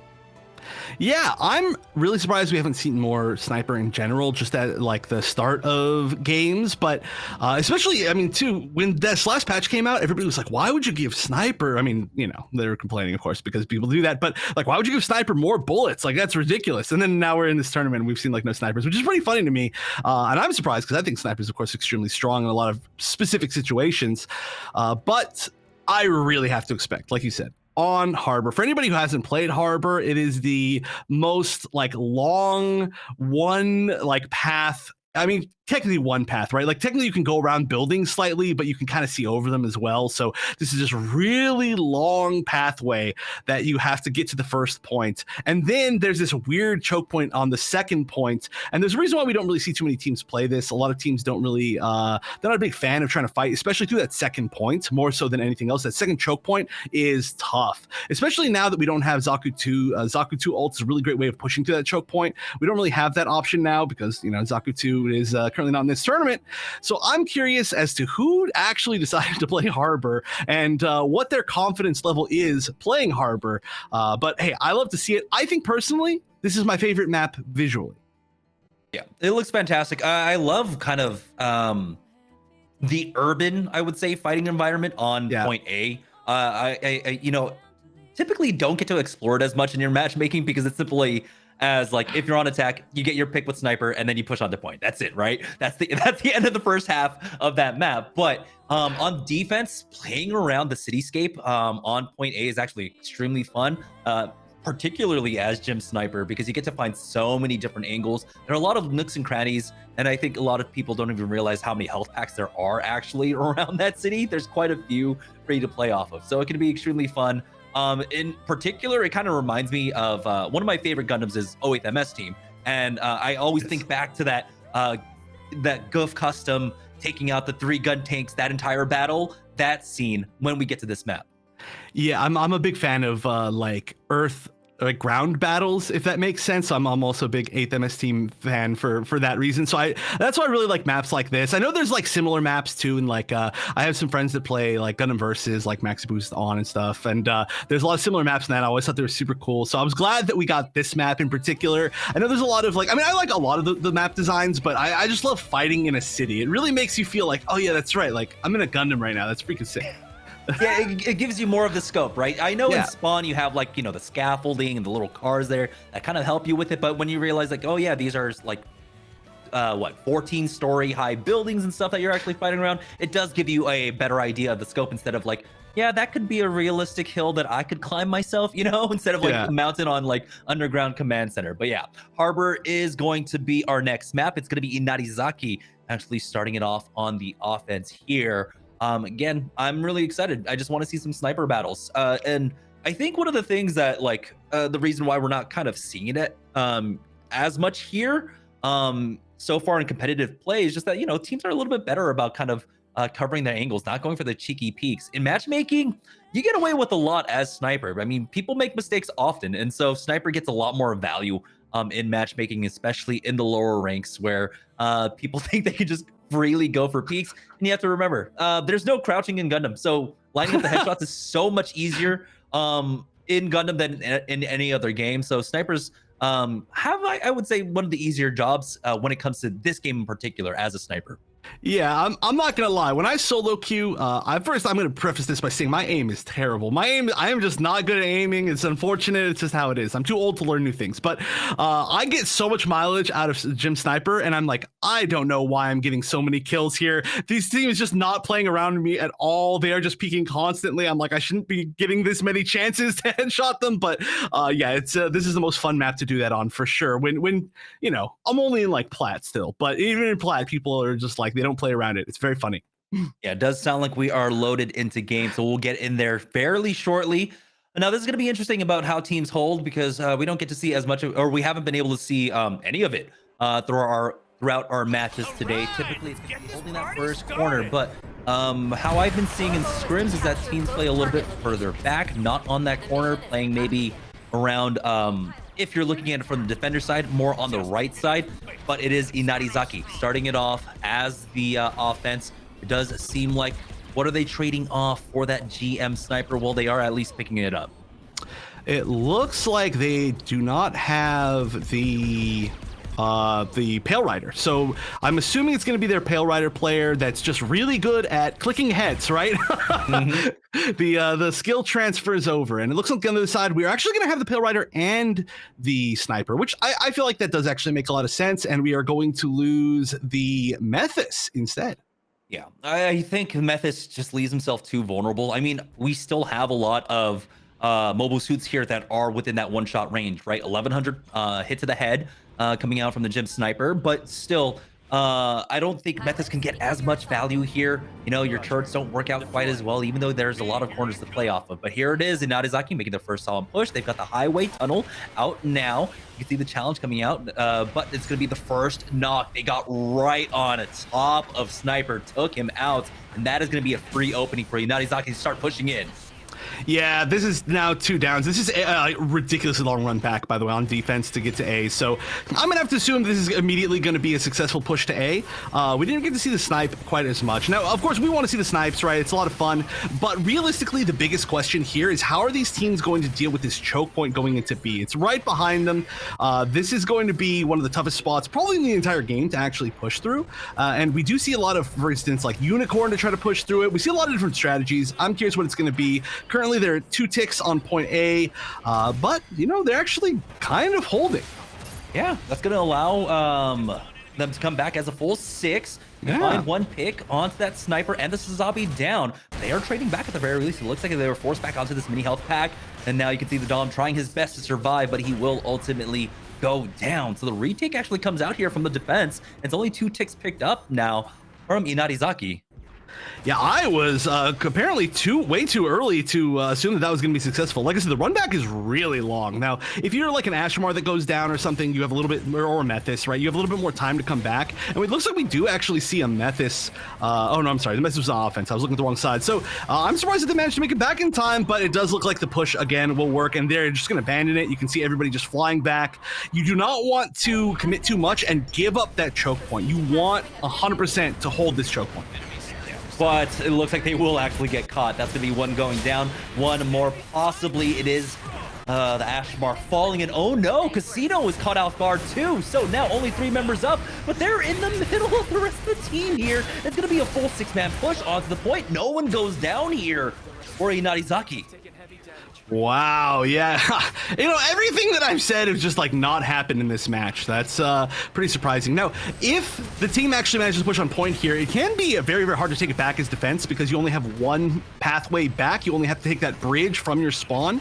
So it doesn't seem like they've quite been able to hold on to that exact angle. And in fact, yeah, look, they managed to come back just in time. Inarizaki not quite able to to get what they wanted out of that. Or wait, sorry, do I have it backwards? Inarizaki's on offense. Yes, that was them. Okay.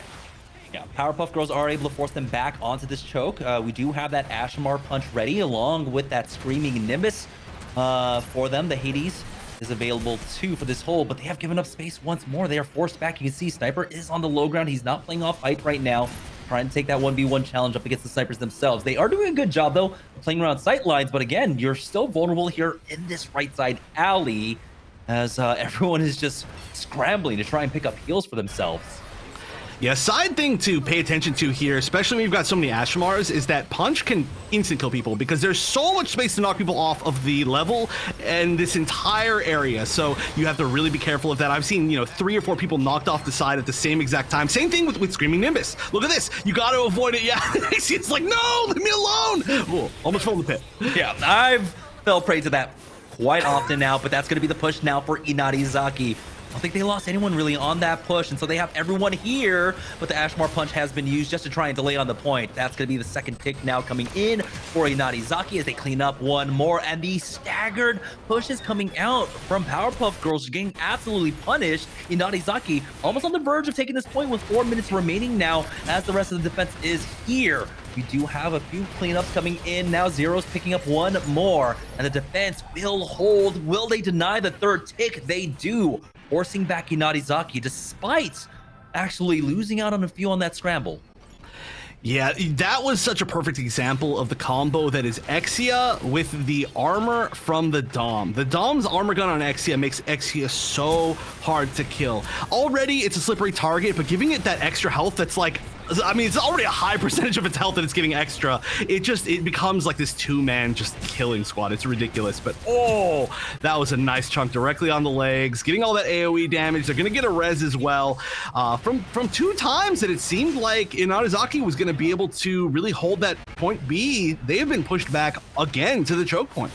Ooh, and they are staggering. They almost pick up one more. Exia drop down extremely low there, but they will back away. Once again, they haven't been able to establish the same kind of like dominant hold here. This is the choke that you were mentioning earlier on. You can see Dom getting some free damage, just spamming it, but the gym sniper comes in, picks off the Pale Rider. Yeah, for as much as I've been overhyping this choke, they have just not been able to hold it. I like that the super far range armor gun. There might be a little bit of sneakiness going on. Be curious to see if that works out. You always got to be careful for that on defense. Anybody who's a flyer can get all the way back to the point, but ooh, okay, popping the ult. Just gonna mess with everybody in this choke point right here. Might get a knockoff potentially. Almost knocked it over the entire map, the entire wall. Yeah, that's a lot of ultimates being used, though. The G maneuvers being utilized from the defense. That was the Screaming Nimbus along with the Ashmar punch. Don't know if they committed any more to that. I believe the Exia might have been trying to get someone to come behind, but was not successful in that regard. And so it's a good hold so far for the Powerpuff Girls. And they've got 2 minutes now to bleed out on the Inarizaki side. And once again, we're playing off the neutral here, just playing off the choke. You can see going for the peaks now, as they don't have the same kind of like one-shot threat on the Inarizaki side, so they can play a little bit more free here on the choke. Yeah, and oh my gosh, Dom is again just being an MVP here. Dom in that choke is just like, oh yeah, would you like it if I hit every single person on your team with every single one of my shots? How do you feel about that? It can be very rough, and we're seeing that exact thing. Plus on top of that, of course, just being a support at the same time. But wow, Screaming Nimbus going all the way, not actually hitting almost anybody. Okay, managed to hit somebody finally in the end, but this is going to be a really big push. Ooh, it looks like there's going to be 2 more pickups for them, though. Only 1 exchange on the other side, as the Powerpuff Girls starting to eke out a small advantage. If they get rid of the Sazabi, that'll start opening things up, and Zacius has gone down. They need to start getting these reses. They're not going to be able to stick that last one. There's the burn down, goes down once more. Now the defense scrambling. Third tick, was it stopped in time? It looks like they were able to put a stop to the take with just a sliver remaining. Their contested 3 members on will go ahead and secure that, but now they're eating into basically their final push. 50 seconds remaining. You can see the retreat now being called by Inarizaki, but they might lose out one here. Yeah, I mean, getting that third tick is actually gigantic, right? I mean, this is going to be really tough. Like you said, 1 push left. They don't even have really that much time to let people come back and regroup. They've got to find the right moments. There are actually, well, on there's no ults on the side, no G maneuvers on the side of Powerpuff Girls, so we'll see how many there are on the side of Inarizaki. They could make this happen, especially if they can get some like really nice pick, maybe knock somebody off the level. I'm still waiting to see it, but they've only got 20 seconds left, and they're playing really reserved for 20 seconds. You feel like you got to move, and there we go. It's going to be X-Ray moving forward, and almost getting knocked off, but just getting knocked out of the game regardless. They try to focus down Casino. They knew that he was close, and he does almost have, or actually had that Screaming Nimbus in play. They tried to focus him down, but they were just not fast enough on this one. So the defense will hold. The Powerpuff Girls had to work with, what, about 6 minutes to hold them here and only give up the 3 ticks. So a very nice defensive hold coming out from them. We didn't get to see as much coming out from the GM Sniper, but you know that he was getting continual, at least body shots in the 300, 350 or whatever. Does enough to at least slow things down. Yeah, and honestly, that first point went so quickly, and they got on point so quickly that the sniper, we didn't even get that much time to actually realistically see the entire thing. I should say the entire potential that the Gym Sniper has on this map. But yeah, that was a great hold. 3 ticks though, I mean, that's pretty much the maximum that you can you can get aside from actually just pulling it off. So I think honestly Inarizaki's probably not super unhappy with that. Obviously they would have liked to take it, but if they can play really strong defensively like we saw them do on the previous map, then this is going to be, I mean, not easy for sure. This is, I don't want to say like for sure it's like a defensive sided map, but of all the maps that I've seen, I think I've seen defense win out on this one more than pretty much any other map. And, there's a reason why a lot of teams don't pick this. But now we'll see if we actually get some sniper play instead of one of the snipers just immediately getting murked. Yeah, for Powerpuff Girls, it's going to be quite offensive composition coming out for them. They've got the sniper, but they've got a secondary sniper in turn A. Of course, they have the Exia and then the Pale Rider. So it's going to be about a lot of damage just to try and open things up. And I kind of agree with that. You don't need that kind of same, tank front line. You're not playing into the traditional chokes that you do on other maps here. So you have a lot more freedom in what you want to run for your first offense. I think, though, once we get to point B, we might see a little bit more sturdiness in their compositions. Right now, though, for Inarizaki on their defensive hold, they are playing this one a little bit further back from that corner. Fairly similar to how Powerpuff Girls did that. You can see peeking around that corner, you take so much damage. They don't have the same heals. Oh, there's the knock coming out from Listic onto Casino, who is on that turn A, but they will be able to res him up. We'll see, though, now taking to the skies once again, but he gets challenged. The sniper is ready for that peak. Yeah, honestly, oh my gosh, very nice. Oh, it was the mines. It was the mines. We saw them being dropped on the health kit earlier, and I forgot about them. So I for sure would have died in that exact same situation. But that is exactly how you want to use them. That was hilarious. We got to see both sides of the interaction. Yeah, you can see why teams like to hold here. You don't have to challenge that corner. You put yourself out of the sightline of the sniper. You basically drop down their effectiveness quite a bit. You can see Sazabi not really doing much in this composition except for getting some free scans off. And so I think the Sazabi is just playing as like a fallback position. If your DPS takes a little bit too much damage, Sazabi just holds the line here. You're able to bounce back, bounce behind these buildings, and then all of a sudden surprise Sazabi with the shotgun in your face. He gets another great scan onto the Powerpuff side, and there's a pickoff somehow coming out from the Exia. Interesting. Yeah. Well, I mean, hey, Exia really strong at this point too, right? Zero fall off. Zero fall off. Always remember that for everybody out there. Exia is secretly a sniper. But wow. Okay, wow. There's a lot of damage. This defense is being held really well. I'm not sure who's on their sniper, but they are hitting a lot of shots. You can tell, even if it's just body shots sometimes. But we see them actually no, the offensive sniper this time for Powerpuff Girls getting a pick, and that's their cue to run in. Let's see if it works. Yeah, they were able to pick up 2, and Devotion finds 1 more there onto Kylar. So that's the healing cut now, clearing out that chirp before they start making a push for the points. And while they should be able to get this one and onto the Sazabi, who kites around that stun, it's just not enough. They're able to back off, and Zacius will go down for it, but he should be able to get back before any kind of retake possibilities. So now with a 3rd tick coming on in, they are getting challenged. Devotion will go down. Exia doing his job, getting into the back line, and somehow in this 5v5 fight, there's going to be an excellent retake coming out from Inarizaki. Ooh, and yeah, this is that was our first chance to really see Casino on the turn A. Unfortunately, a lot of situations just didn't quite work out for him. The grab, not quite catching anybody.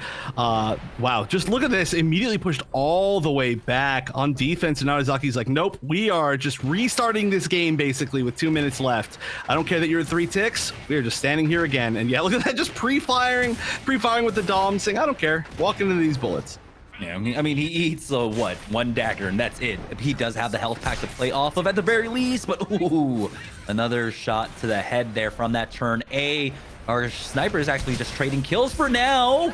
But oh my goodness, this Dom backs away. He does have a health pack to play off of, but he's actually not pathing for it, and he will fall. And it looks like the offense might have an opening here, but again, they are lower on time overall in how point A was taken for Inarizaki with 1:30 remaining. We'll get, of course, what, 3-4 minutes? I forget exactly how many you get once you capture the points. Turn A Gundam has his butterfly ready to go, but he doesn't need to quite use it. We'll go ahead just in case. He'll have time to try and build that one up as he clears out 2. They find 2 more picks here. So they're not going to risk anything at all whatsoever. They've got the huge man advantage, and now he gets one last overhead throw to finish them off. They will secure that point, and now they've got 4 minutes to work with to try and get 78.7% on the board. That was a really nice play, actually, from Casino. Nice to see, on something else aside from the Dom, but that worked out really well, getting just a bunch of kills all in a row. Now, they're already through the choke point, but they aren't at a comfortable spot yet. And yeah, this ult thing, literally, go back to that choke point, get in the corner. I love that little corner right there with the health pack, because people always get ulted into it, and it's like, yeah, put them in the corner. Casino working at a deficit here, but I guess actually it makes sense why he went for that butterfly swap off on to that Dom for him. Even though they get the knock, I don't know if they can challenge it. Ooh, Ashmar punch to cancel it and finish him off. They need a little bit more on the follow through. Sazabi has gone down, and this is the opening for the Powerpuff Girls. If they can find a little bit more, but it looks like the reses are there. Inarizaki will stabilize and force them back. Transam is going to be utilized as well, and that just puts fear in the heart. It's only a 1-for-1 exchange, but that does allow them to start pushing up, get a little bit more.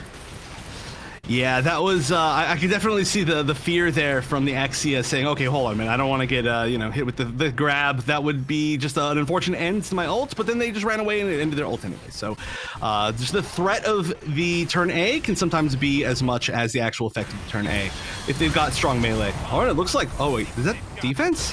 Oh, that's offense. Okay, so we are going to see the Screaming Nimbus come out. Oh, once again, almost knocking somebody off the map. You know I'm just going to keep waiting for that. But barely alive there on the sniper still for... Oh, we actually see sniper still on both sides. Neither have switched off. That's kind of surprising to me.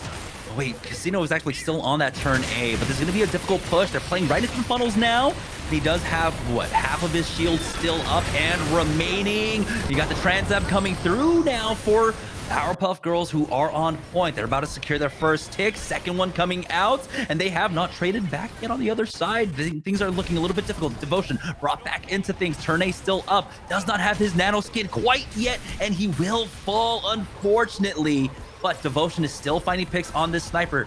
The Pale Rider gets the heal down, but he can't get through this shield, and now the Powerpuff Girls are starting to get forced back. Inarizaki here, here with the retake. Yeah, but that is a retake super close to just how much they need to actually win this. This went from them not having very much time to now, I feel like 2 minutes is a lot of time because they just need to get one basically full tick on that bar. They just need to have one strong push, but I don't know if they can fight once again through this choke point. I mean, I think I'd be scared of maybe like an Ashmar flying over at this point because all they need to do is just sneak a little bit in before anybody can actually kill them. So we're seeing the group together. We're seeing the potential to jump over here. I like the jump pad. The jump pad on sniper is very useful on this level in multiple situations, but they've got to find the push. They're not even going to go for potentially 2 pushes. I think they're just going to commit to one big final push. Yeah, Casino's at 82% towards his G maneuver, so just a few more shots to connect and he can go for it. Are they going to go for a full team jump on over? They do get right on top of the dome, but he's not quite connecting with his shots yet. Ashmar will find one. That's going to be a second as well. Kaiser is the only one going down for that Powerpuff Girls side, but they have created a lot of space. Oh no, their trades are going the opposite direction. Turn A will get the res now, and that's going to be Zatius back on up. Like we said, he's got the G maneuver available, and there it is. The butterfly now with no one one really challenging him. He hasn't taken any damage. He takes one knock before he gets sent back to the ground, and they are right back onto the point. He's got the nanoskin popping the entire time as well, basically keeping him topped off, and they are dealing with the threats as they come. And the Powerpuff Girls will go ahead and secure a win here on map number 2, sending us to our first map 3. What a play. What a play. Can we just highlight that entire final push? The jump pad over 3 people, maybe 4 people getting over that wall, flank from the side. Everything's so perfectly coordinated right there. That was sick. That was for sure to me the play of the tournament. That was my ultimate highlight. That was so well executed, and they just needed to find that one final push. They had one opportunity, and they pulled that off at the perfect time with the perfect execution. That was godlike for sure. And yeah, now our first map 3, and I love to see it too, because, you know, honestly, I felt like Inarizaki had a real heads up in that first game, and in the second game now we can see definitely there's a fighting chance back. So now going to a game 3, our first game 3, finally. You want to talk about close games?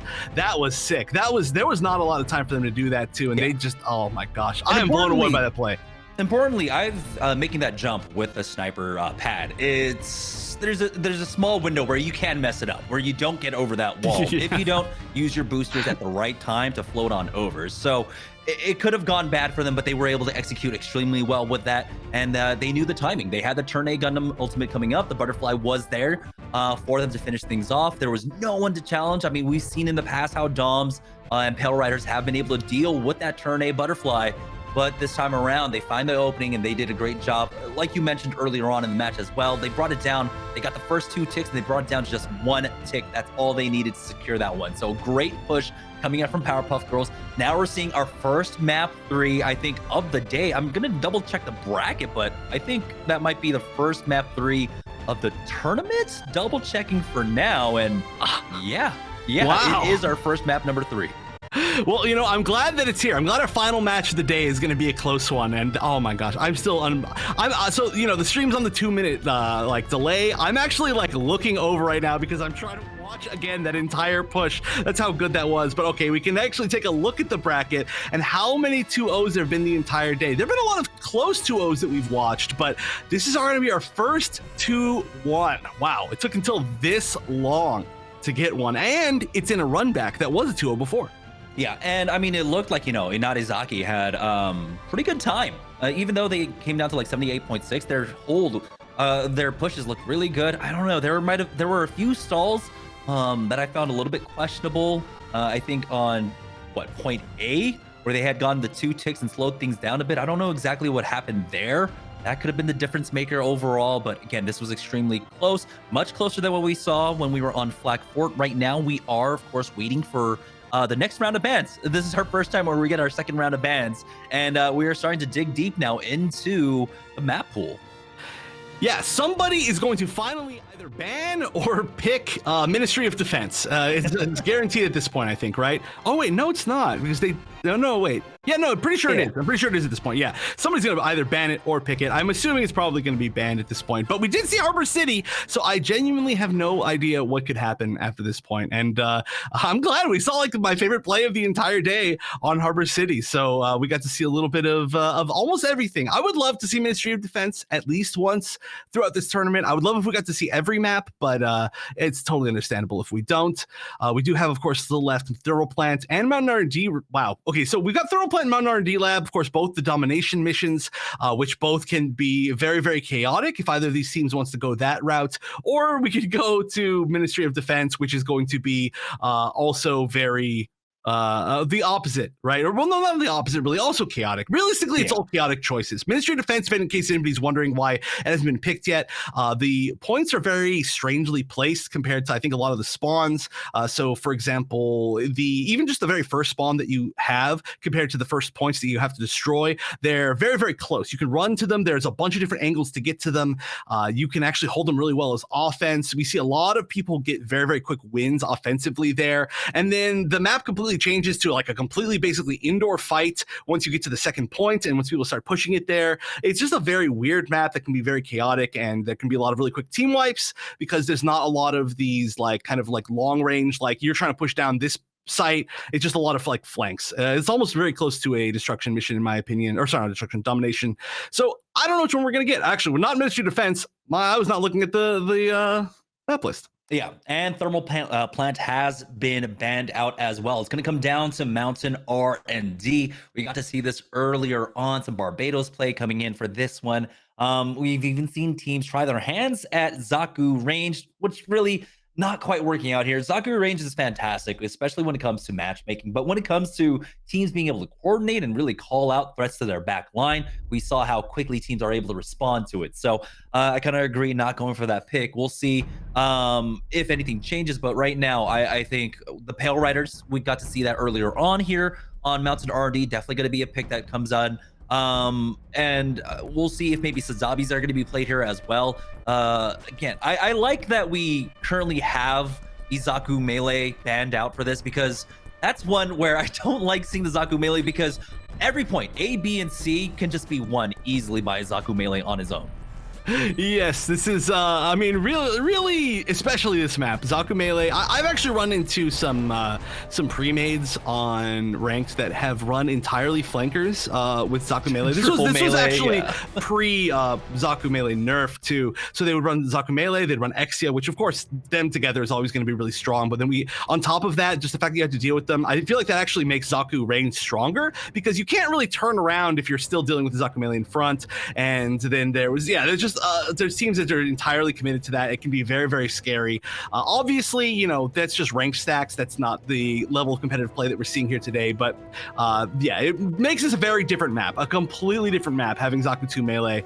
But we did see this one time earlier today, like you said, and it was a little bit more controlled than we see, especially when the Zaku Melees are here. So I don't expect that we're going to see anything too wild and out of the ordinary from what the teams have been picking earlier. Probably just their core stuff. Yeah, don't really expect much at this point. Again, I like that we do have, like we said, the Zaku Melee out. I think that does kind of open up the compositions, especially here on this point in particular. Teams can play the Ashmars if they want. We see how strong the Ashmar is when there's a lot of choke points available for squads. The Doms have been dominant regardless of the map. I don't think we've never seen a Dom-less composition. And then it kind of like comes down to like who wants to flex more support. Do we want some more Methus, or do we want a little bit more DPS, bringing in additional like a turn A or such? So this is going to be interesting to see. Right now, though, when it comes to just team fighting, it's so hard to call who really comes out on top, because again, we've had only linear maps in this series where its teams just have to kind of go straight on in, straight up the gut. This is where positioning, flanking is going to be a lot more important. Yeah, especially flanking. I mentioned this before when we were on this map before, but there are a bunch of ways to get to every single point from every other point on this map. So you can basically instantly go from A to C with realistically in like 5 seconds. Like, it's not even a joke. It's just so many clear paths. You can do it from above, you can do it from below. In the middle, you can basically jump over the big gaps. So this is going to be who is most ready for people appearing from the side, who is the most ready for the chaotic team fights. And just looking at this team comp to start off with, the one big change that we're seeing is the Unicorn, which makes a lot of sense. You know, it's going to be chaotic big team fights in close spaces. Unicorn MVP. A little extra CC. You can at least try and disengage if a backliner gets in there with that force, push them back, create a little space for your squad. And here we go. It's going to be point A, that first fight, that high ground we've seen so important. All the both sides are going to go ahead and try and focus that one down. You can see the Ashmar is huge for trying to deny that initial high ground, but the first pick comes out. That's going to be Casino going down, I believe. So that's a huge crucial pick. They find one more and they get a res. See if they can find a little bit more, but you can see that high ground control. That's all the fight is on this first fight. Yeah. Sometimes you get some flankers that are coming from other directions, but this high ground is the most important thing. Realistically, for kind of either of these A or C sites, they're very similar. Just how you get to the high ground is slightly different, whether it's before or in front of the left wall. But yeah, now you can see they've kind of gotten their foothold in there, and then they're going to be really holding this forward position with the Sazabi. It becomes very hard to flank it if you control the high ground and the low ground. Already 17% on the board here as Zacius actually goes down. So the Zabi front line gone. Now they're forced to reset, and that's basically half the time on point A already going. They do flip it though at the very least. and find a little bit more. Ooh, the Gundam Unicorn going down. We'll see if they get the res. No, denied. It was just a bait onto Casino. Oh yeah, that's always painful when you're like, res me, and then you get your teammate killed and you're like, sorry. But yeah, this is starting to even up, which is good to see. I really want to see a really close third match here. I don't want to see any sweeps, and so far we're already pretty much guaranteed not to see a sweep. Ooh, I don't know if that was an attempt to go down all the way to the bottom. That might have been a little bit of a floating mistake, but you can land in the middle there. Yeah, he will be able to rejoin with his squad, though there are multiple ways to get back on up. I don't think he's going to take the risky one whatsoever. To the skies does that Ashmar take now. But again, this high ground control, it is so crucial in these fights. Ashmar punch from behind, isolates out one, and they end up losing out on Zacius. Nox does give his life for it, but hey, Sazabi for an Ashmar, that's going to be a nice little trade for them. Yeah, the Sazabi is such a unique tool on this map because there's like literally Sazabi-sized doorways. It feels like it's actually just made for that suit. Wow, gets clipped just barely. That should be a safe res. Kind of slid behind using that Dom momentum keeping, but this high ground still being completely controlled. Oh, this is a great way to fight off. Wow, great Dom shots, amazing Dom shots. Yeah, this is a nice thing about Dom as well. I mean, you're able to secure a thirst from around the corner because of the splash damage. Only, what, 3 or 4 rockets need to make it without having to overextend for themselves. They get Devotion back on up, and now it's Powerpuff Girls. We're about to take taking the lead here. Over 20%. X-Ray goes down.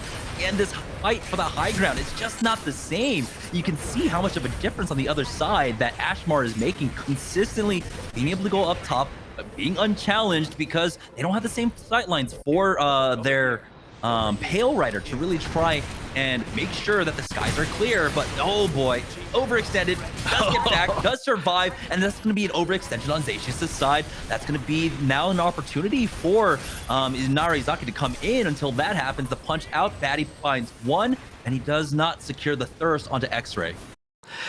Yeah, this is going to be, I think, a really heavy deciding factor here. There is the potential for, I think with 67%, you can finish off the game if you, no, wait, no, not quite. I don't actually know what your maximum percentage is. I feel like an idiot not knowing that. I think you can get off 1 point. Okay, yeah. So for sure, this could be it. B can be a very, very hard point to retake. Oh, just dropping down with the ult. That is going to hit several people and split up the entire team. CC them for a long time as the rest of your team moves in. And, they got a lot. Oh, the Hades was activated as well. We couldn't quite see that in the background. Ooh, we'll see though. The Exia going in doesn't actually get finished onto that Dom, but Sazabi will follow it up. Casino has fallen here. So Inarizaki looking to try and even things up, but Powerpuff Girls are able to take the points now and secure themselves up to 93.5. So it's still going to come down to at least 1 more points here. I believe it actually might come down. Yeah, it's going to come down to this last point. Yeah, I think it's just per second, right? So it's yeah, honestly, let's see, we're going to A next. We're going back outside. Obviously we have to go to one of the outside ones. I wonder, it looks like we are, yeah, actually already gonna see people just move forward. Yeah, this is gonna definitely end on A one way or another. Now 28 seconds, the high ground has already been taken here, and oh, that's a 1-for-1 exchange. But they will be able to get the res on the other side, and they find one more. This is huge, forcing them back. No, there is time. 15 seconds for the point to unlock before them to try and regroup and go for the retake here. But you can see just this high ground, just dominance is so important on these point A and point C takes. Yeah, and you see a really interesting strategy. You see somebody's pushing actually from the entirely other side, and that's so unique to this map that you can be like, we're pushing A, let's move from C, you know? That's why you gotta just watch every single angle, and it looks like it's working. It actually worked perfectly. They took down 4 maybe people, and they're probably gonna get at least 1 more, if not 2 more. This might be an entire team wipe just because you flanked to A from objective C. You love to see it. That is Mountain R&D. No one can even get onto the point. They've got the Ashmar punch ready to go. They're not going to use it quite yet. It's going to be the Ashmar punch on the other side, but they don't really get anything off of it. They still need to heal up, and now here it is. Oh, the punch gets shut down by that nade, but it looks like the trades are still fairly even on either side. Might be going the way of the Powerpuff Girls. Exia finds one, keeping things a little bit even here, as we do have the energy cable out, and now the Dom gets cleared.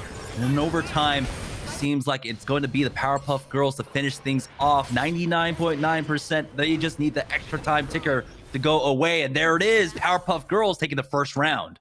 Wow, this is huge. One more round, and Powerpuff Girls will eliminate the team that sent them to losers in the second round of the tournament. They had to make a huge losers run through a lot of other strong teams, and they have clearly learned a lot from that. I mean, again, this is, I think, the first time that this team has actually played together as a competitive team. So every single match, you're going to learn more stuff. And that's why I always suggest to everybody out there, if you're interested in this and you have people to play with, even if you don't think you're going to do super well, even if you don't do super well, enter these tournaments, because you can see the learning that has happened. As I mean, obviously these players are ridiculous as single players, right? But you have to play as a team in these tournaments, and you can tell from round 1 to now, Powerpuff Girls, which is such a funny name still, has just gelled so much more, and you love to see it. So they could pull off a pretty big upset here. Again, Inarizaki, they're the second place in the Pilot Showdown, the first Newtype League tournament. They were, I believe, third or fourth in the EGL tournament, the other big tournament that happened very recently. So Inarizaki was potentially a favorite to win this, one of the favorites alongside BOZOS. And if Powerpuff Girls can pull this off, that will be incredible. And here we go. Once again, with that same rollout, you go for that transform, you go for the thermite, but this time around it gets a little overextended and goes down to Batty, who shorts his thermite of his own. This time, it will be Inarizaki with the lead. That's going to be 2 knocks down. So despite being on match point, they don't get the early advantage here, and now Inarizaki push forward. They're the ones that will maintain high ground dominance. That's just the knock that will get rezzed out. Oh, look at this. Such a strong hold on the high ground. I mean, I feel like we're just saying that over and over, but that's realistically what you have to do, and it all comes down to that. You can just see how difficult it is, even with these huge Ashmar flames, right? Like, I mean, that is just doing so much damage. I want to see how fast that ult builds when that Ashmar lands. That's got to be ridiculous, but that's not enough even to be able to fight past that high ground, and I don't know what they can do to actually do it. There we go. We're going to see Dom going down. Wow, that's a really risky res. I would love to see if that actually... No, it did not go off. Yeah, they did have the coverage from the Zabi there, but they had to fall back. And so it's not going to be enough here for the Powerpuff Girls. They do at least force them off the point, but they're not really going to be able to pick up much if they stall on the Inarizaki's side. Inarizaki actually just falling back and not losing any presence whatsoever. It's about retaking the height for themselves. And now they've only got a few seconds left remaining. Now making the swap on over. It's going to A. So similar story once again, just flip-flop to the other side of the map. Yeah, if you have the high ground on one site, you have the high ground on the other side. That's very, very funny. But that can make it really difficult if you never actually have to go to B, which you still have the high ground on B, technically, no matter which site you have if you're holding the high ground. But here we go. This is already a brawl. They're just pushing in immediately. There's a lot of strangely positioned suits right now. Yeah, look at this aggression pushing up so far. Yeah, Listic, though, did pop the Hades throughout all that still.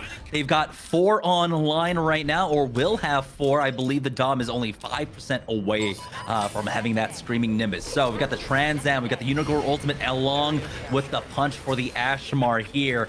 50% ticking on up. This second round looking vastly different now here for Inarizaki. We do have the Hades being popped from the Powerpuff Girls. They've actually lost out on 2, and that's such an unfortunate push for them to commit so many G maneuvers for that one just to get easily cleaned up. And so now it looks like it might just be a fight for point C.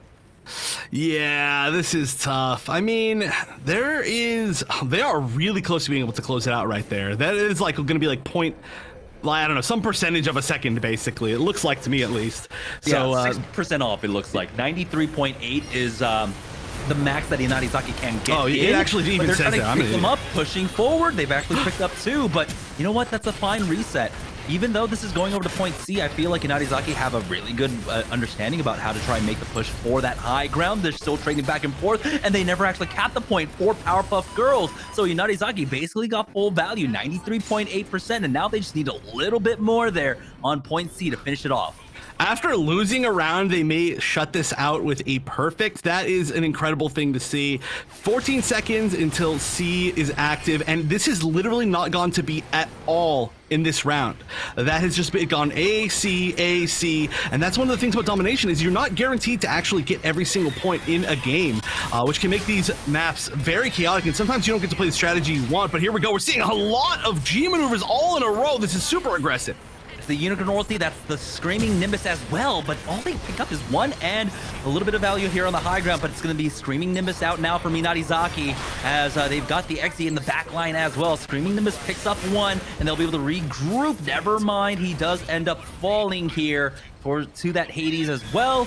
But it's going to be Inarizaki about to get the 100-0 extra time coming in, and no one is able to touch the point. We are now set at match point here from either side, 1-1, both in maps and in rounds here in the final map.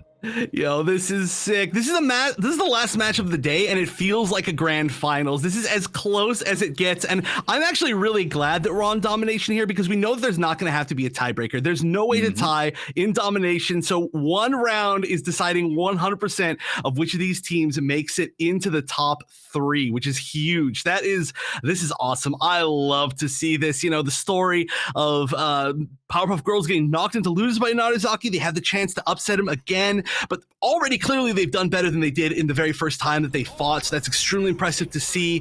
But Inarizaki, they made such a huge adaptation in that second round, and it just comes down to this. This is exactly what I wanted to see out of this tournament. We're not even in the top 3, but this is the grand finals of today in my eyes.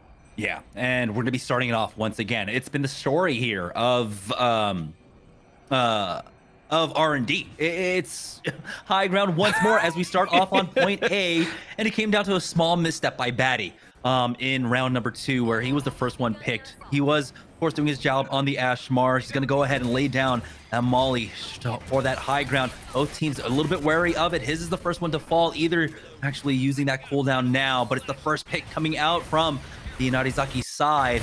They pick up one. Casino's the first one to fall. Another one will go, and they are just falling like dominoes here. X-Ray is the only trade for them, but that means Inarizaki are able to get onto the point as it unlocks. Yeah, and it looks like they even picked him back up. That is going to be such a huge lead. And I mean, you said it, it's the story of Mount R&D. If you can get this high ground, you can just hold the high ground literally for the entire game, for every single site potentially. And the first high ground, of course, going to Inarizaki, exactly like it was looking in the last game. Whatever adaptation they made, it's working perfectly. We need to see Powerpuff Girls do something different, catch them off guard somehow, or we're going to see a repeat of the last game. We'll see if Batty can sneak in a nice Molotov, but not this time. It's going to be Ashmar for Ashmar, actually, throughout all of this, but the res is there on the other side for Powerpuff Girls. Oh, they get the snipe on to Casino, but it's not going to be that crucial because they are handedly winning out this fight right now. 33%. It's going to be the full tick here on point A, and we're swapping over to point C. So things could not be looking more dire now for Powerpuff Girls. Yeah, like I said, they need to find something. I don't know what it could be. They're sticking with their same exact team comp. Of course, the same exact team comp the opponent's using as well. No real differences. They need to find the picks. They're going to have a strong push forward. They might catch the Ashmar. It looks like, oh, actually, it was going to be X-Ray that gets caught out. Oh, but there's going to be the Trans Am that's going to clean up so many different people, and that's going to really stop that push and really hold on to point C before it's even active. I believe that was a 2-for-2 exchange, though, so there might be an opening here. But for the Inarizaki side, they've got, looks like 3 G maneuvers up. For the Powerpuff Girls, it's not the same. It's going to be just that Ashmar punch to try and play off of. They're going to try and get the flank here, and Ashmar can maybe knock them all down. He's going in for it. There's the punch to knock them all down. They're super low. They need the follow-up damage, and they pick off Hazel Wolf. One more maybe coming in for that pick. Batty ends up going down for his efforts, and the trades are not there any longer. Zacius finds one, but still, it's going to be, it looks like Powerpuff Girls actually getting positioning on point and start ticking up. So a little bit different from what we saw in round number 2 this time around. A little bit more fight for the Powerpuff Girls. That was an amazing play with the punch. That totally set them up, but they need to now get into a winning position. They cannot just kind of wander around the spot, wander around the zone. Oh, that Exia coming in, and that's not going to get a lot of mileage against the Dom, actually. But look at them. They're in a weird positioning. They're underneath. They're in the tunnels, and they're going to lose the zone again. It's super unfortunate. Okay, he did actually hold on to a Screaming Nimbus there, and actually that was the right call. There was only 6 seconds remaining, and so now as the point stops on over, we've got 25 seconds before it swaps and unlocks. He will have that Screaming Nimbus available, but that's going to be the funnel along with the Ashmar punch for the Inarizaki side, who have already set up here defensively. It looks like they're ready for that drop down, though. 4 G maneuvers available now for the Powerpuff Girls as they charge on in. Devotion is the first one to fall. Unicorn going down. That's less healing. That's less armor for them. And Casino, though, picks up 2 more. And now Devotion gets rezzed up. This is the comeback now here for the Powerpuff Girls. Oh, no way. Can they actually pull this back? It's already getting really close to even. This is exactly what I wanted to see from the final game. They're holding so well right here. B, clearly the spot that's been... Oh my gosh, what a pick. Xerus goes down. He had the Trans Am available, and now he's on the run back. They just need to try and delay, but you can see the drop down coming out from Inarizaki. They haven't found more yet, but it's just a matter of time. Armor to keep that Tail Rider still up, as they end up losing out on only 1 on this push. And here is the retake now for Inarizaki. They're at 72%. They won't be able to finish it here. We will be going to point A once more.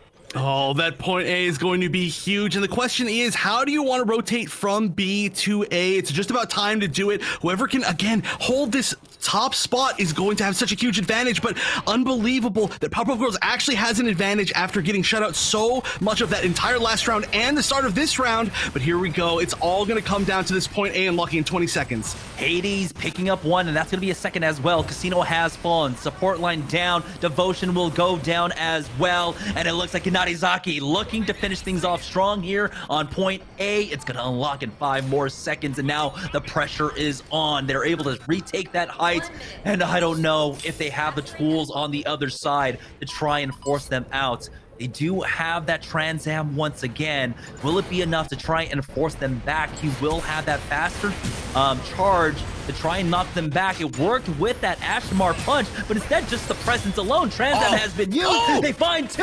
Listic has gone down. They need to get a man on the points now, and somehow Powerpuff Girls keep this alive.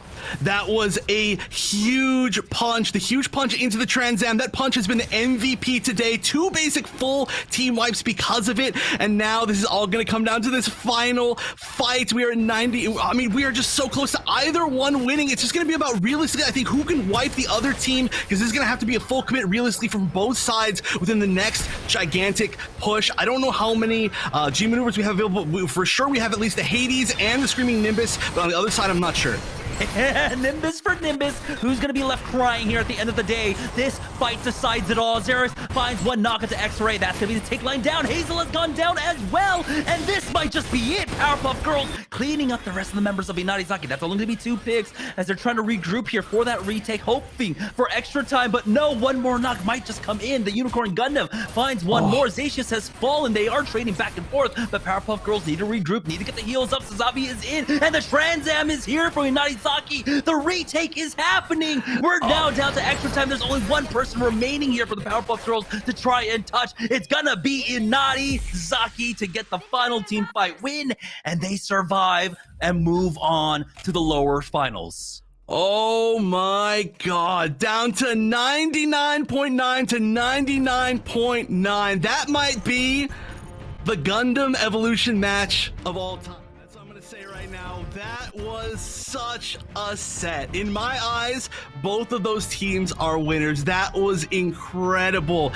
I cannot believe we saw these close games go down to a final round, final 0.01%, final team fight against both of these teams. Incredible, incredible match. I don't know how anything could top that. That was just incredible. Huge shout outs to both of those teams. I mean, that final push with the punch with the Trans Am from Powerpuff Girls was just incredible. It really looked to me like I did not know how Inarizaki was going to be able to pull it back after that, but they managed. Just incredible clutch. They did not have that many resources, but they used what they had perfectly for the moment. Super clutch from both sides. I could talk about that set all day. That was just something else. Man, the shot colors from Inarizaki to be able to call that, even in a losing fight, the comeback, ultimately, they lost out on 2. They were getting staggered, and it came down to extra time, but Inarizaki had the grit, they had the determination, they were able to hold on.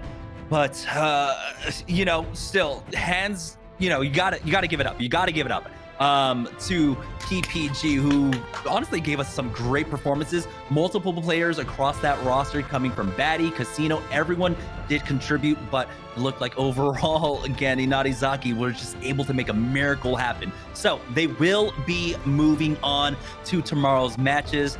And speaking of tomorrow's matches, we've got 3 in store for you. We got the losers finals, the losers semifinals, the winners finals, and the losers finals. You know what I'm saying. Winners finals, losers finals, grand finals. There we got the meat of the bracket. You know, I mean, that felt like a grand finals to me. I mean, that was ridiculous, but the real grand finals has yet to come, right? We still got 2 teams in winners. Inarizaki, now one of the most hard-fought teams to get to where they are. So they are just, I mean, we have already seen such an amazing bracket. I realistically cannot wait, and I cannot expect what we're gonna see tomorrow, because already, you know, I gotta say, I'm super impressed with all these teams. Powerpuff Girls, my MVPs, because the way that they learned and improved over the day, I already said it in this last set, incredible, absolutely incredible. I feel like if they play through like one more tournament, they're like potentially the top team. Like they're just learning so well, and they're gelling together, and I just want to see so much more from that team. But they're not there. They're not there despite being my MVP, because the top 3 is just so strong, and they pulled off the perfect clutches. So I don't know which of these teams is going to have improved over this tournament and gelled together more. It seems like the same thing's happening with Inarizaki, because they do have a slightly different roster to me. So honestly, I don't know. I feel like I could talk about it forever again. I'm just so happy with what we've seen today and what we've got coming up tomorrow. And the big question is, remember, BOZOS took the 2-0 up against Inarizaki, and even though that match was a 2-0, and the first map looked fairly even, the second one definitely did not. But hey, it looks like as the competitors get better, everyone is just kind of raising the levels as the stakes go higher and higher. We do have more tomorrow. Like we said, we've got the winners finals along with the losers finals, and then the grand finals. So 3 matches, but we'll be starting it off with BOZOS versus Gundam Unicorn. You're not going to want to miss that. So make sure you're following us here on Twitch so you're notified when we go live. Make sure you're also following us on Twitter. But thank you so much for watching. For myself and, for Wonder, thank you all so much for tuning in, and everyone, of course, behind the scenes. Lux, who's been putting in the hours so far, doing all of our production, and Craze for putting this all on. Thank you so much for watching. We'll see you guys tomorrow for some more Gundam Evolution action.